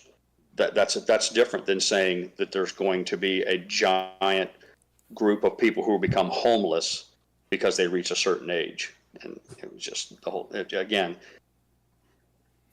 I'm amazed at the amount of following that people can gather when they're obviously so limited in their writing abilities or their ability to formulate an opinion. Look at me. Actually, all they had done was copy the clickbait title of the article.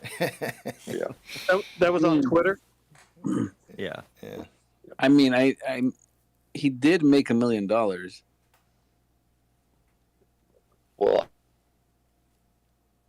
I know one thing I've noticed, KC, is there's a lot of fear, the click fear. If you can put something that's real dramatic and it's real scary, I guess people they want to see. I don't know if it's because they think if they learn about a threat that somehow or another they can immunize themselves against it. So maybe there's people who found that recipe for their engagement, for their revenue sharing or ad revenues or whatever. Immunization here. Yeah. Nope, not going to do it. It's called the American dream because you have to be asleep to believe it. George Carlin, everybody. The immortal George Carlin. All right, I gotta go here soon because Hunter's gonna be leaving. I want to say goodbye to him. So let me get through the numbers real fast, and that way I can go to break and say goodbye to him before he leaves. Let me take you guys over to the other screen here, and we'll take a look at these D's. These what, Yucca? These numbers. These numbers. These numbers. That's right. Starting with off exchange. By this time of the day, I would expect to see off exchange at about 62% going through off exchange and EDGX combined. We have currently 53.3% going through off exchange, and EDGX is sitting at 8.27. The combined total on that 61.57%, or about 0.43% less than it should be by this time of the day. It's kind of pretty close to target. CHX is 1,202 shares, nothing unusually large going on there. GME CHX volume is 2,168 shares. That's also very low quantities. Taking a look at Ortex, as of an hour ago, there was 8,000 shares as of an hour ago having been returned for the day. I say because it's now a borrowing of 1.79 million shares so far. That's a nice little jump, kick up there. It's going to cause the estimated short shares of the free float to rise to 8.73%. Cost to borrow is at 0.82. Average is 1.06. The first number was the min. The max is 8.6. Total amount of shares on loan right now is currently at 10.04 million shares. That's about 600,000 shares less on loan today than there was yesterday. And Ortex estimated that 1.736 million of that was in closed short interest, but I guarantee there wasn't that much closed short interest. It was just a difference in reporting due to the fact that we had an increase on the amount of shares in existence. Taking a look at options. Highest amount of call volume so far for the day today has been at a strike price of $7.50 with 14.4 thousand contracts within the last hour. Let's see where it's at now currently.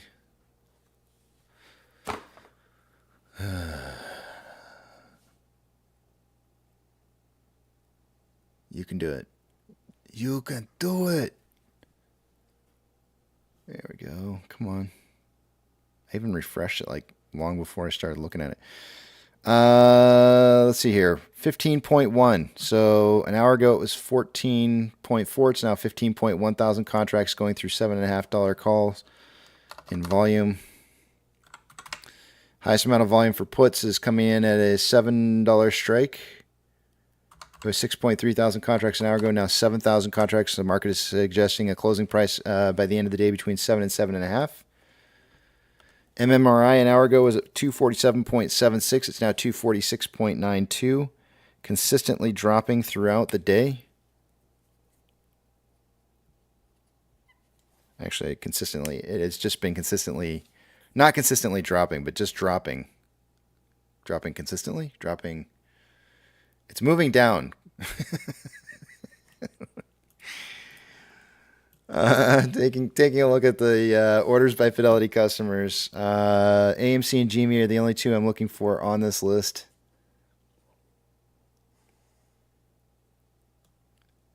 Neither of which are on here.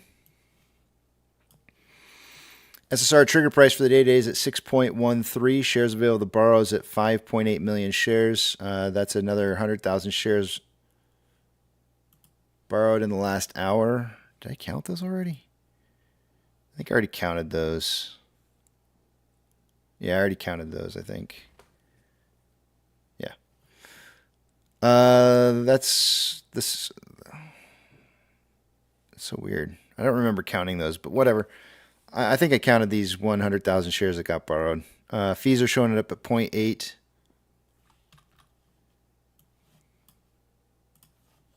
In total for the day, we've seen about 5.1 million shares having been borrowed.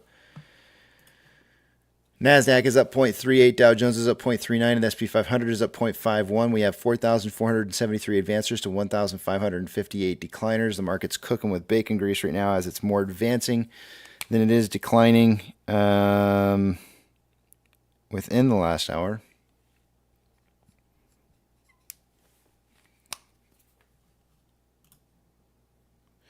On the Mag 7, 4 out of the 7 are in the red. Only one of the 4 is greater than 1%. Big bank movers for the day. Anything plus or minus 2.5% or greater is going to get a shout out. Silvergate's up 6.9%. Bank of California up 7.49%. First Horizon up 3.04%. UBS Group up 4.18%. Bank of America up 5.95%. Zion is up 9.01%. US Bank Corp up 5.92%. CIBC up 2.49%. Wells Fargo up 4.44%. Citigroup up 3.42%. Western Alliance is up 8.03%. Schwab up 6.98%. Northwestern Trust up 4.2%. Morgan Stanley up 5.88%. American Express up 2.48%. Goldman Sachs up 5.68%. And BlackRock up 3.72%. Silver up 1.87% and consolidating after an uptrend. Actually, you know what? Yeah, it's consolidating. Gold is up 0.62 and slightly trending down currently. Ethereum Classic is up 1.67 and consolidating, looking like it wants to break into an uptrend. US dollar is down 0.94 and getting ready to retest a level of resistance. If it breaks through that, it may break that downtrend that it's been in. Oil is up 6.61% and trending up. Mortgage-backed securities are up anywhere from 0.87 to 1.03 and trending up. SPY is up 0.56 and trending up. VIX is down 1.8 and trending down. VBR is up 2.92, trending up. VB is up 2.77, trending up. Tesla is up 4.6, trending up. Amazon is down 0.42 and consolidating after a downtrend. Cinemark is up 0.88 and on a very slight downtrend. Doge is up 2.79, trending up. Bitcoin is up 0.13, trending, breaking a consolidation period, moving into an uptrend. GME is up 5.95% and trending up. HYMC is up 6.93, trending. It's consolidating, but looking like it wants to break the consolidation into an uptrend. NCMI is down 2.35 and moving into consolidation after a downtrend. Hood is up 1.38 and trending up, and AMC is up 2.5% and consolidating after a downtrend. Inflow versus outflow for the day-to-day, we have approximately $1.7 million more outflow than inflow. 14.5 million shares traded so far for the day-to-day. After 164 minutes worth of trading, putting us on a pace for 34.48 million shares traded by the end of the day today. I suggested in pre-market somewhere between 20 and 40 million. I think that's a good prediction. On a 4-hour chart, we currently have more buying pressure than selling pressure than RSI 54.63, which is slightly above average. On a 1-hour chart, more selling pressure than buying pressure than RSI of 61.26, which is slightly above average, or that is above average. On a 30-minute interval, more selling pressure than buying pressure than RSI of 58.11, which is above average. And on a 5-minute interval, more selling pressure than buying pressure, with what appears to be a divergence in the vortex indicator occurring within the next 5 or 10 minutes, and RSI at 50.14, which is average. And with that, I yield the rest of the time back to the big tramp for about a couple minutes, and then I got to take off here.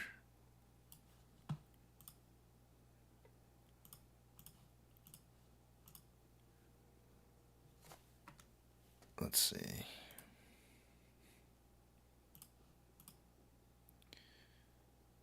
We are maintaining a price level above that 686 that I was mentioning earlier this morning and kind of hovering right around $7.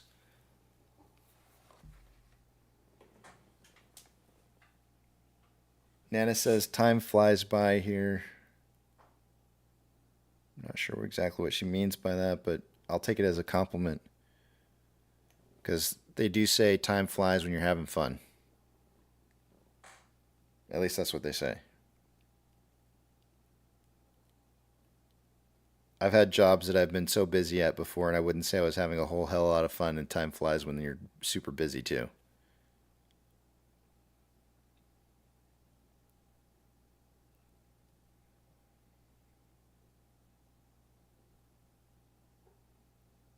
All right. I think I'm going to head to break. Sir Strokes a lot says definitely fun here. All right. Have a good break. Thank you. But Yucca, it was a good See you movie. back I don't know what. Oh, go ahead. I don't know what happens to the Mondays through Thursdays. It seems like they go so fast. It's like we bounce from Friday to Friday. See you back in an hour? Yeah, a little less than that. All right. But real quick before I go, Yucca, that movie was good. I really enjoyed the movie. It was good. I didn't like how it ended, Right, but I'm gonna have to watch it now. You didn't like the I wouldn't ending? take Yucca's word for it, but I'll take Casey's word. I'll yeah, give it a look now. yeah, I didn't like the ending. The ending was kind of. Boy, you make up your own mind. So the ending is about you decide what happens. The other thing too is I wanted more answers to some of the things that were happening and never got them. I got the. You want the answers? I give you answers. Oh, I feel like we would be ruining the movie if we said things. So, but there were questions that I had that I wanted to know the answer to, and so you're just kind of left guessing.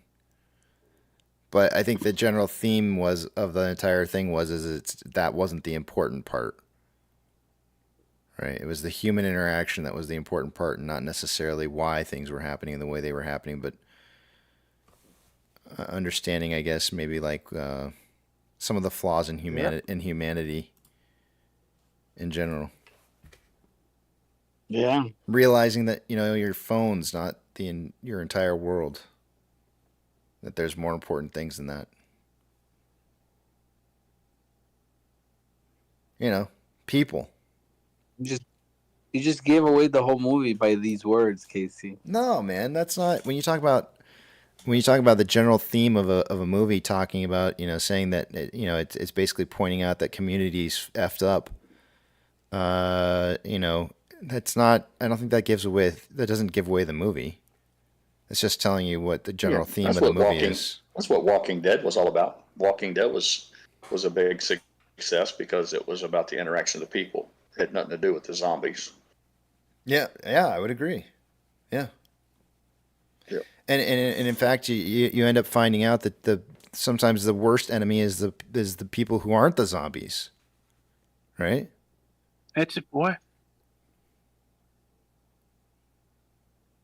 Yeah, I mean, if you were a fan of that movie with the zombies, there were plenty of antagonist bad guys that weren't infected with the disease.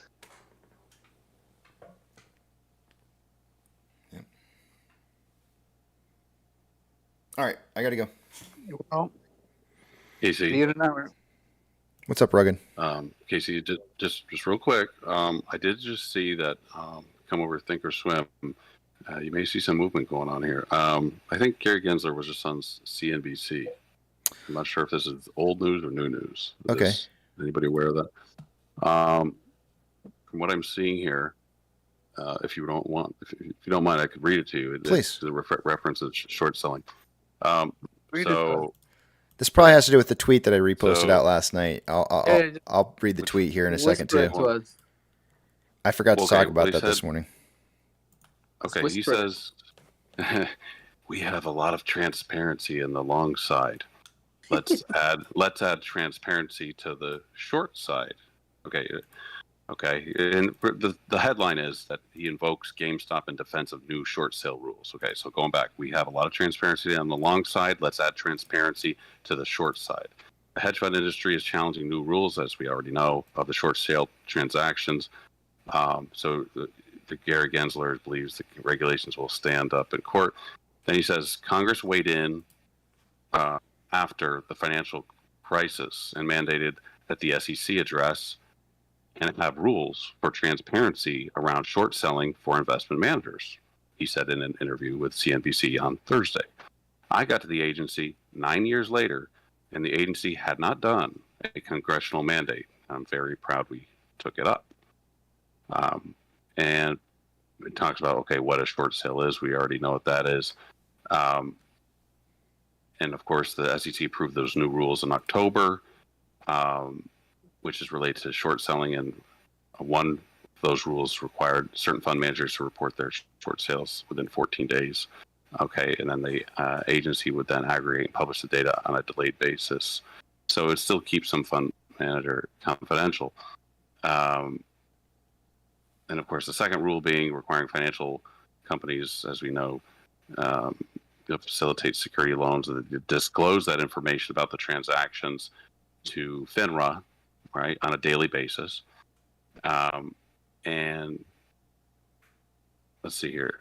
So basically, Gensler defended these rules, invoking the GameStop saga of 2021 when retail traders used incomplete short sale data to argue that the shares of the company were being manipulated lower by institutional investors through short sales.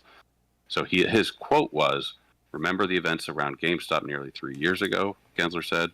"We have a lot of transparency on the long side. Let's add transparency to the short side that Congress mandated." Well, if I can add to that, you might look into it. That's being challenged too. I'll keep it real short and sweet. Hedge funds have already brought a legal action to try to stop that.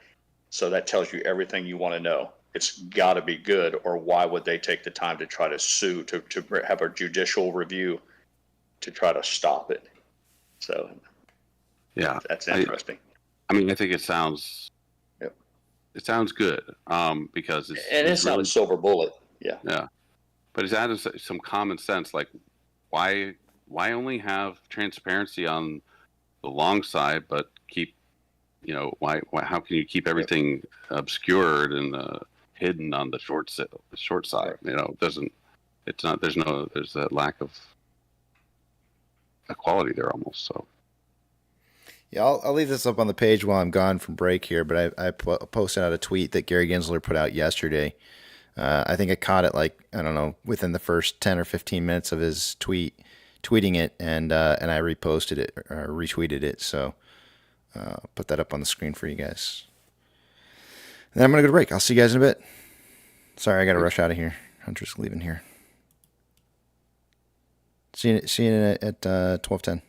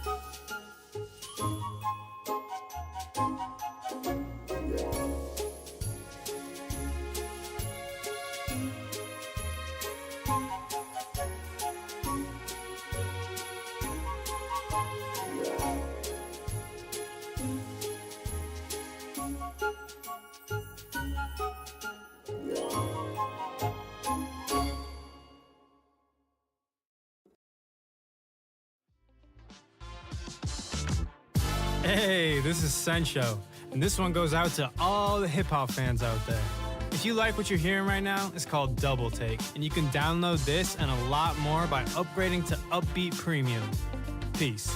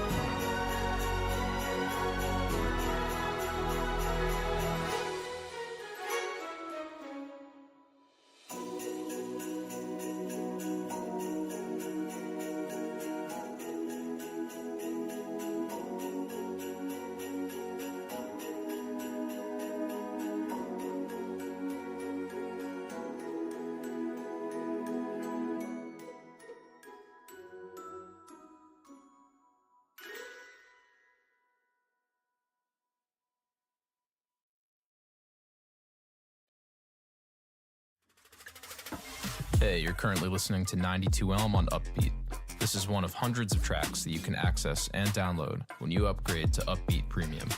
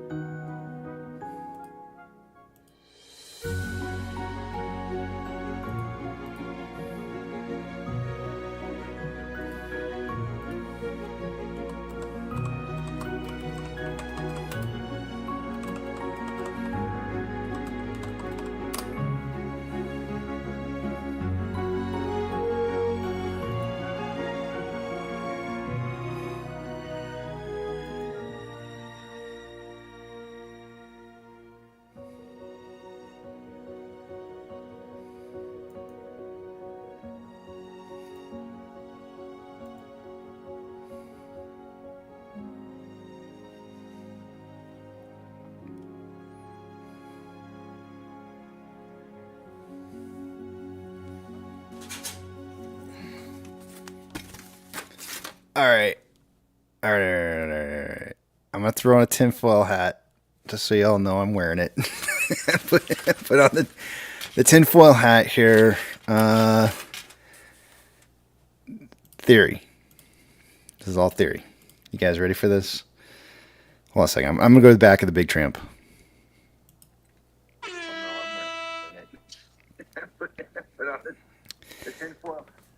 All right. You guys ready for this? Nope. Yeah, man, bring it. All right, tinfoil hat. Adam Aron's tweet today. It bothered me. There was a very specific reason why he said Warner Brothers Discovery, right?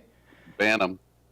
And I'm really starting to think like this sounds to me like there's going to be some kind of venture deal between Warner Brothers Discovery and AMC theaters. So like, why would he sit there and specifically go out of his way to mention another distributor like Warner Brothers Discovery and AMC and saying that you hope their holiday season is fantastic?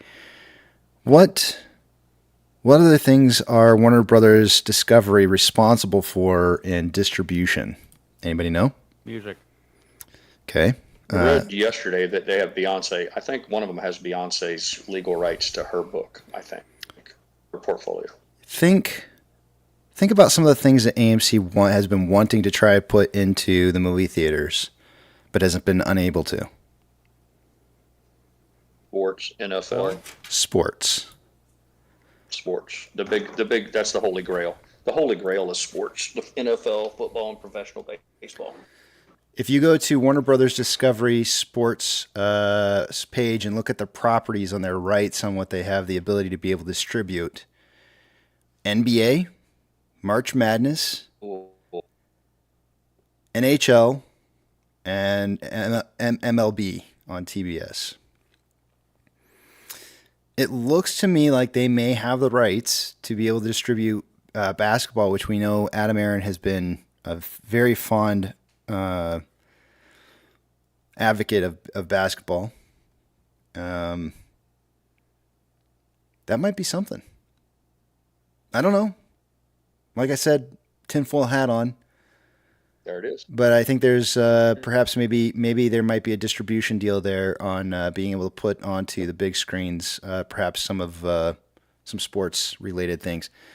I think that if AMC can get their foot into the door on sports, and they can show that they can bring in some revenue for not only the sports world but also the distributors of sports viewing, there's probably a very good chance that they can build off of No, this. but that's very tinfoil. I don't think that's tinfoil. I just think that might. There's nothing conspiratorial I think that's a about good it. reason to raise some capital so you can buy some licensing. Maybe. Thought that was interesting. Yeah. If he can make it go off of hockey, then maybe he can argue a better.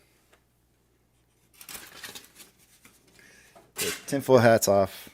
You guys can disagree with me all you want, and I'm not trying to say that's what it is, but tinfoil. They're aluminum, and they're not effective. They're actually not effective in the way that you think they are. You know what? Censored content. I'm just gonna keep believing. You have to buy an original roll of tinfoil if you want it to work. Fine. It does not have the magnetic properties required. It's science. The other thing, since we're talking about tinfoil hats, the other thing that I pulled up here, as I was going through and looking at some of the different news that I was finding on Warner Brothers, is that Variety. Let's see if I can send this over to my computer here as well. Let's see, send to your devices. Open a new tab. This is the other thing that I found while I was kind of perusing a little bit and looking. This article was released October 25th of 2023, so it's a little bit old. Warner Brothers Discovery shakes up consumer products division. It says here, Warner Brothers will overhaul the executive structure of its global consumer products and franchise division, the unit that oversees the management of its intellectual property as well as DC Comics. Pam Lifford, president of the group, is stepping down to focus on a family member's healthcare needs, the company said Wednesday, and Bruce Campbell, Warner's chief revenue and strategy officer, who was oversight of the division, will have new direct reports. Robert Oberschelp, who has been the head of the consumer products business in North America, will become the new head of the division and will report to Campbell. Anyways, they had a little bit of a shakeup. It sounds like in the upper echelon of the company, which may mean that they're looking for potential new ways to run the business. I would suspect, and some Ariel just put new blood, new ideas, and direction. Exactly. People who are willing to think out of the box. They had that in 2021. They had that 45-day theatrical window agreement. I'm a big fan of Bruce Campbell. I like that guy. He was in like Bubba Hotep, and all those other movies. You know the movies. Mind Warp.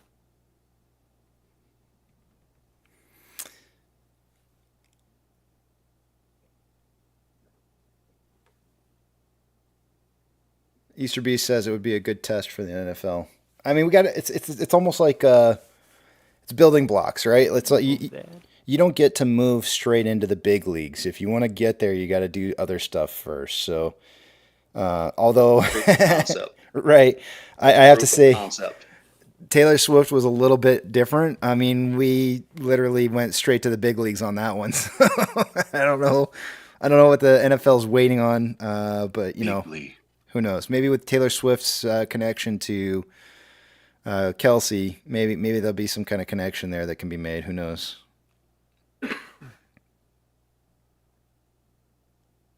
Anyways, I think that's good. Yeah, Taylor Swift's movie is now available for streaming, right? And it's on a whole bunch of different platforms. Yeah, I don't know if AMC makes any money off of that, but I've heard that. Well, it's on Vudu, so they're going to make some money off of it. Because that would be no, that's misconception that's been kind of spread amongst the community. They make no money off of Vudu, zero. John Merriweather sent out a response to that and said that AMC gave up that to There was something that happened earlier this year. AMC makes $0 on Vudu. Well, I don't know who it was, but I read specifically that Beyonce has a contract with her stuff for streaming, specifically for streaming. I don't know how ironclad the contract is or whatever, but It is possible that they got rid of their taking care of that part of the business because that part of the business was losing money.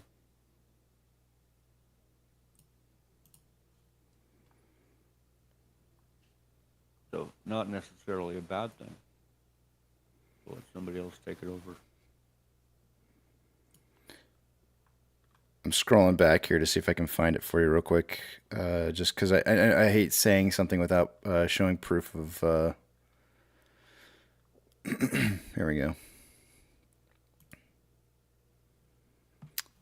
This was tweeted out September 22nd of this year by Loscro Tom. They asked a bunch of questions to John Merriweather about specifically about Vudu and some information about it. And it says, John Merriweather responded back saying, "Thanks for your email. AMC no longer offers AMC on demand. We partnered with Vudu, and Vudu has taken over the services of AMC on demand. AMC does not receive any benefit from Vudu except that our guests who used AMC on demand under AMC's operation can still see the content they purchased through AMC on demand now through Vudu." So AMC makes nothing on the whole Vudu memberships. So that guy's name was Scrotum. Low Scro Tom. Buy the content Yeah, through Low Scro. AMC, right? Yeah. No, you cannot. Only old access accounts that had something that you already purchased, you're able to watch it on Vudu. So if you're giving Vudu money and thinking that you're buying something on demand from AMC, you're not. It's not helping AMC in any kind of way.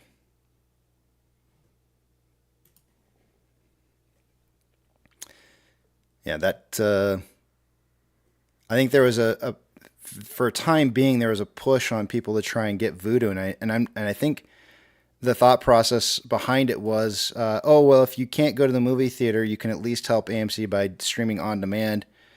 And that's when people started asking questions, and then they found out that that wasn't the case, and that people were being misled into believing that Vudu was helping AMC receive revenue. So most likely, their on-demand service that AMC was running was losing the money. Right. Yes. In fact, I almost distinctly recall having heard that. That's a good thing then. Yeah. Oh, absolutely. Yeah. Yeah. Them getting rid of it was a good thing. Now I vaguely recall Adam Aaron talking about that in one of the calls. I think it was earning calls. Like, it's likely you still can buy the digital downloads from AMC on their website and give them the money for that, and it gets transferred over to Vudu now, though, right? All I can tell you is, based off of what John Merriweather says, AMC doesn't see a dime off of anything that you give for on demand. Okay. And that's what it says. AMC does not receive any benefit from Vudu except that our guests who used AMC on demand under AMC's operation can still see the content they purchased through AMC on demand now through Vudu.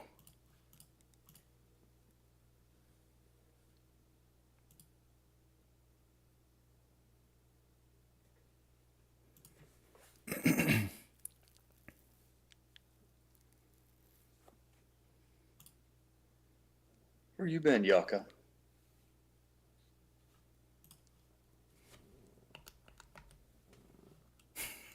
Right here.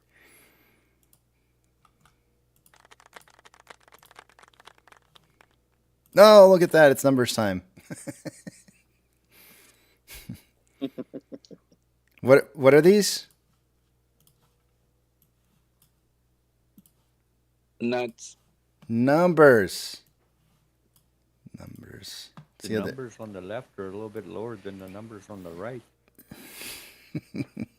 I saw that picture in the bubble, Pro Jeweler, Was that a Scientologist concert or meeting of the Scientologists?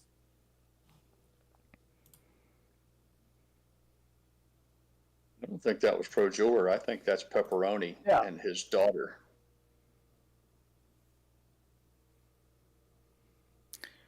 Wrong. Talking about the Wrong P person. general?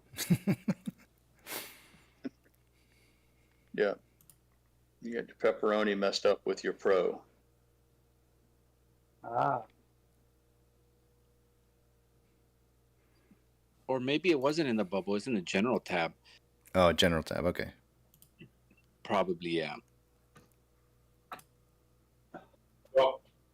No, they. Oh, pepperoni. That's a pepperoni.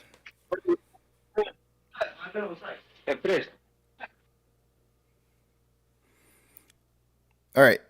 I'm going to go ahead and move on over to the numbers here real quick. And let's do this. Okay.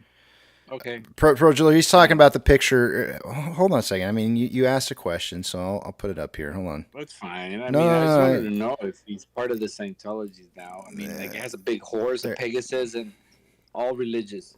Yeah. Well, that's the album cover for the Eagles' greatest hits. No, it's religious. Look again, Pirate. Look again.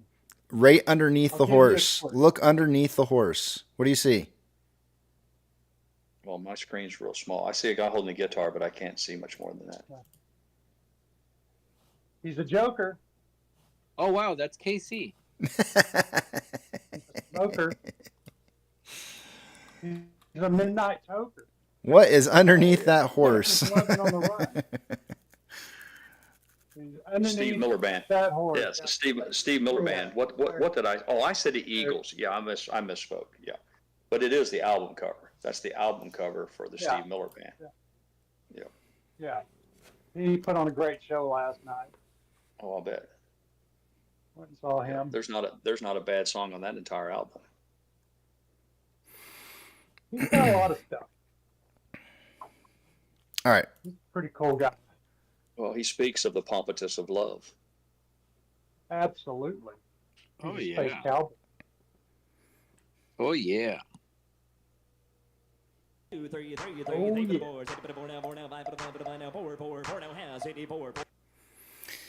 right, numbers. By this time of the day, I would expect to see about 63% going through off exchange and EDGX combined. We have 53 point. Actually, let me refresh this and make sure that's the right number. Looks like we have 54.43% going through off exchange, EDGX 8.12. The combined total is 62.55%, or about 0.45% less than what I would expect it to be by this time of the day. CHX volume is 2,088 shares. That's nothing unusual. CHX volume for GME is at 2,969 shares.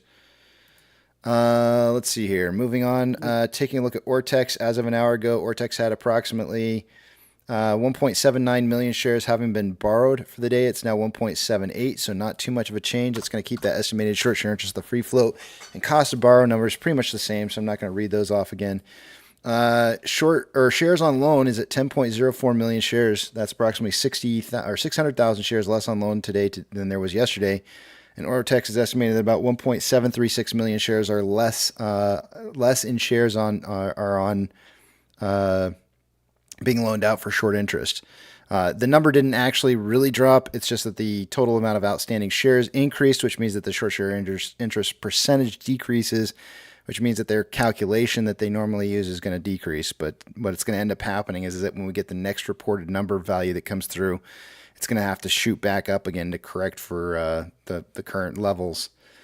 Let's see here. Moving forward, we have options.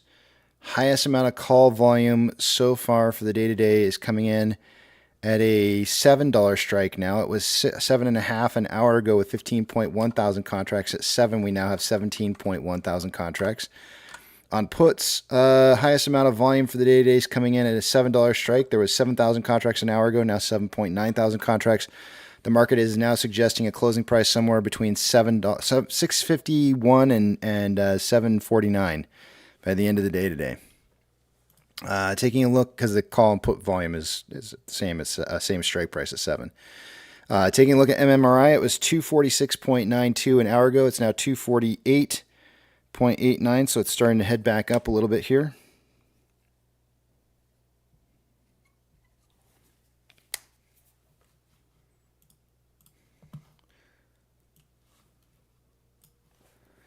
Orders by Fidelity customers, AMC and GME are the only two I'm looking for on this list. Neither of which are on there. SSR triggers at $6.13. Total available shares available to be borrowed is at 5.8 million shares and has not changed in the last hour. Taking a look at the different indexes right now, we have NASDAQ down 0.27. Dow Jones is up 0.17. S&P 500 is up 0.06. 4,258 advancers to 1,793 decliners. The market is less advancing or more declining now than it was an hour ago.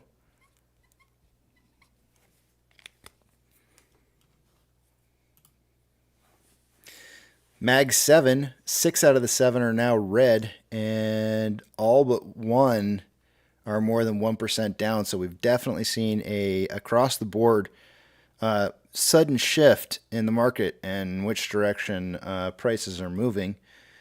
Big bank movers for the day today, and I'm just going to read off anything plus or minus 2.5% or greater. We have FRC up 20%, Silvergate's up 3.45%, Bank of California is up 7.3%. First Horizon up 2.72%, UBS Group up 3.37%, Bank of America 5.65%, up. Zion is up 9.11%, U.S. Bank Corp up 5.68%, CIBC up 2.6%, Wells Fargo up 5.55%, Citigroup up 3.12%, Western Alliance up 8.59%, Schwab up 6.79%, Northwestern Trust up 4.16%, Morgan Stanley up 6.38%, American Express up 2.57%, Goldman Sachs up 5.24%, and BlackRock up 3.59%. Silver. Screwed. Why? Why do you say that? Nothing.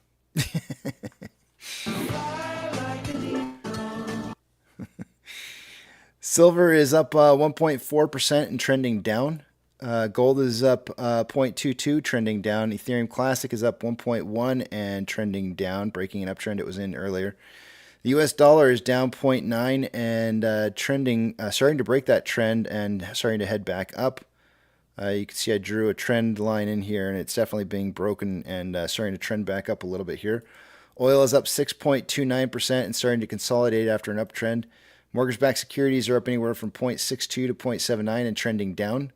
We're seeing the market definitely turning the other direction here. SPY is up 0.11 and trending down.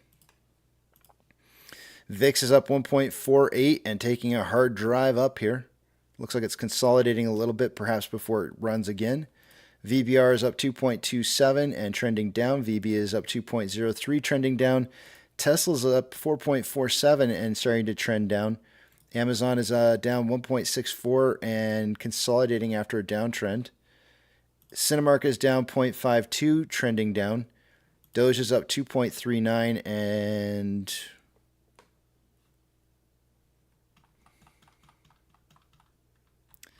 I'm going with consolidating after a downtrend. Bitcoin is up 0.99 and trending up. GME is up 5.9 and trending slightly down. HYMC is up 9.9. Oh, something bit me in the leg. HYMC is up 9.9 and trending up. NCMI is down 4.2, trending down. Hood is up 0.38 and trending down. And AMC is up 0.44 and trending down. Inflow versus outflow for the day today, we have approximately $300,000 more inflow than outflow. 17.8 million shares traded so far for the day today. After 243 minutes worth of trading, that puts us on a pace for 28.56 million shares traded by the end of the day.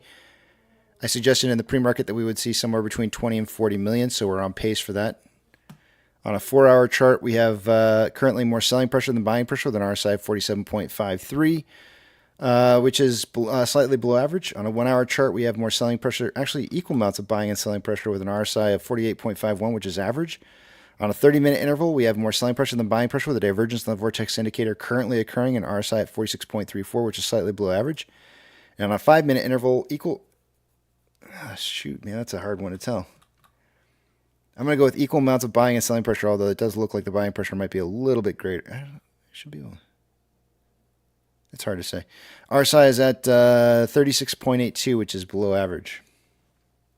And with that, I yield the rest of the time back to the big tramp. Thank you. Thank you, thank you. Let's see here.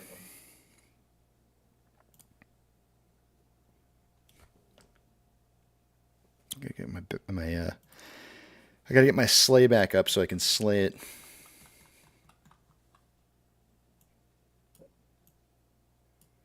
If we could consolidate right where we're at right now in price movement, that would be ideal. So that towards the end portion of the day today, we could see a price run back up to close us out right around $7. That would be most ideal. Which I could see happening. You know, like a huge slowdown in volume between now and 2 hour and a half.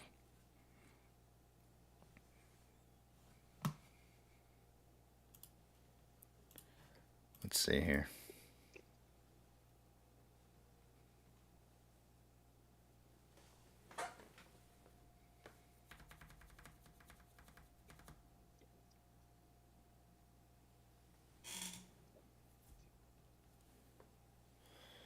That's right, Petro. 701. That's what I'm looking for a close. That's what I want. Here's a story about Billy Joe and Bobby Sue, two young lovers, nothing better to do. Lay around the house, get high, and watch the tube. Here's what happened. They decided to cut loose.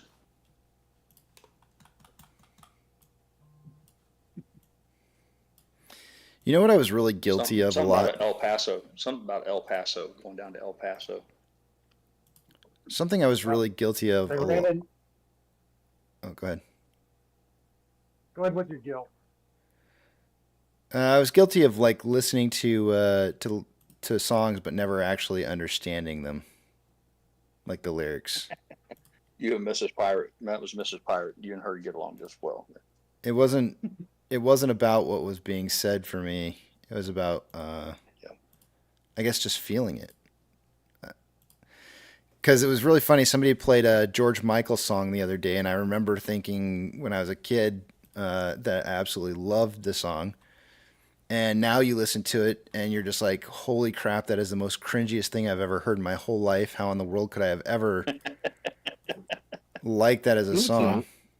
Huh? It's not. My first date with Mrs. Pirate, we were riding in the car, and I had Rush playing Tom Sawyer, and she was singing and looking quite cute, I might say. And she said, "The Space Invaders get by on you." And I thought to myself, man, this girl's hot, but I don't know if I'm going to be able to do this. Yeah. The Space Invaders get by on you. Now, on one hand, you could say she had a love for video games, but to butcher the Rush song Tom Sawyer that bad is almost inexcusable. So you and her would be do well together. Mm-hmm. Yeah, I butchered the words to so many songs, it's not even funny.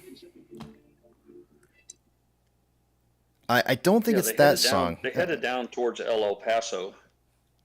Heard they got into a great big hassle. Great big hassle, yeah.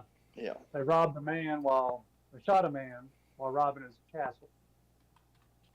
And they took the money and ran. There you go. It's not that song. It's Fly Like an Eagle? No. Censored content's playing a George Michael song in the background. A George Michael. It's Not doing nothing. Oh, well, somebody else is doing it then. Rugged maybe. That's Yucca. That's your boy Yucca. The song is called Father Figure. Oh, yeah. Oh, boy. Yeah. Oh boy. No, it's Father Figure It's a good Yucca. song though. Oh, That was a good. No, it is a terrible song. Listen to the freaking lyrics, man. If you had a daughter, you would Well, I never say that. know. You would Yeah, never yeah, in a I million get years it. say I get all that. that. Yeah. But if you don't become fixated on it and just take it for what it is, it has a. That's it has what a it nice is, line and though. everything. That's exactly what it is. That's my problem. I never paid Listen, attention. I'll take the other side of this argument because I like walking on the dark side. I mean, I have no problem getting banned. All right. Have you really telling me you've never had a girlfriend who had a little bit of a daddy thing? You never had. Actually, no. Not one Well, or if I girl, did, 28 years old. if I did, I didn't know about it. If that's the case, but no, I never have. Casey, Yeah. if I play this, can you guys hear it? We can hear it loud and clear. What's this? So you can hear it. No, because I have a song for my friend Pirate. I want him to know that I think about him a lot. Here it goes. Living rent free in the Italian man or the pizza man's head. Fire away, buddy. I'm ready. I got my gut ready for this gut punch. Let me stiffen up my solar plexus. Go ahead. We can't hear it though. Okay. Hey, you cannot hear it. I noticed. Just a second. He's about ready to pull an '80s stunt where he puts one speaker up next to another. Right. Yeah. Well, while he's unfucking himself, let me go ahead and just fire a preemptive. Go ahead, fuck you. I'll put that out there right now. wow. I haven't even heard the song yet. Yeah, that's all like, I love you, you love me. Oh, man.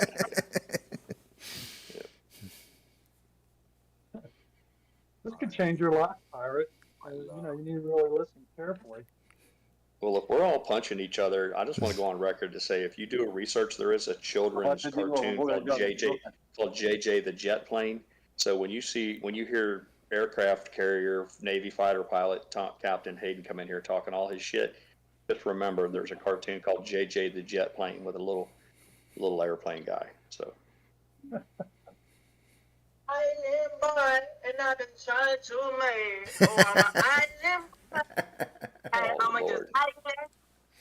I'm just island boy. I'm a key white boy. You wanna keep that gun?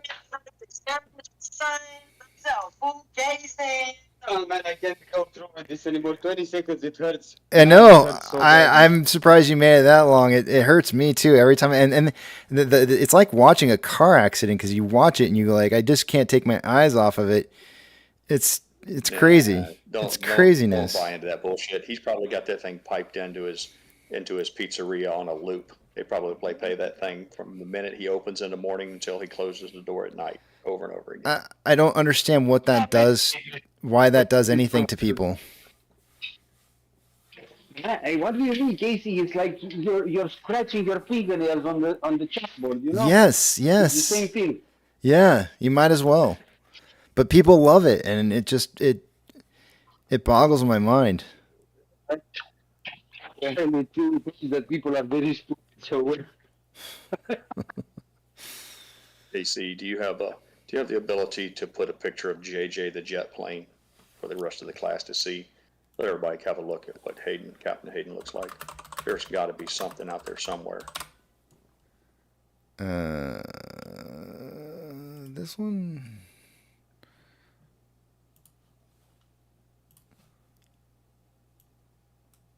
This is what you want, or you just want me to put a picture of Hayden's face on the plane? Well, no, I like to have a visual reference when everybody sees him coming in here talking all that pilot shit. I want them to associate. Yeah, that's it right there. Perfect. I want them to associate. That's it. His name is JJ the Jet Plane. So when you guys hear him speak, you read his chats. That's the picture I want you to keep in mind. JJ the Jet Plane.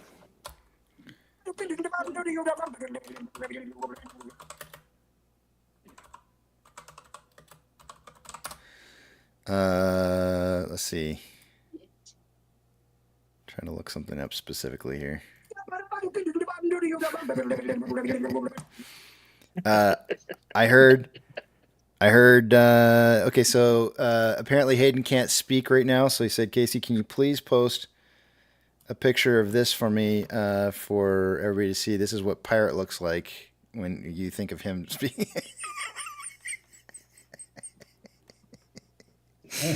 Oh man, that's rough. That's pretty rough. That is not what you look like at all. I've seen pictures of you. Oh man, That doesn't look like you at all. No. Yeah, I mean it's that's unfair. Oh, I don't even know what to say. That's unfair. I don't wear hoops, man. It's pretty accurate, but I prefer a diamond stud earring to a hoop. Other than that, yeah, it's pretty spot on. Is that a glamour shot? It's whatever kind of shot you want it to be. Oh man. That's rough. JJ. I never even put 2 and 2 together because he does have JJ on his name there. JJ the jet plane. I'm telling you, he needs to change his thumbnail to that picture and make it easier on everyone. Oh look, guys! We put a face to the names. I'm flying over that town that got burned down in Hawaii. Lahaina. Lahaina, yeah.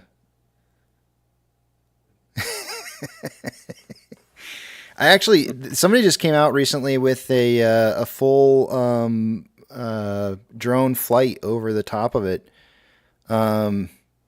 It's kind of interesting to see what's how the fire went through and some of the things it got and some of the things it didn't get, and I know it's been picked over and whatnot by investigators and everything, but it was still kind of interesting to watch the drone footage of that. I don't know if you guys had an opportunity to see it or not.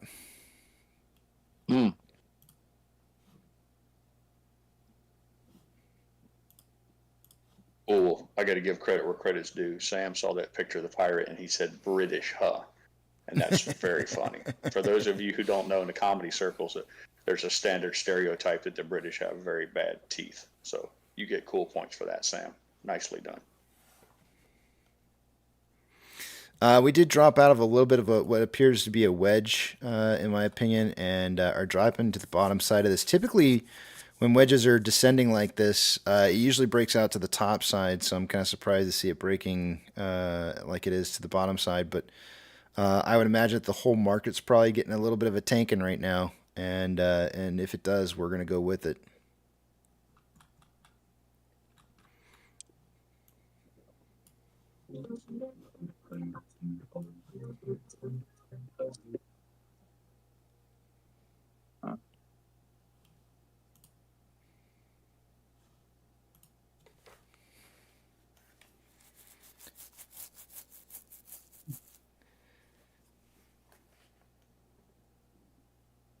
Are we changing names? What is this? Desire? Is this Tom?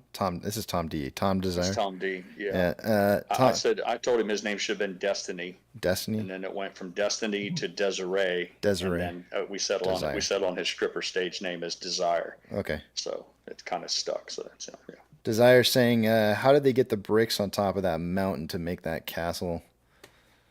I don't know, man. I still think the pyramids are a little bit more of a feat. No, not this one. Father Preacher. Or something like that. I think that's the name of it. You gotta look up Father Preacher. That's the bad one. Father Figure. Oh, is it Father Figure? Father Figure. Father Preacher. That's an Altar Boy song. That's a different genre. Yeah. Father Figure. That's it. Don't scold me for my knowledge of Wham. It's just the Catholic version of Father Figure. I just don't know Wham as well as you do. Not a big fan.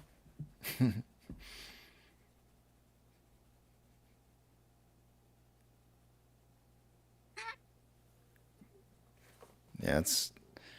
I just did that for ladies. Let's see. We've got Did I say hi to you? Did I say hi yet to you, Perjuller, today? I don't recall if I said hi or not. Good morning. Good afternoon to you. Good afternoon. Yeah. You.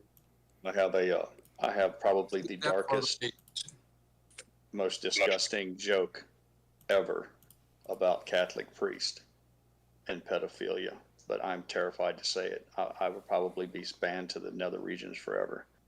Just say it, man. This is It's going probably to get me in so much probably a trouble. true joke. How does a Catholic priest make an altar boy cry? How? He bends him over. Wipes his bloody dick off on his teddy bear. Oh. You're going to hell. You're going straight to hell. And do not pass go. Yeah, that was a good one. I told you right up front that it was going to get me in big trouble, and you guys cheer me on, and then you throw me under the bus once I lay it out there. Would you have it any other way? Yeah, stick your toe, lick the frozen pole. Yeah, flagpole. Put your tongue on the flagpole, and then abandon me at my time of need. Tyler says, Casey, did you already discuss the drop in reverse repo today? I have not discussed it. Let's take a look at it and see here. Trending upset numbers. I just did that for the ladies. I'm Father McFeely. I'm so glad you're here. I came as fast as I could. At my age, the little soldier needs a lot more thumping before it starts pumping. You know what I mean? You know, I do find, though, if I tickle my asshole just before I unleash the dog of war. I understand. Wow. Needs more thumping before the pumping. Yeah, It's not even Friday, man. Reverse repo coming in at 769 billion, and yesterday it was 823. So taking a little bit of a drop there.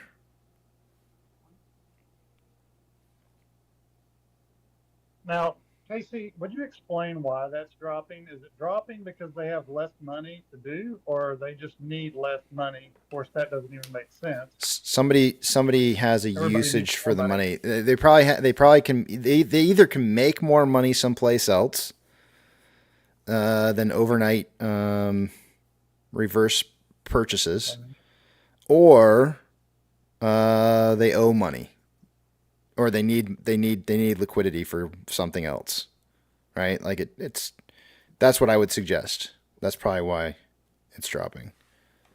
Somebody needs those funds. Taking it all out and driving up everybody else's stock with a reach around circle jerk, pushing the banking industry up. Yeah. Sometimes their collateral requirements put them in a bad spot when rates change or the wind blows it against their favor. In order for them to remain compliant with banking law, they have to go to the Fed window or go to the repo market to get money in order to stay within the guardrails. And then the opposite. Sometimes they want to send money back because they have too much money on their books. They don't want that either. So there's a constant give and take there on the repo market. Yucca Desire's looking for you.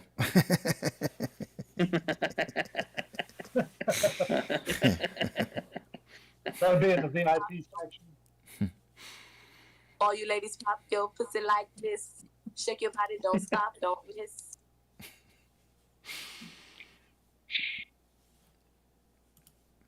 Yucca?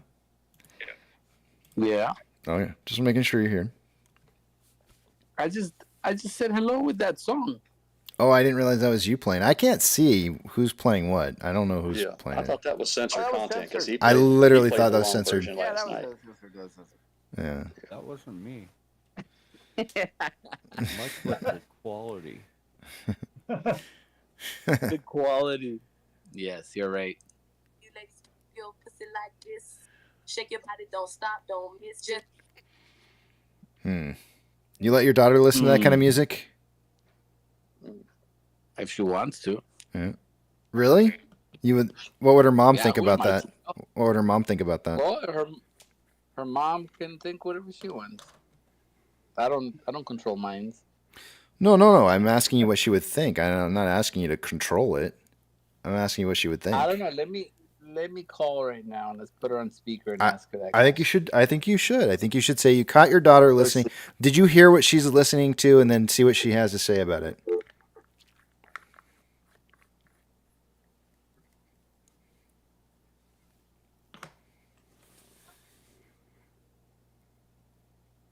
Hello.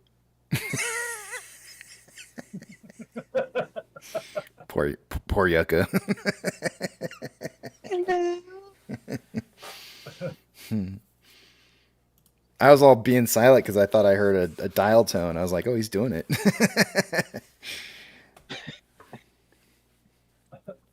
Let's do it. Let's prank call. You know, KC, there's a very funny scene in that movie, The Blues Brothers, with Dan Aykroyd and John Belushi, where they're in the restaurant. They're trying to convince the maitre d' to come back to the band. They're trying to put the band back together. And the maitre d', I think, is their saxophone player. He won't quit his job, so they're trying to get him fired. And they're in that 5-star restaurant. And they lean over and ask the guy at the next table, how much for the little girls? We want to buy your women. How much? And of course, the guys get all offended and leave. And it was a very funny scene of them guys just being rude, obnoxious, and disgusting. And I can't help but wonder if today they could even put a scene like that in a movie without being canceled.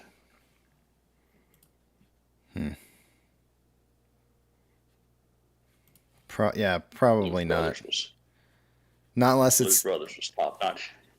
And not unless it's titled something appropriate. Well, that was the whole point. In the context of the joke was they were literally trying to get the guy fired from his day job so he'd go on the road with the band. And the way they went about that was invading this 5-star restaurant and insulting all the clients there. And they thought that would be the path easiest to get him kicked from his job. So they went in with the sole purpose of being just as offensive as they could be. And it was very, very funny. But I remain quite convinced that today they wouldn't even have it in the movie. Yucca, are you still here? I am here. Listen to the live stream. I'm gonna turn something on in the live stream. Tell me when you're ready. Okay, I'm ready. Okay, here we go. Wait for me. Oh, okay. All right, I'm good. You ready? Okay.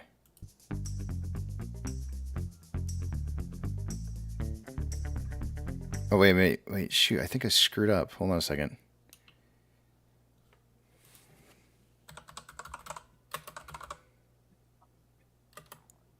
I screwed up. Here we go. I can't believe how bad I screwed that up. Here we go. They're coming for you, Yucca. Oh, wait. It's not the police that's coming for you. It's something entirely different.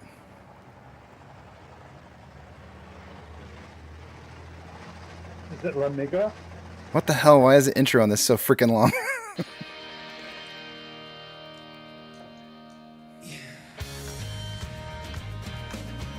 Oh, yeah. It's Desire.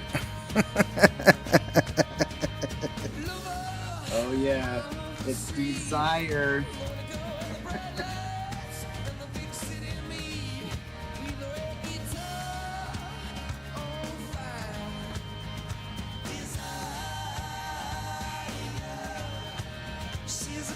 Oh, look at that. There you go. Desire's looking for you.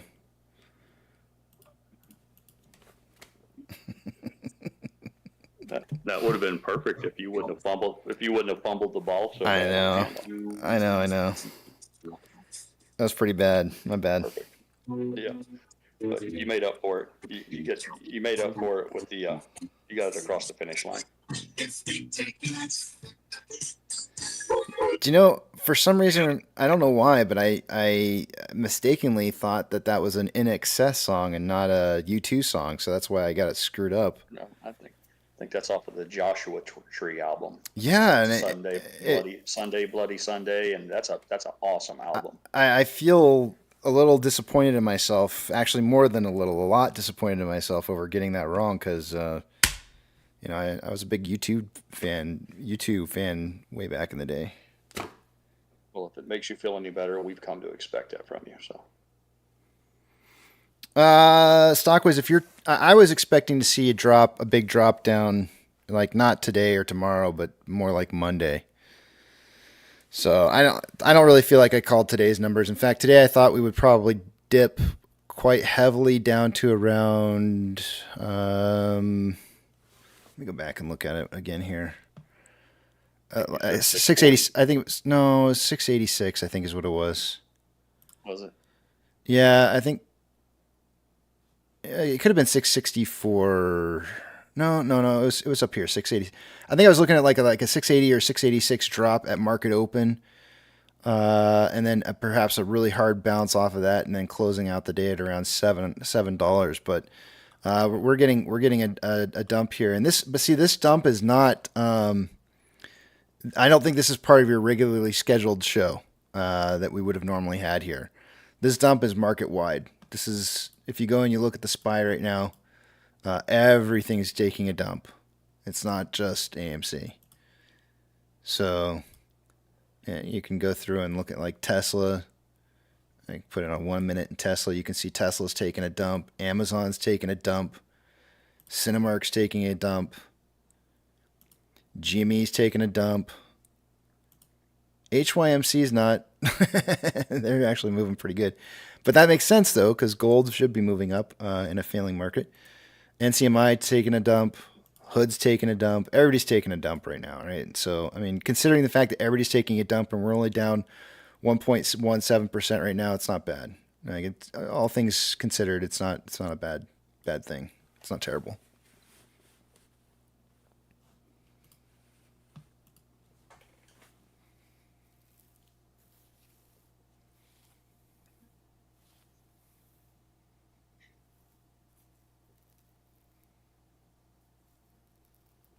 What is the lowest line you have?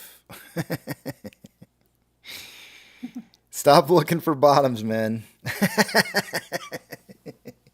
Be content with the bottoms you have and not the bottoms that you don't.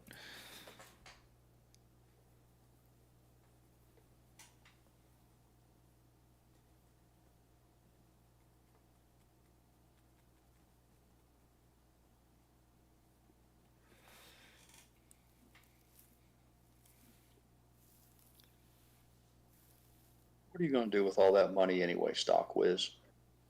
Everything I read that you post says that you're just going to hurt yourself. I don't know that you could be trusted with that kind of money.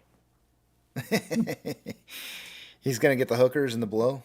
Is that what you're saying? The coke? Oh, yeah, I got him. He is that guy. He's that guy that I don't know what's going to happen if he ends up with just generational wealth or life-changing money. I mean, I'm worried about him. We might have to put Roseanne or Nana or somebody on him as some sort of caretaker. I think watch over him. That's like gonna guardian angel. I really hope one of my biggest hopes is that the community stays together after this is over, and just doesn't dissipate into nothingness, because I think that we can help each other through a lot of this. And one of the biggest failures on anybody who ever wins big in something, life-changing type money is they make bad decisions right off the get-go, and it's because they have no community to rely on. Everybody becomes a leech off you at that point. Hell no. Right? Hell no. I'm not taking. I didn't sign on for a life sentence. I don't mind getting sent to the nut house, but fuck that. Fuck these people. The minute I get my money, it shouldn't be. No, it shouldn't be like that. And I think, I think you're joking. I think there's no way that you wouldn't continue to maintain contact with people here. So, but that's my hopes, because there's gonna be people that are failing. What happened with Pirate? I can't understand what he's saying. Why is it? I don't see Pirate. You don't see Pirate? Did you block him? No. By accident? No, I didn't block him. I think he blocked. No. He blocked me, man, because I dedicated his favorite song on me, man, and I'm fucked. I No, lost the friend. I have a feeling that you may have accidentally blocked him because I don't think he would have done that. No, I'm concerned about you, Pepperoni. You keep making fun of those boys, and it's going to be awkward holidays around your house when Medea gets older and you got to sit and watch football with those guys or have a pint of beer. You're going to have nothing to talk about if you keep making fun of the island boys. It's going to be uncomfortable around Thanksgiving. Well, I believe I will honestly do my best to raise her better. You're going to deny her love? What are you going to be in the way of? You're going to be the Romeo. Didn't you see Romeo and Juliet? Don't you even know how the story goes? You can't keep star-crossed lovers apart like that. Well, Pirate, let's just say that if the world will go on the way it's going, the Island Boys will be the best you would ever have 20 years from now. Okay? Let's just say it that way, because it's like Dumber and Dumber all over the place.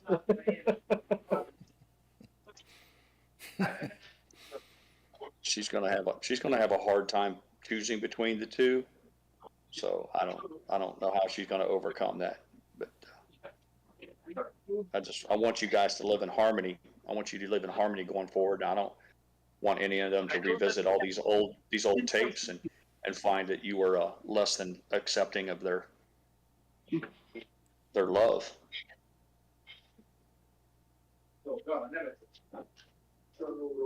Oh man, they're killing me with your island. Hey, I got an idea. Tom D has a daughter. You guys could have they could get married all at the same time. You could have a dual wedding. Your daughter and Tom D's daughter and the Island Boys.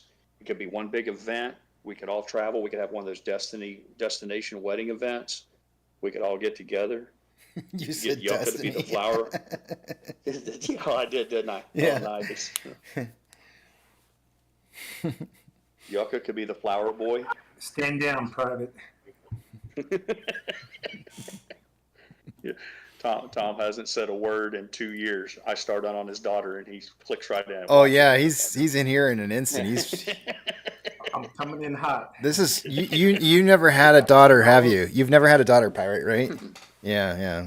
No, I've never had a daughter. You have no idea the wrath of a man scorned with a daughter.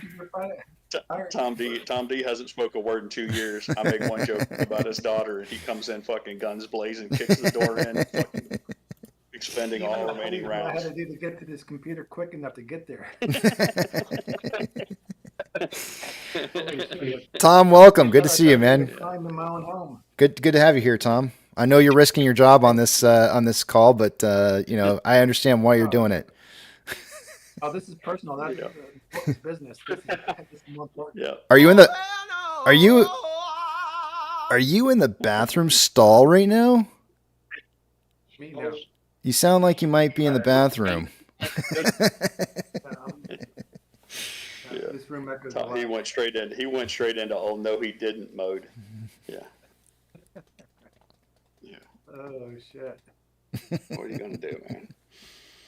Look, I don't know why you guys are throwing so much hate my way. I'm just trying to help your daughters find love in a tough world. Oh my gosh, that's not love. A life partner who can add to your family tree, can bring some fresh genetics into your herd, and bring you some beautiful grandchildren.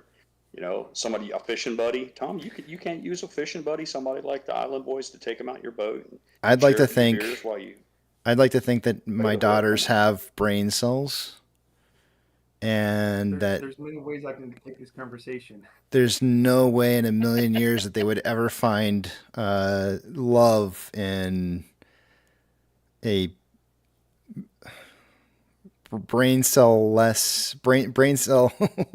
no brain cell active mind that just has nothing to offer to them whatsoever. You guys, you and Tom and Pepperoni, you guys sound selfish to me. Like you're putting your needs ahead of those of your daughter. I mean, what are you to say if she finds love in the Island Boys? How can you not welcome them into your home and hearth and welcome them into the fold? They could be a great addition to your family. All I know See is, how this is amusing for you. yeah. Hey, Pirate, do you have a tinfoil hat on? Because during this speech, I believe you should have a tinfoil hat on. I don't have one. I'm envious of KC's. I have a Stetson. I have a cowboy hat. I could probably strap some aluminum foil on that thing and wear it proudly. I'll see if I can't do something about that going forward. Oh, man.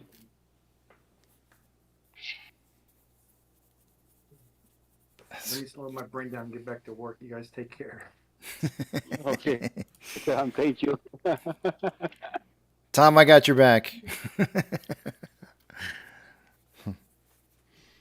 Poor guy sits through hours and hours of fucking boring poker with me, and then I disparage the Yeah. You are prospects the of his best daughter friend having a wonderful marriage. I should be ashamed of myself. Well, Pirate, you almost got us killed. Now you want to marry our daughters to some two-cents losers. How shall we move forward from now on? Well, pepperoni. The island boys weren't hatched in an incubator. They have a mom and dad. Somebody out there. They have hopes and dreams for their boys to find love, I mean, they are rich. procreate, Well, have grandchildren, and Wow, if these kids have a mother and a father, it's amazing they're still alive. The parents, I mean. I thought you meant the kids. That's so funny. I totally thought he was going to say the kids, like that they're still alive. I mean, Can you imagine? No.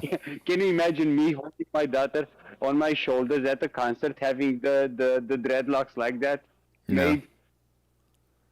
No. Casey, Oh, man. okay, Casey, you have to choose Marilyn Manson or one of the Island Boys. Oh my Marilyn gosh. Manson. Your daughter's going on a date with one All right. of them. So all right, Marilyn Manson. It's almost hands down Marilyn Manson, and I'll tell you why. That dude's actually really freaking smart. He's really smart. He's and all that shit that he does is really just so that he can get on a stage and perform and make money, and that's it. It was his shtick. It's a shtick. Yeah, For him, it's a voted for shtick. him. Those two boys are just fucking idiots. I'm sorry, but that's really who they are. And there is no shtick there. That's the real deal. And if I had to choose between my daughter dating some guy who's makes a living in entertainment and entertaining people and doing it in weird, strange ways, I would rather her be with that guy than the dudes who I can't hold a conversation with or even. It reminds me of the stories I've heard about Alice Cooper. Alice Cooper had the Snakes on Stage and all those songs that he wrote.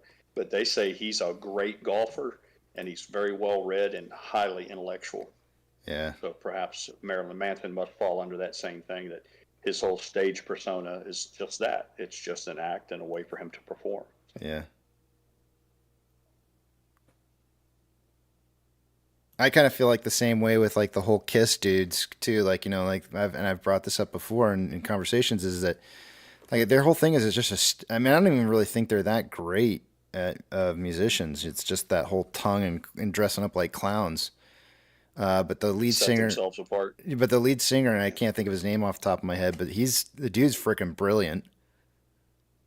Paul Stanley. He's like Menza Gene or something like Simmons. that. Gene Simmons. Yeah. Gene Simmons, who I'm talking. He's like Menza Gene or Simmons something. was he was the bass player. He was a bass player and the guy with the big tongue. Yeah. Dude, it's like literally like I'll take that. He is the business. I will take that. That's who I want. mastermind of all that. Yeah. Like we can have him come over to my house, and he's not going to be a dumbass and light my house on fire because he's, I can feel safe about cooking a deep fried turkey and not having him burn down everybody. And I can have a conversation about the market or something, and actually like get something back that isn't like Island Boys and crypto this and that. It's just like, oh my god. Oh, please. Now, what can you imagine a dinner table with the island boys and pirates that are there? I mean, it will be a blast. Well, correct me if I'm wrong, but we might be beating a dead horse to death, and people, your viewers are probably fleeing by the droves because we won't let this thing die. But if we were to have the great meetup in the sky, the great MOAS meetup, don't those guys pimp themselves out? Won't they don't they do like I'm not flips paying a and dime. shit for I'm not. money? No, I'm not paying a dime for that. No. I am. I would gladly throw No. some money at them if they would. I want them to flank me on either side when I come into the ballroom. Can we with throw Mrs. stuff at Pirate. them? I'd like. Do you think I they'd don't let know, us? man. Can we throw like? It's going to be my entourage. It's going to be my entourage. I'm Can going we- to have the island boys. Can we pelt them with Mrs. like Pirate probably have to hang with you eggs? because she won't want to be associated with them. I wonder how much extra we have. Can you imagine? Pirate really finds himself with these kids. I mean, when he was young, I believe he was crazy as they were. He was walking around all skinny and stuff, popping tanks, and all of a sudden he grew up. It happened in an instant, just like that. You tell the truth, Casey, on your honor. You and Melissa are sitting at a table, perhaps my wife Sandy sitting there with you, and you look over and you say, "Where's Ronnie at?" And she says to you, "He'll be here any minute." And then you look up at the door, and I walked through, and I got one of the island boys on each side of me. You tell me you wouldn't laugh until you pissed your pants. I don't think so. Oh man. No, I don't think Draw a so. line through that one in. I already had a budget signed out. I was going to hire those guys. I was going to pay them well. They don't. I had the whole thing figured out. They don't do anything for me. It's just not. Back to the drawing. That's the whole point. That's the whole point. That they're so fucking useless, but I'd still bring them along. I don't know, man. I'd have a hard time laughing at that. I mean, I'd be like, I'd probably just shake my head in disappointment and be like, he spent some money on that. And I'd be like, he's never getting that money back. What a waste. So you're saying I would lose cool points? I would literally lose cool points. These guys have been the punchline for so many jokes, and if I showed up with them live and in person, you would literally deduct my cool points. I think you would have to. I think you would have to add something to it. Like I feel like you'd have to add like something intellectual into the mix to make it like funny. I don't know what I'm drawing a blank because it's the end of the day and I'm just tired. But I'm sure you could probably make it funny, but it would have to be like you know what would probably make it really hilarious. Okay. How about this then? You putting them through finishing school. You putting them through finishing school. You walk in and those two guys are transformed into like the two most eloquent gentlemen I've ever met in my life. And then they go and then all of a sudden, like after having like a really awesome conversation, they start going into this whole island boys. And then I'd be like, oh shit, no way. That would be funny. Yeah, that would be hilarious. Yeah, yes. I would take them out, get them a Brooks Brothers suit. Yes. Nice, just not something too expensive. Get a makeup artist to cover all their tats. Have some hair, have their hair combed over, nice comb over. Nice, right. Yeah. Nice shoes, tuxedos, modest jewelry. Yeah, nice, just a nice simple suit, nothing too over the top. And then an hour into the conversation, say, Casey, do you know who these guys are? Yeah. Introduce them. Initially introduce them as your boys, and then they're like, and then later you're like, they're not just my boys. They're my island boys. That, oh my God, that would be funny. That would be funny. See, yeah. You are a comedy writer. I don't care what you say. You are a comedy writer. I would die laughing. That I would piss my pants over. I would be like, "There's no freaking way." Exactly. I would stand up. I'd piss myself. I'd give you an ovation, and then I would be like, "I will forever shut up." And yes, people can be transformed. Yeah. I'm not worthy. Yeah. The only other direction you could take that comedy bit was if you could do the same thing, clean them up real good, cover the tats with makeup, but put them in the waiter's outfit and have them like a manservant. Have one of them hold like an umbrella over me, like P. Diddy did, like Puff Daddy did. Yeah. And the other one have like a silver serving tray with my cigar, an ashtray, and perhaps a scotch on it, one flanking me each side. But again, real prim and proper. Yeah. proper posture, all of that thing. Yeah. I'm going to work on that. Yeah.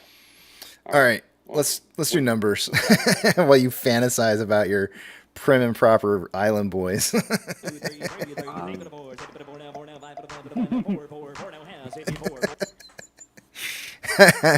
Dance monkey. Let's see. By this time of the day, I would expect to see about 64% going through off exchange and EDGX combined. We have about 54.88% going through off exchange. EDGX is 8.14. The combined total 63.02%, or about. I'm sorry. By this time of the day, I would. That's right. It's about 0.98% less than what I would expect it to be by this time of the day. CHX volume is 3,042 shares, and GME CHX volume for the day-to-day is sitting at 2,971.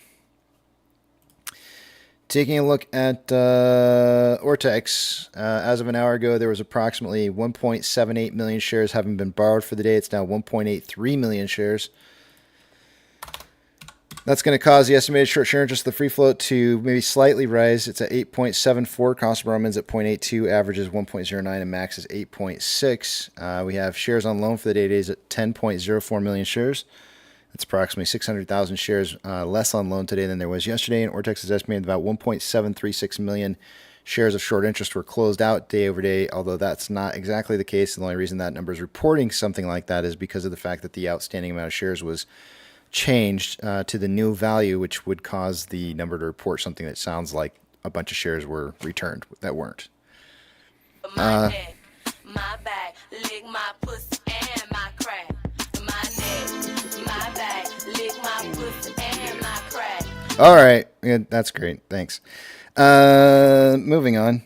Taking a look at the options, highest amount of volume on the calls. Sitting at a $7 strike. An hour ago, it was at 7 with 17.1 thousand contracts. It's now 18.8. And highest amount of put volume for the day at a $7 strike. There was 7.9 thousand contracts an hour ago. It's now 9.6. Let's see here. Moving forward, MMRI was at 248.89 an hour ago. It's now 249.29. Notice that as this rises, we're going down. There was a big drop there on MMRI within the last hour. Or so, looks like in order for us to be favorably moving upwards, we need to see this continue to move down further. Orders by Fidelity customers, AMC and GME have not been on this list at all today, and still not. SSR trigger price is at $6.13. Shares available to borrow is at 5.8 million shares. Looks like there was an additional 100,000 shares borrowed a little bit ago and then returned within almost 45 minutes. That's going to put us at 5.2 million shares borrowed so far for the day-to-day. Fees are at 0.6%. They did drop a little bit. My brother, I was talking to him last night, and he was saying how him and his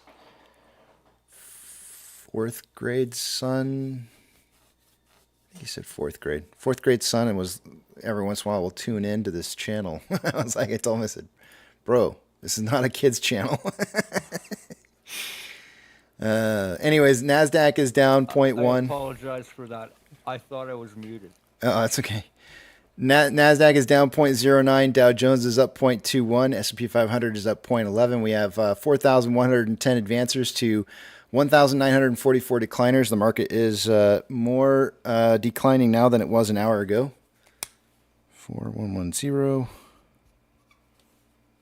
Well, I mean, it's never been promoted as a children safe channel. So, of the Mag 7, 6 out of the 7 stocks are showing up as being down. 3 of the 5 or 6, 3 of the 6, half of them are over 1% down right now.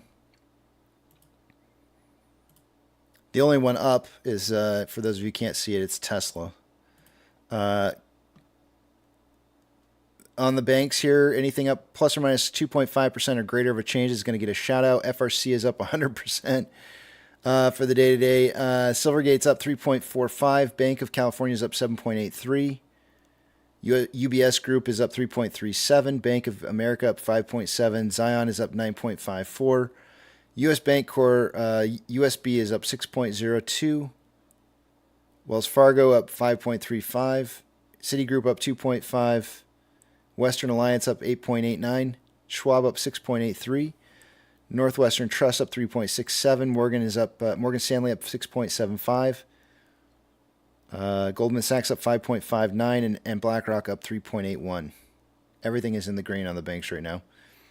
As censored content astutely noted. I think it was censored content. Silver is up 1.43% and starting to break the downtrend and starting to head back up here. Gold is up 0.31 and also trying to break that downtrend. It moved into some consolidation and then started breaking up.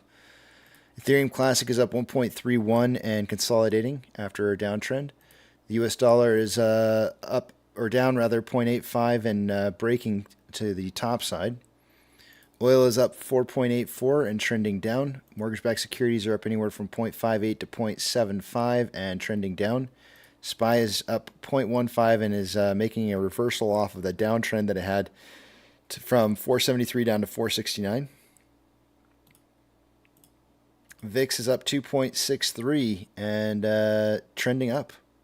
VBR is up 2.27 and trying to break the downtrend it was into a uptrend. VB is up 2.09, same thing. It was in a downtrend trying to break. Tesla is up 4.46 and same thing on this one as well. Downtrend that was trying to break it. Amazon is down 1.24, breaking a downtrend. Cinemark is down 1.01, also looking like it's attempting to break the downtrend. It's not quite there yet. Doge is up 2.12 and starting to consolidate after a little bit of a downtrend. Bitcoin is up 0.42, consolidating after a downtrend. GME is up 4.55, consolidating. Actually, you know what? It's trending down. HYMC is up 8.42 and trending up. NCMI is down 4.44, trending down. Hood is down 0.04, trending down, and AMC is down 0.88 and trending down. Inflow versus outflow. We have approximately like $250,000 more outflow than inflow right now on AMC. 21.65 million shares traded so far for the day today after 296 minutes worth of trading. Putting us on a pace for 28.52 million shares traded by the end of the day today. That's probably pretty close to what we'll see in volume unless there's some aftermarket volume that suddenly causes those numbers to kind of shoot up. And I'm actually, based off of what I'm seeing right now, I feel like there's going to be some aftermarket volatility, just kind of based off of what I'm seeing. Imagine, if you will, anybody who is throwing a bunch of call options, this downwards price movement is going to rattle some of those call positions. If those call positions close or try to attempt close, and then in the aftermarket hours the price shoots back up across the board, including just everything in general starts shooting back up. That's just it's basically a cash grab by the market, using volatility to earn premium money.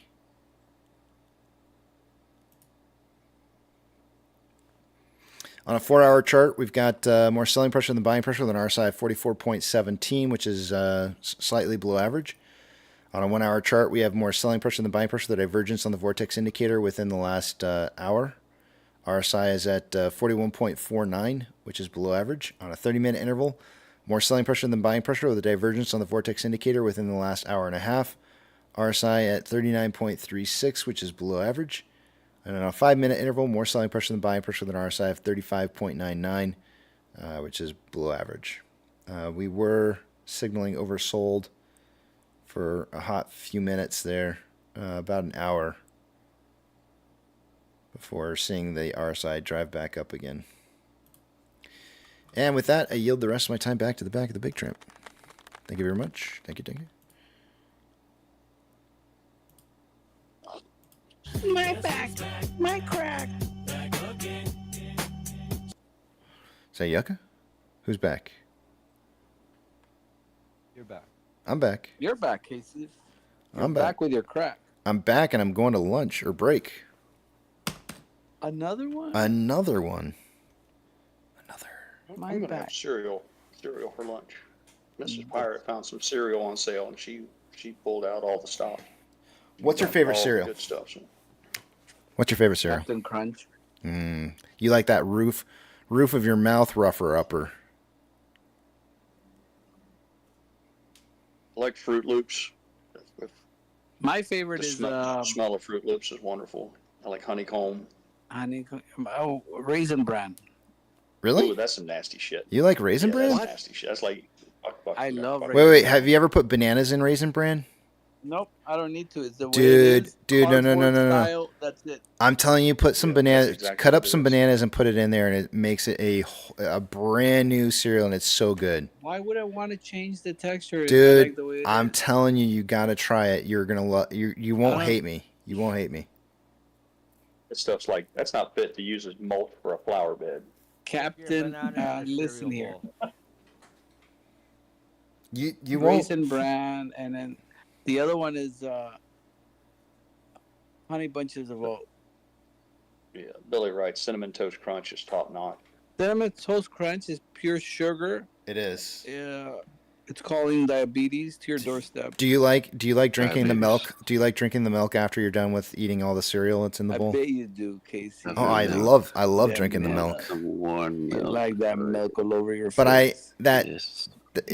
when you get to the end of a box of Cinnamon Toast Crunch and you pour that last bit out into the box, and then that milk, you drink that, you literally get this You like that creamy massive stuff, huh? headache from the amount of copious amounts of sugar that's in the milk there at the end of the box. That's what I tell my wife, to gobble up that milk. It's out of the box. Lucky Charms is good. I like the marshmallows and the Lucky Charms. There you go. Knock knock. Who's there? Diabetes. Magically delicious. But you know what's crazy Like though Cocoa is Puffs, like Cocoa Puffs. What if they made an AMC cereal? Ooh, For Cocoa Puffs. What would that take? Would it be like a popcorn flavor? Ooh. Just get popcorn and put milk on it. That's your cereal right there. Kettle corn. I like the milk after Apple Jacks the most. I bet you do, Casey. Yep. Eat cream pie too, probably. Rice Krispies are okay, but you got to have bananas in them. If I can't have bananas with Rice Krispies, they can stick their Snap, Crackle, and Pop up their ass. But I'll eat it if it's got bananas. Please do. But I do like the Rice Krispie treats. Now, if you make a treat out of them, that's different. I wonder if they could make marshmallow. I wonder if they could Marshmallow shit. make if AMC did have something like it, it could be like a Cheerio. It would be like Lucky Charms, but the A, the M, and the C are like the Cheerio portions of it. But then they should have like popcorn marshmallows. That doesn't taste like That's the popcorn. next one, It doesn't taste like You gotta popcorn, but talk it tastes Dad like and Lucky Charms cereal, right? So that when you eat it, That's it. yeah. That's the next one, Casey. That's it. Just dump A a bag of freaking Pop Rocks cereal. in the milk. There's a Kit Kat Doesn't cereal. That sounds gross. Kitty cat? Kit Kat. Kitty cat cereal? If you took like the movie candy, your top movie candy, but it's a movie candy cereal thing.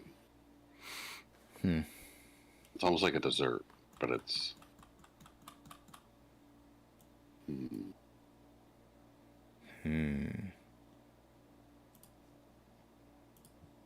I like sort of the idea you have there. Yeah, Casey. What if you take that and then put it in your mouth? Mrs. Pirate likes the peanut butter puffs, and then also the Cocoa Puffs, Cocoa Krispies. But KC, most people might find it interesting that the whole cereal phenomenon came out of Michigan, and that was a health craze. They had a sanitarium there where people who were ill would go and people who wanted the health benefits. And that whole cereal phenomenon was developed it was pushed as a big health fad initially. Yeah. Kellogg's cornflakes were supposed to cure you from being too horny, actually. Yep, all that shit. Yep, it was a big thing. What? People would travel there. They would travel there to stay. This in doesn't sound like the big story that giant I've heard. hotel. This sounds like a fake story because I remember hearing a much different story than Kellogg this. was a Quaker, just like You- the Quaker Oats guy, and they thought that having a bland diet would reduce your stop libido. evil Yep. intentions and your sexual. So the story I heard was that the So they government promoted that as okay.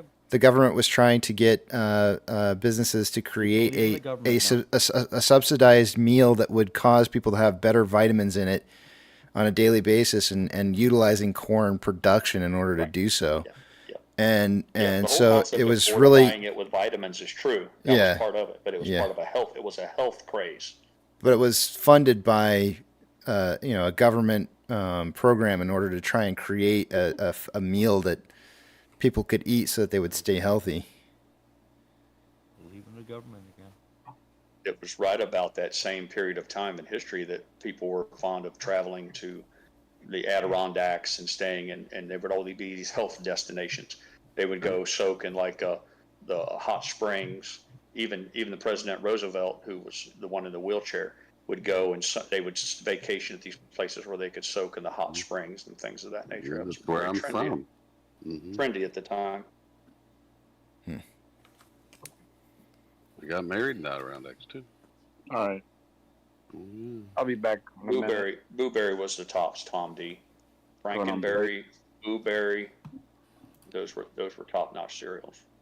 I'll be back. I'm going on break. Yeah, me too.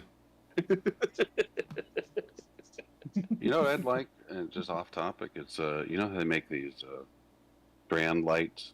You know, you can sometimes sort of like almost like a Christmas light thing. Like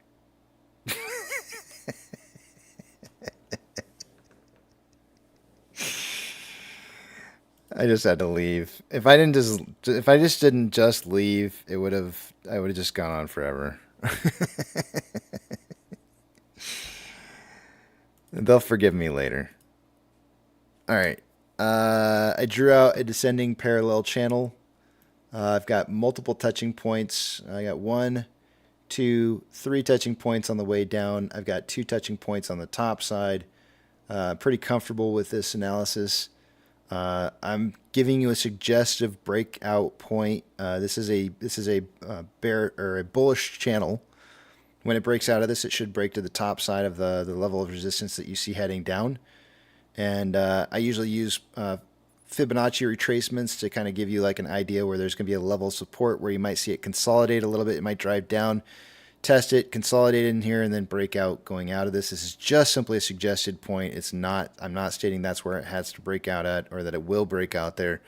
Just that it would make sense to me to see price movement kind of move into this area and find kind of like support coming from this direction here and resistance coming to a head to the point to where consolidation would cause price movement and breakout to the top side. So just throwing that in there for you guys so you have an idea of potentially maybe where we might see a turning around point at. All right. I will see you guys in a little bit.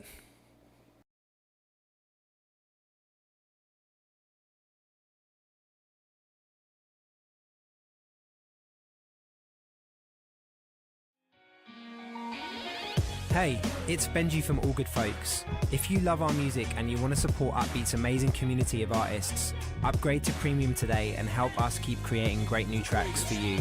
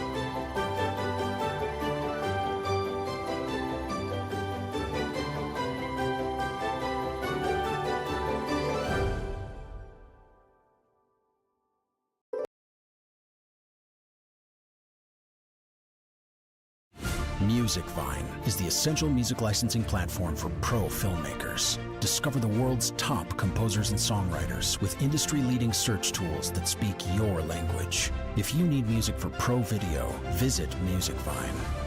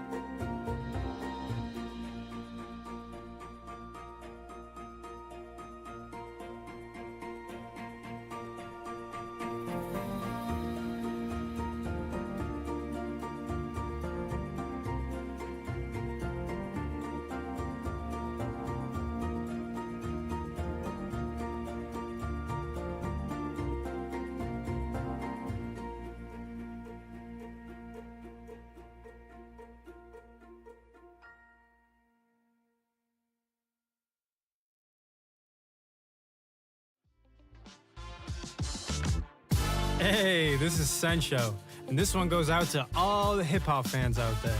If you like what you're hearing right now, it's called Double Take, and you can download this and a lot more by upgrading to Upbeat Premium. Peace.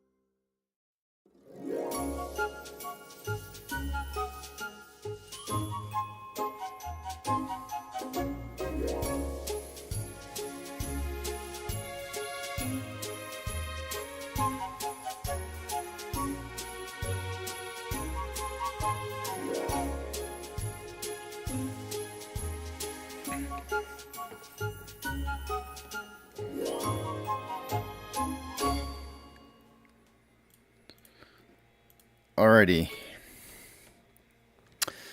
Let's get these numbers done and out of the way here so I can head back over to the back of the Big Tramp and we can finish out this day strong and happy. And let's see what we got going on. Let me refresh that. And this. Trying to refresh this like a little bit earlier so that by the time I get to it, it's all ready to go.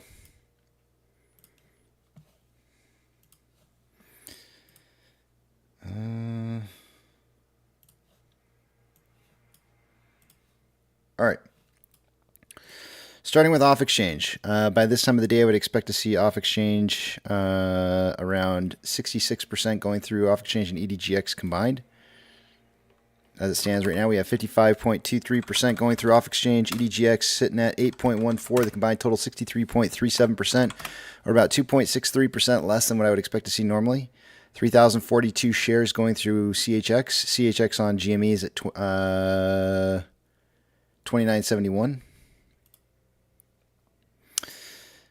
Taking a look at Ortex, as of an hour ago, there was approximately 1.83 million shares having been borrowed for the day today. That number is now at 1.9 million shares.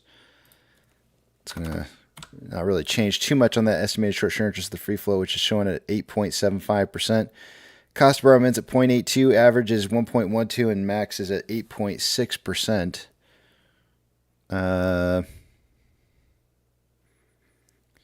Looking at options.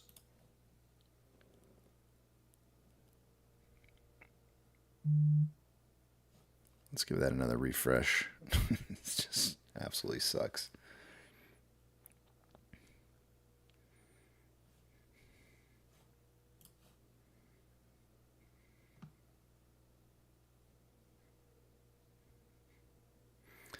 Highest amount of call volume in the last hour was at a $7 strike with 18.8 thousand contracts in volume for the day. It is now currently at 20.3 thousand contracts.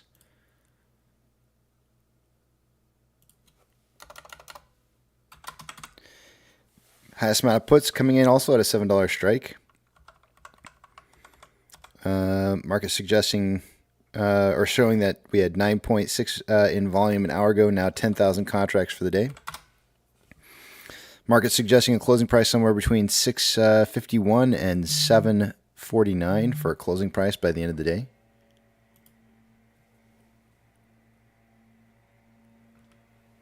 MMRI an hour ago is at 249. No, is that right? Yeah, 249.27. Now at 248.52.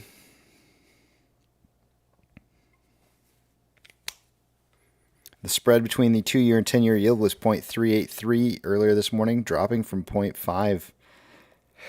Quite a bit down. Orders by Fidelity customers. AMC and GME are the only two I'm looking for, neither of which have been on this list all day long today, and are still not. SSR would have tripped today at $6.13. We did not see that happen. And shares available to borrow is at 5.8 million shares. No new shares borrowed within the last hour. Fees are showing up at 0.6% right now.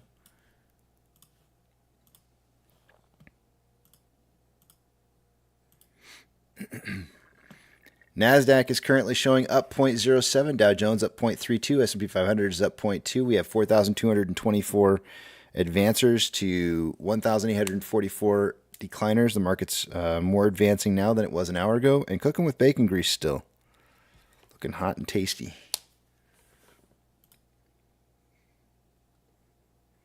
Mag 7, 5 out of the 7 are down. Only 2 of which are 1% or more down. The 2 that are up right now are NVIDIA and Tesla.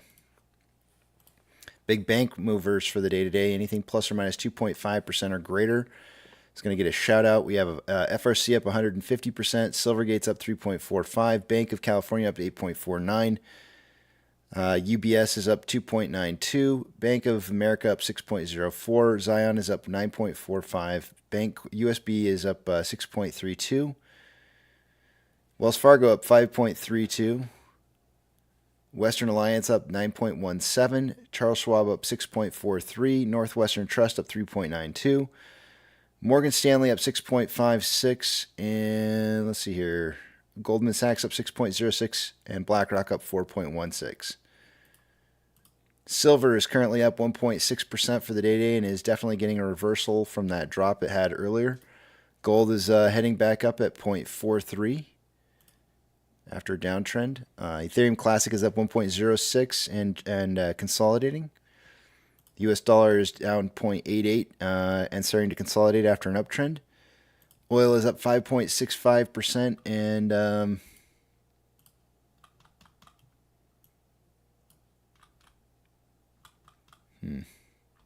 starting to break a downtrend and moving into an uptrend. Mortgage-backed securities are up anywhere from 0.52 to 0.74 and trending down. SPY is up 0.24 and trending back up again. VIX is up 1.48 and starting to trend down after the uptrend it was in. VBR is up 2.67 and trending up. VB is up 2.53, trending up. Tesla is up 5.2, trending up. Amazon is down 0.98 and trending up. Cinemark is up 0.1, trending up. Doge is up 1.66 and trending down. Bitcoin is up 0.47, consolidating. GME is up 5.77 and starting to trend back up. HYMC is up 9.41, trending up. NCMI is down 4.81 and consolidating after a downtrend.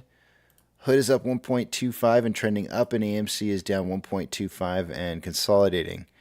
We did break out right around that time that I put a box at here for that descending parallel channel. Did get a little breakout to the top side and then quickly was diminished. That breakout was kind of squashed. And then price kind of consolidating after a downtrend ever since. Inflow versus outflow for the day-to-day on AMC, we have approximately $1.8 million more inflow than outflow. Been going back and forth on that a lot today. 24.34 million shares traded so far for the day-to-day after 350 minutes worth of trading. Puts us on a pace for 27.12 million shares traded by the end of the day today. I suggested somewhere between 20 and 40 million. I wanted to go 30-50, but I thought there might be a chance that we might not make that 30 million, and looks like that was a good fear. On a 4-hour time interval, there was more selling pressure than buying pressure with an RSI of 43.41, which is slightly below average. On a 1-hour time interval, more selling pressure than buying pressure with an RSI of 41.49, which is below average. On a 30-minute interval, more buying pressure than selling pressure with an RSI of 39.91, which is below average. And on a 5-minute interval, more buying pressure than selling pressure with an RSI of 42.78, which is below average.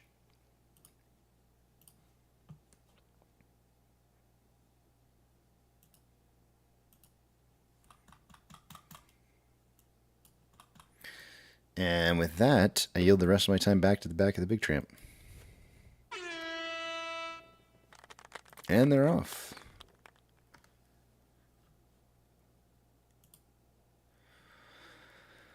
Let's see here. While I was on break, I went ahead and posted that tinfoil hat theory on sports.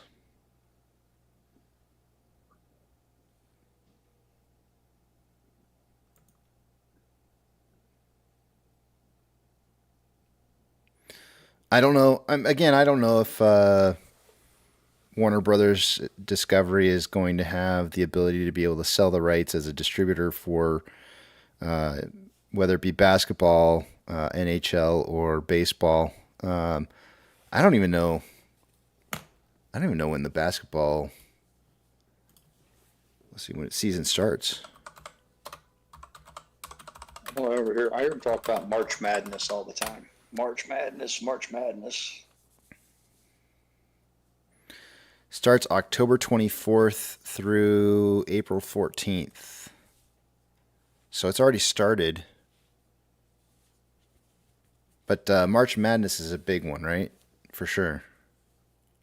That's what all the office pools and the gambling shit's about. Again, to be fair, I don't follow basketball. Yeah.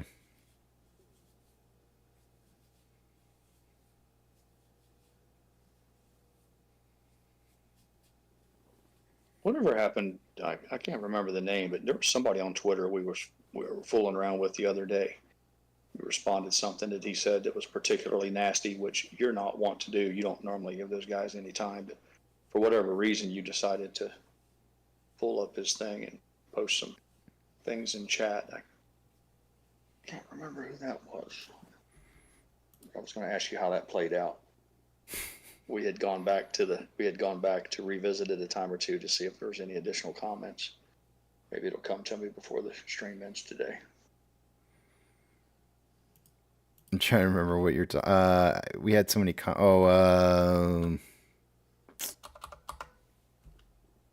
well, I was more or less just trying to talk about the group of people who got together and met up with Adam Aaron in like 2021. It was like a group of like 4 or something like that. This was more along the lines of somebody saying some pretty nasty stuff, and I think you had responded to them, asking them to provide more details or something. And Yeah. okay. Welcome back, Yeah. Thank you. Good to be back. Welcome Senior back. moment.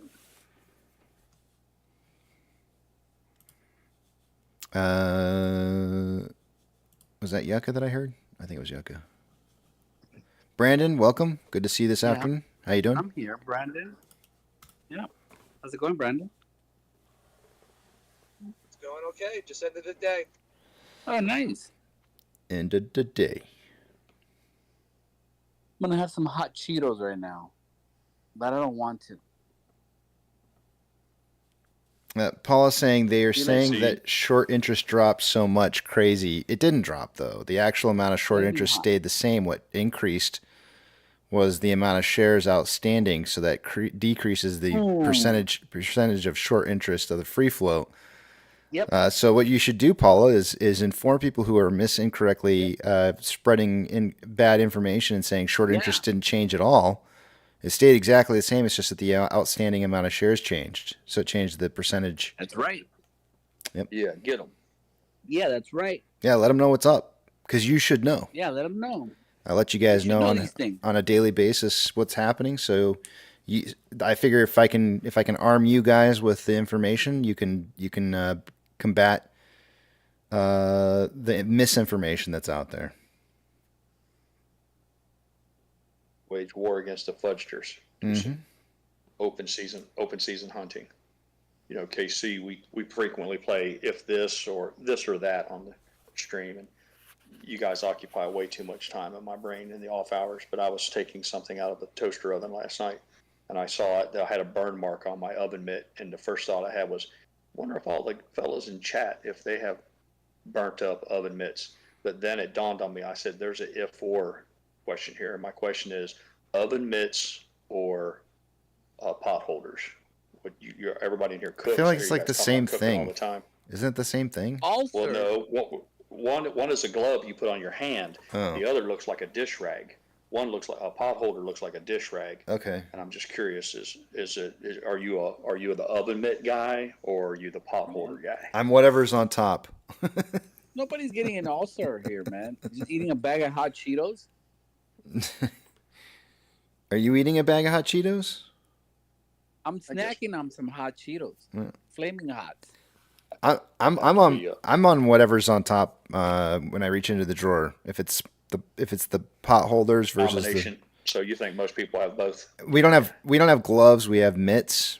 So if it's a mitt, then I grab the mitt. More often than not, I don't put my hands in them because my big hands don't fit in them very well, without me like trying to like work them on. So I just grab them and I use them like a pot holder. Right. Pirate was given some as gifts by our children. When they were really little school teachers would have them do a pot holder for Christmas or whatever. And she had some that were keepsakes, but she used them. But she made the mistake of letting the dog get a hold of one of them that had a little bacon grease on it. Ooh. And he's eaten about half of it, but she refuses to discard the rag. It's just a piece of trash that's left. But she insists that the sentimental value is still 100% there, so she keeps that in her drawer as well. Yeah. Roseanne says the market is moving up, but we are not. Not like the rest of the market, no.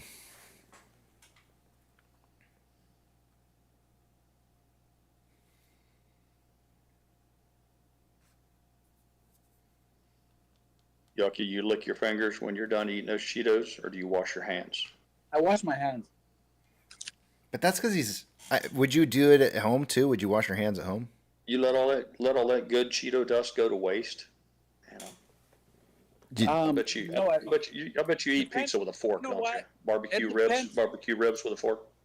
It depends on the circumstance where I'm at. Yeah. If I'm at the shop, Yeah. If I'm at home, then I'll lick my fingers. Yep. Lick my palm. Yeah, I get that. Lick my crack, and my. Oh yeah. Yeah, I get that. I totally understand that. Like at home, your hands are probably more clean. If you're working in a shop, the last thing you want to do is be sticking your fingers in your mouth. That makes sense. Oh yeah, I get that. That's right. It depends who comes through the door. Mm-hmm. Metal shavings and Cheeto dust don't go together. Nope. Probably not a good idea. Like cereal.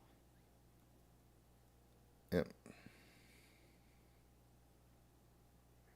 The question is is when you're at home, do you lick your fingers and then dive back into the bag?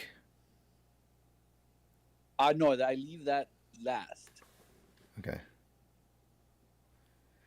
Do you double dip? Do you double dip? I don't double dip. You don't double dip? I don't double dip. What if it's on your What if it's on your own? What if it's on your own plate though? Yes, I do. Okay. So it's only sanitary, for sanitary reasons, for other people's respect for other people. Yeah, I respect other people. I'm not gonna go and. What if? Yeah, I don't do that. What if it was a clean side of the dip? No, I wouldn't go back. It's not right. Like as an example, to give you an example, like let's say you had like a carrot and ranch. You could dip one side of the carrot into the ranch, eat that side, and then hold the bit side, and then dunk the other side in that hasn't been bitten off of yet. Not allowed. Not allowed. Okay, I'm curious. I'm just curious. You can invite me over if you like. I'm not gonna do that. Okay. You can come over. That's good. We'll have you over for munchies hors d'oeuvres. Yeah. For carrots. Yeah, beans. it sounds acceptable. All right. Yeah. Those are called hors d'oeuvres. They're not called hors d'oeuvres. They're hors. Yeah, but I do walk around. That's how it's spelled. I can read. Goddammit. I know it's that H comes first. Hors d'oeuvres. Hors d'oeuvre. Hors d'oeuvres. Hors d'oeuvres. Hors d'oeuvres.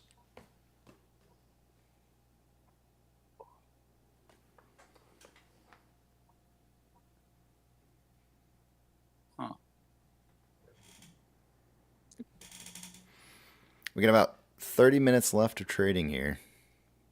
And they're holding us at 672, which is down 1.37% for the day. I don't care if it bankrupts me, Tom D. I'm going to hire the Island Boys. They're going to carry me they're going to carry Grey Poupon mustard on a silver tray and walk around me, follow me everywhere I go. I doubt it. I highly doubt it. There's no. See, here's the problem. Those boys, they got rewarded for being idiots. So now they're rich, and ain't nothing gonna change who they are now. Bankrupt. They're not rich. They're bankrupt. Ain't nothing gonna change what they are now. It's fair to say they're a product of some environment, and that's. Yeah. Yeah. And they made money off of that environment, and so now that they're doing well there's nothing that's going to change them. Cash me outside. Mm-hmm. Did you know that there's an Island Girls? No. Get out of here. Get out of... Now I got to go look it up. Damn you. Yucca. Is this going to pull up some kind of porn thing? Yes.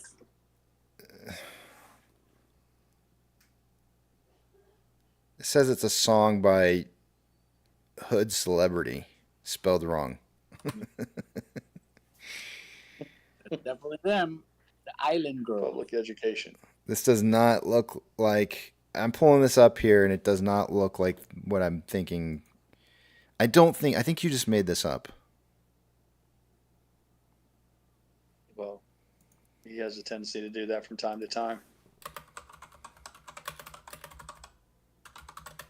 That's right. Let's see here.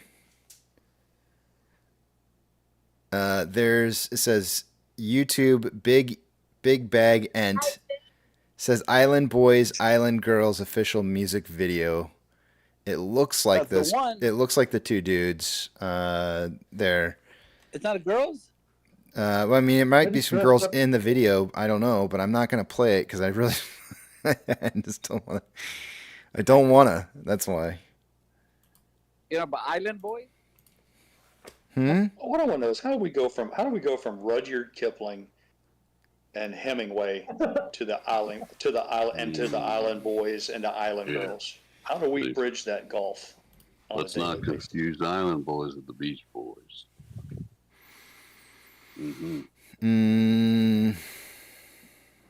Get rid of them there. You went to a restaurant. You go in a restaurant. They had the smoking. In the old days, they had the smoking and non-smoking section.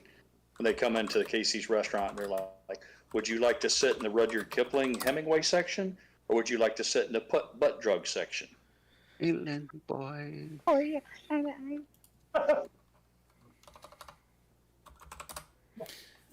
you Googling it? No, I'm gonna answer. I'm coming up with a witty answer that wasn't witty enough because I'm not that smart. But I'm not witty. Yeah. Updating the background on this computer with the Island Boys. 85 years approximately, or thereabouts. That's how we bridged that gap. Was 85 years.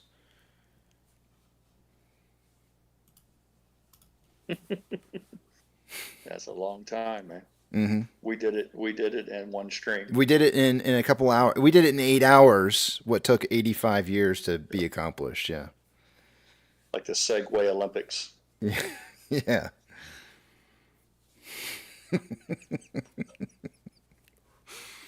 That could be a game show like this, like they had the one of the 7 stages of Kevin Bacon or whatever it was called, how you could link any two actors to a Kevin Bacon movie. We could do something similar. Five degrees of Create a separation. game show. Yeah, we could have like a 5 degree of separation, but instead it could be, you could give people two completely diametrically opposed topics and tell them they have to link it all together within a given period of time. Take us from A to B.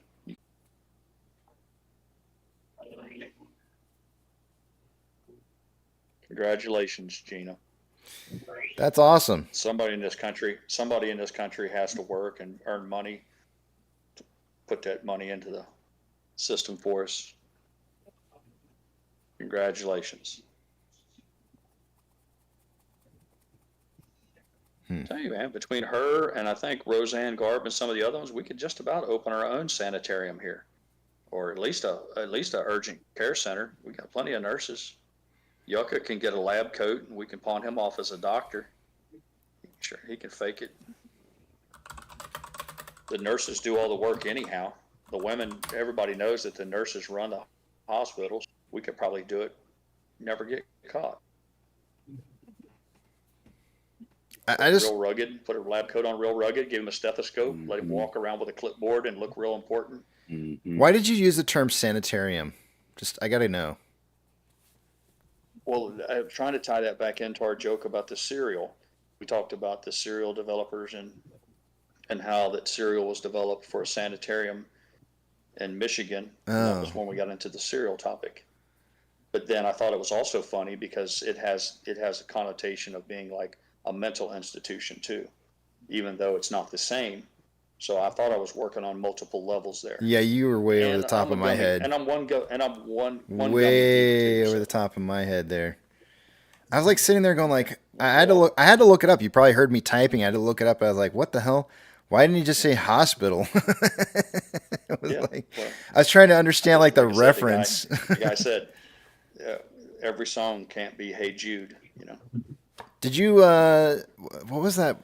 Patch Adams, I think was the name of the movie, if I remember correctly, with Robin Williams. Robin Williams played the doctor. Right, yeah, and then in the end, an entire hospital. Gosh, what was the name of the hospital that was created because of him? It's a non-profit hospital, and it's escaping me right now. It's like a children's hospital or something. It's something. It's something like that. I can't remember. But yeah, I mean, we could literally create our own thing like that, where it's like, you know, this, call it. I had a really good joke I was saving for something. Danny.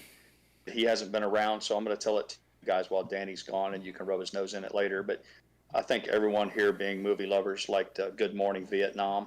You remember Robin Williams played the lead role in that. The very funny, based on a Adrian Cronauer, a real disc jockey. But at the end of that movie, they fired Robin Williams for being too over the line. And if you remember, they hired another guy that was in there to do the show after him. I was going to say that's Danny. So for those of you who are familiar with the Good Morning Vietnam show, when you see Danny, you ask him if he was the replacement comedian for Robin Williams on Good Morning Vietnam. It's a good little undergut punch.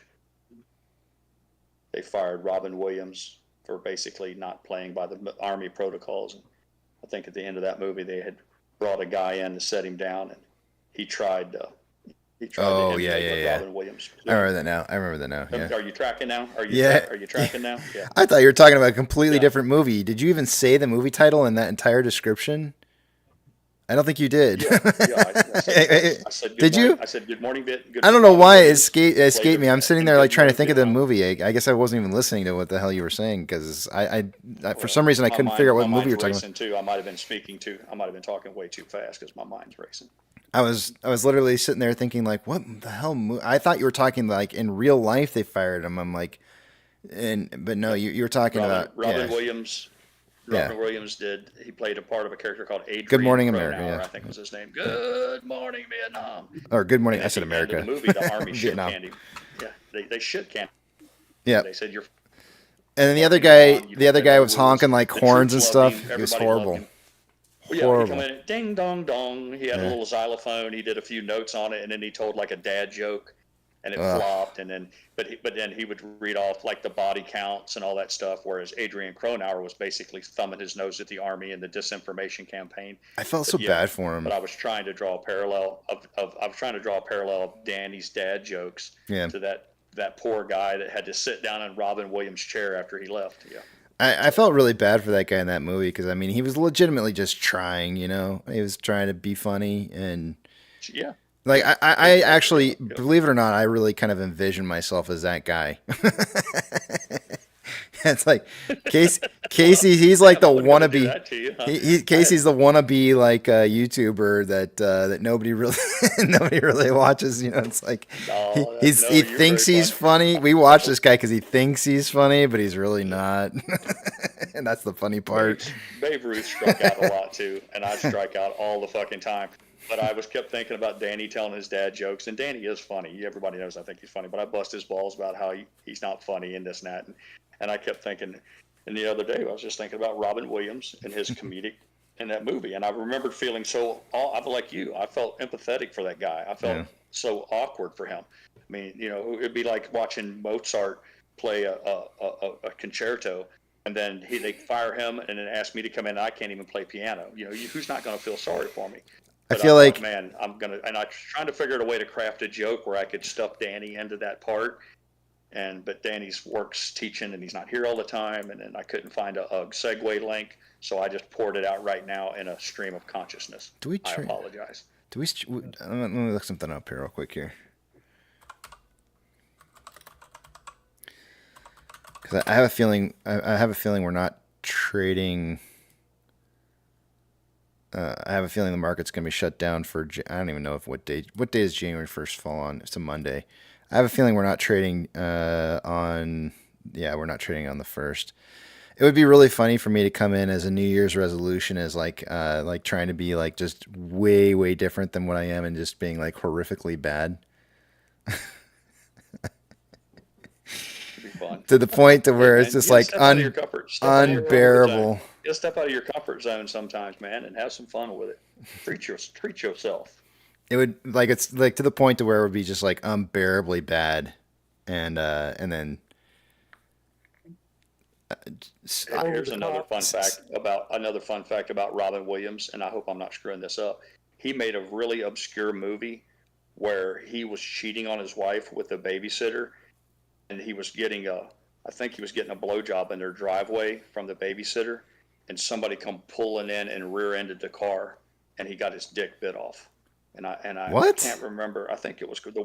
You've never seen that movie? You've never seen the movie where Robin Williams got his junk bit. You've never seen it. It was called The World According to Garp. I hope I don't have my. I have never seen I that. hope I don't have my. Do I have my actors mixed? Did I fuck this up, or was it Robin Williams? He was in the movie, but he was in the car that rear-ended the guy that was getting BJ. But am I crazy or am I on track on this? I'm a little high right now, so. No, you're on track. You're on track. Okay. Keep going. Check it out. It's called The World According to Garp, AC. Very funny.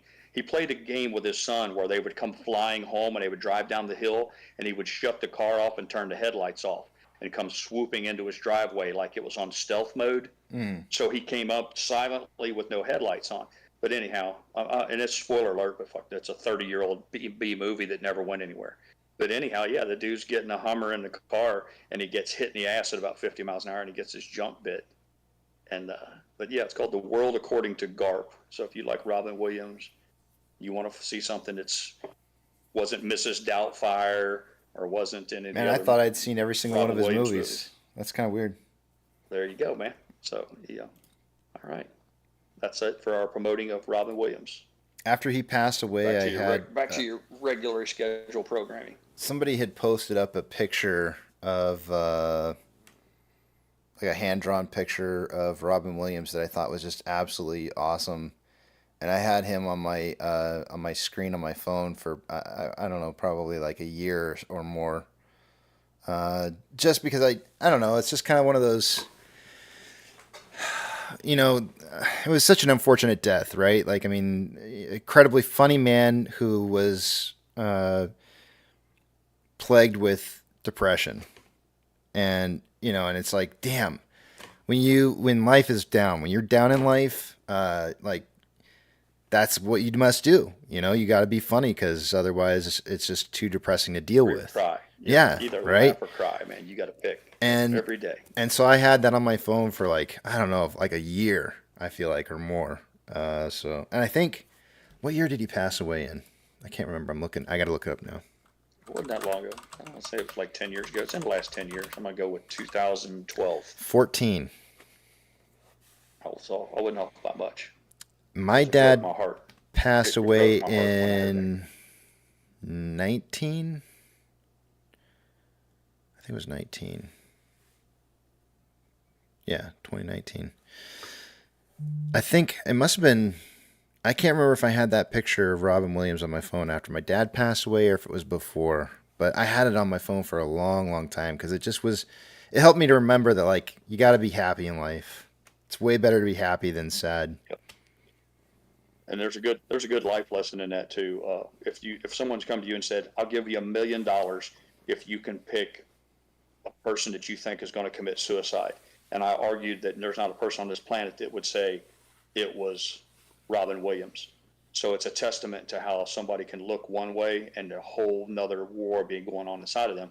So it's encouraging to tell men, seek out help. You know, if you're dealing with issues that are demons or whatever they might be, there's no shame in looking out and reaching out and finding someone that's educated in such matters to help. So I'd like to take something from Robin Williams' death positive. Yeah. You never know what people are dealing with, ever. Yep, Mrs. Pirate preaches that to me all the time. You never know what the guy on the other side's, the guy that's road raging next to you, you don't know what the hell's happened to that poor guy. I still think we should be allowed to run him off the road and beat the living hell out of him. I want to be that guy. I want to be the guy I want to be empathetic towards him in the future. I want to be the quiet pirate who can give a hug. I'm working on becoming that guy. But for now, I'm just going to. It's hard to do. Yeah. Some people just need an ass whipping, I think. Yeah. What was your number today, Casey? I know you post them at the top of the thing there, but it was 648, 668. What'd you say? I said 701 for close. Oh, well, yeah. You're done then. Yeah. Who's in the running? Do we have a horse? Do we have a horse on the track right now that's in the running? Hold on a second here. Let me look and see. We have Twisty. No, in the I was lead the coming around the backstretch? I was the lowest bidder today. Everybody else was outbidding me. Oh, so they're all north of you? Yep. In fact, the closest person to me was goddamn. TB, about 4 cents higher than I had on a price prediction.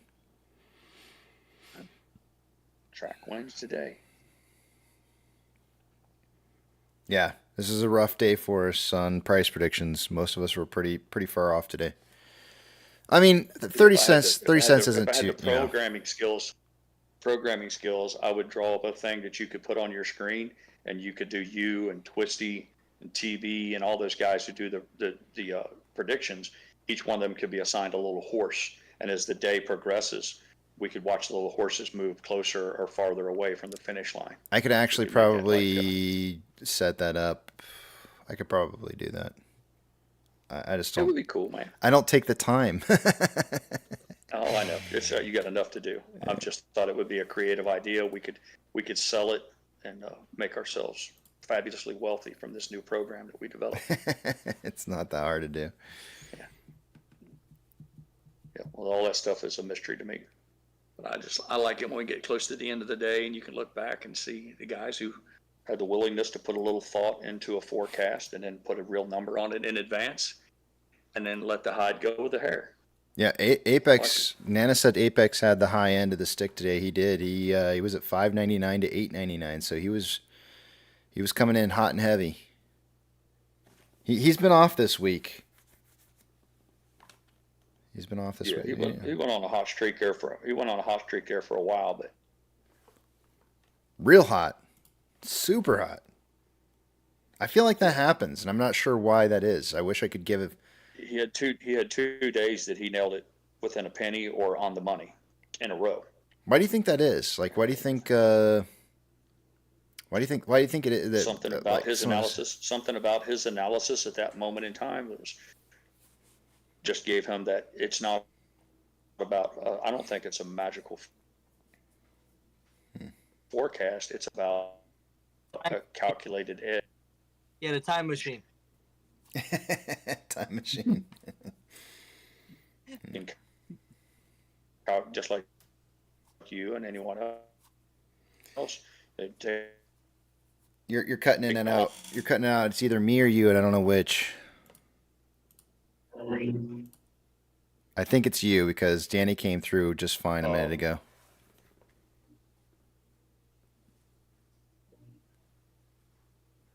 Twisty says, Casey, just you wait, 50 cent run, incoming, laugh out loud. You know what? I suggested earlier that I think that we might see some aftermarket activity today.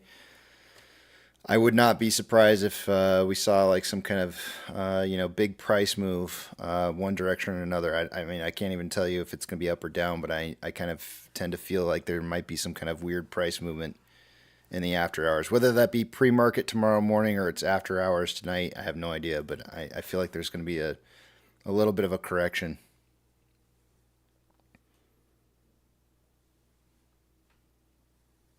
Up or down? I don't know. I wish I knew, but some of the volume that we're having right now, compared to the price movement, is kind of suspicious. And we're also seeing a lot of other stocks that are moving more significantly than we are. So, yeah. Max Payne is 650. So somebody said Apex or one of you said 250 million shares on volume. Has anybody got a volume count as it stands right now? I don't see it. I don't know. It's determined. 26.2 million. What were you saying, Pro Jeweler? 26.2. Pro Jeweler? Danny, I mean, they can run up to 2 million. Yeah. They can run. Who can run up 10 million? They can run 2 million in the after hours in the first 5 minutes. Oh yeah. It's all orders that they've been holding back. Now, what comes in afterwards, Hey, Nana. Hey, what's up?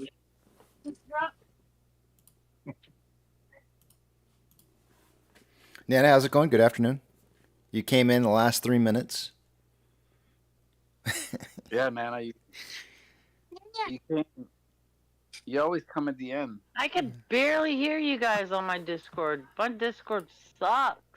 You need Oh, yeah, to that's turn. But, you need to figure out turn up your Oh, settings. yeah. Thank you. Like I always do.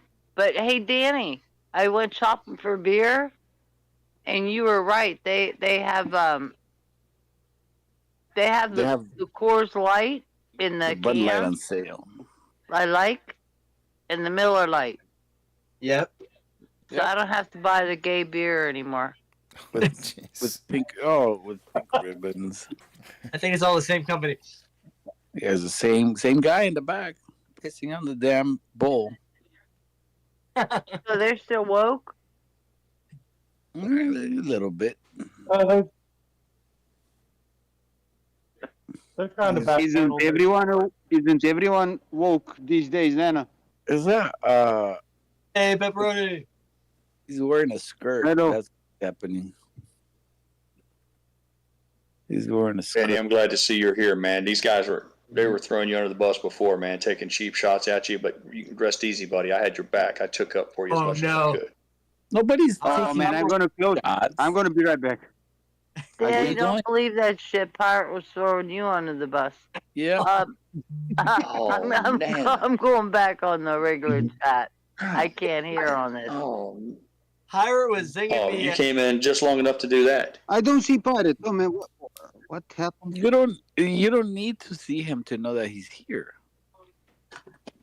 Pirate was throwing zinging at 7:30 in the morning today. I believe it. You don't see him, Pepperoni? He's like standing naked.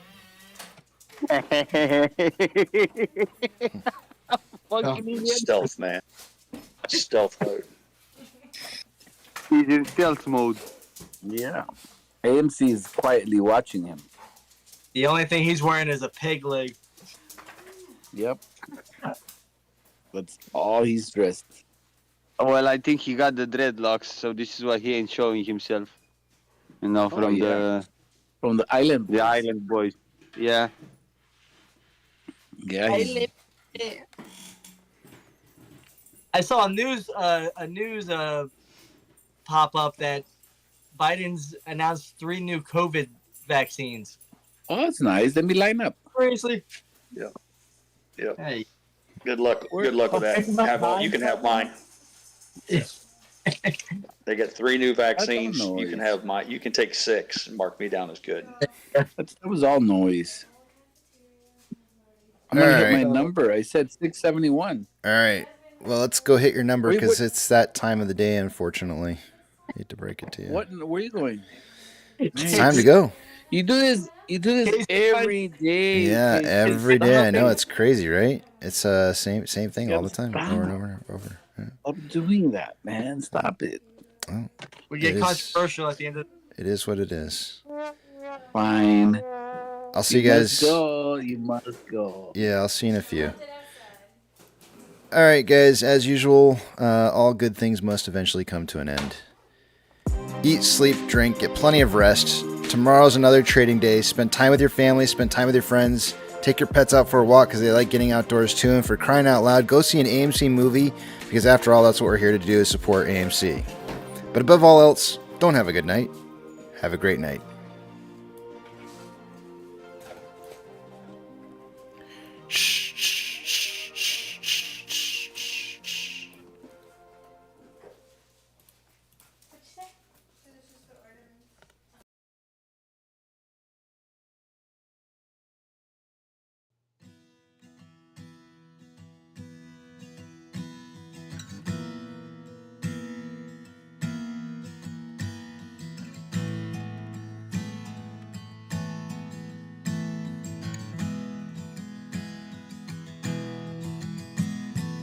When the night's getting cold, you're needing a shoulder.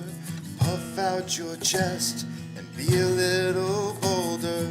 All we do is we buy and hold. There will be shills who wanna steal your thrills. There will be friends who hold till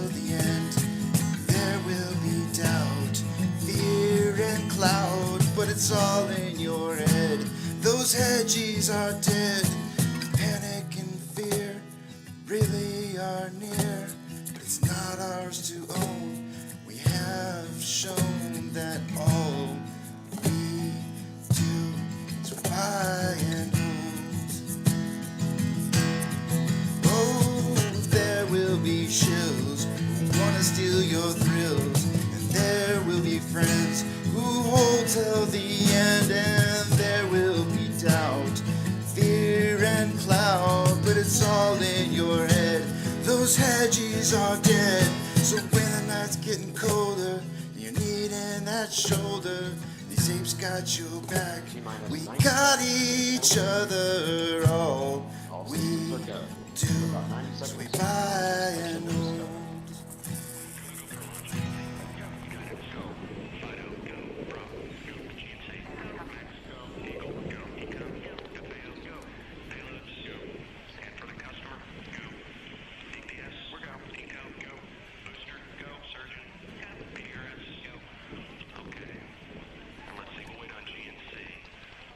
T-minus 60 seconds and counting. We are transferring to orbiter internal power at this time. Discovery is now running off its 3 onboard fuel cells. Coming up on a go for auto sequence start.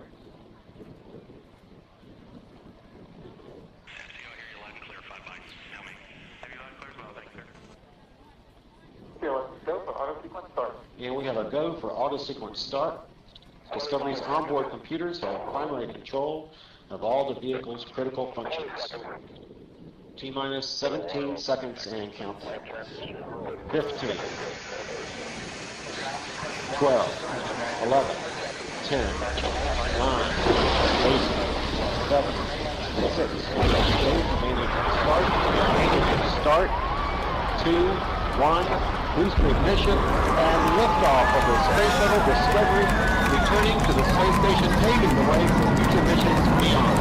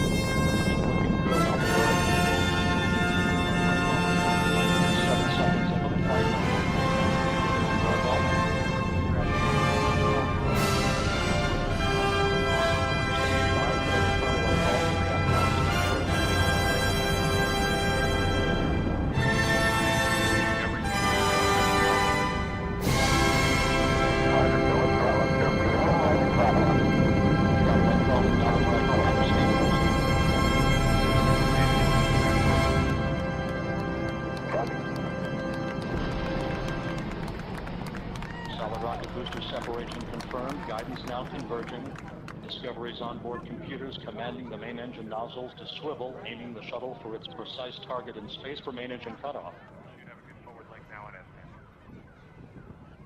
Okay, you sound good.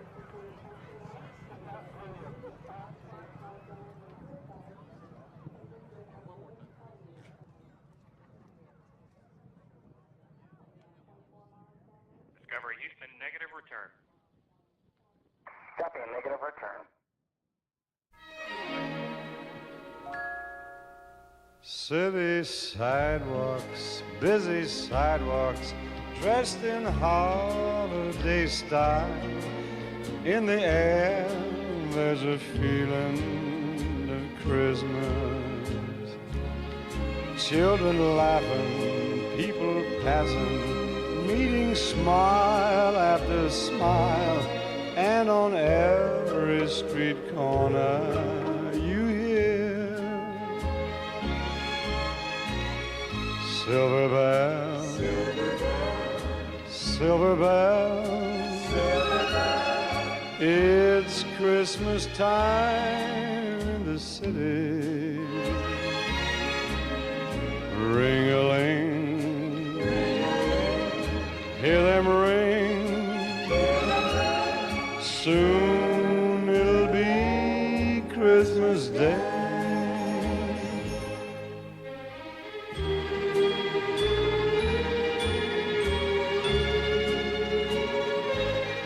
Strings of street lights, even stoplights, blink a bright red and green. As the shoppers rush home with their treasures.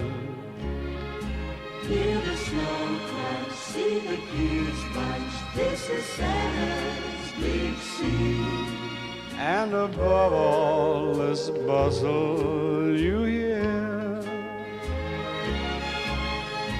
Silver bells, silver bells, silver bells, silver bells. It's Christmas time in the city. Ring-a-ling, hear them ring.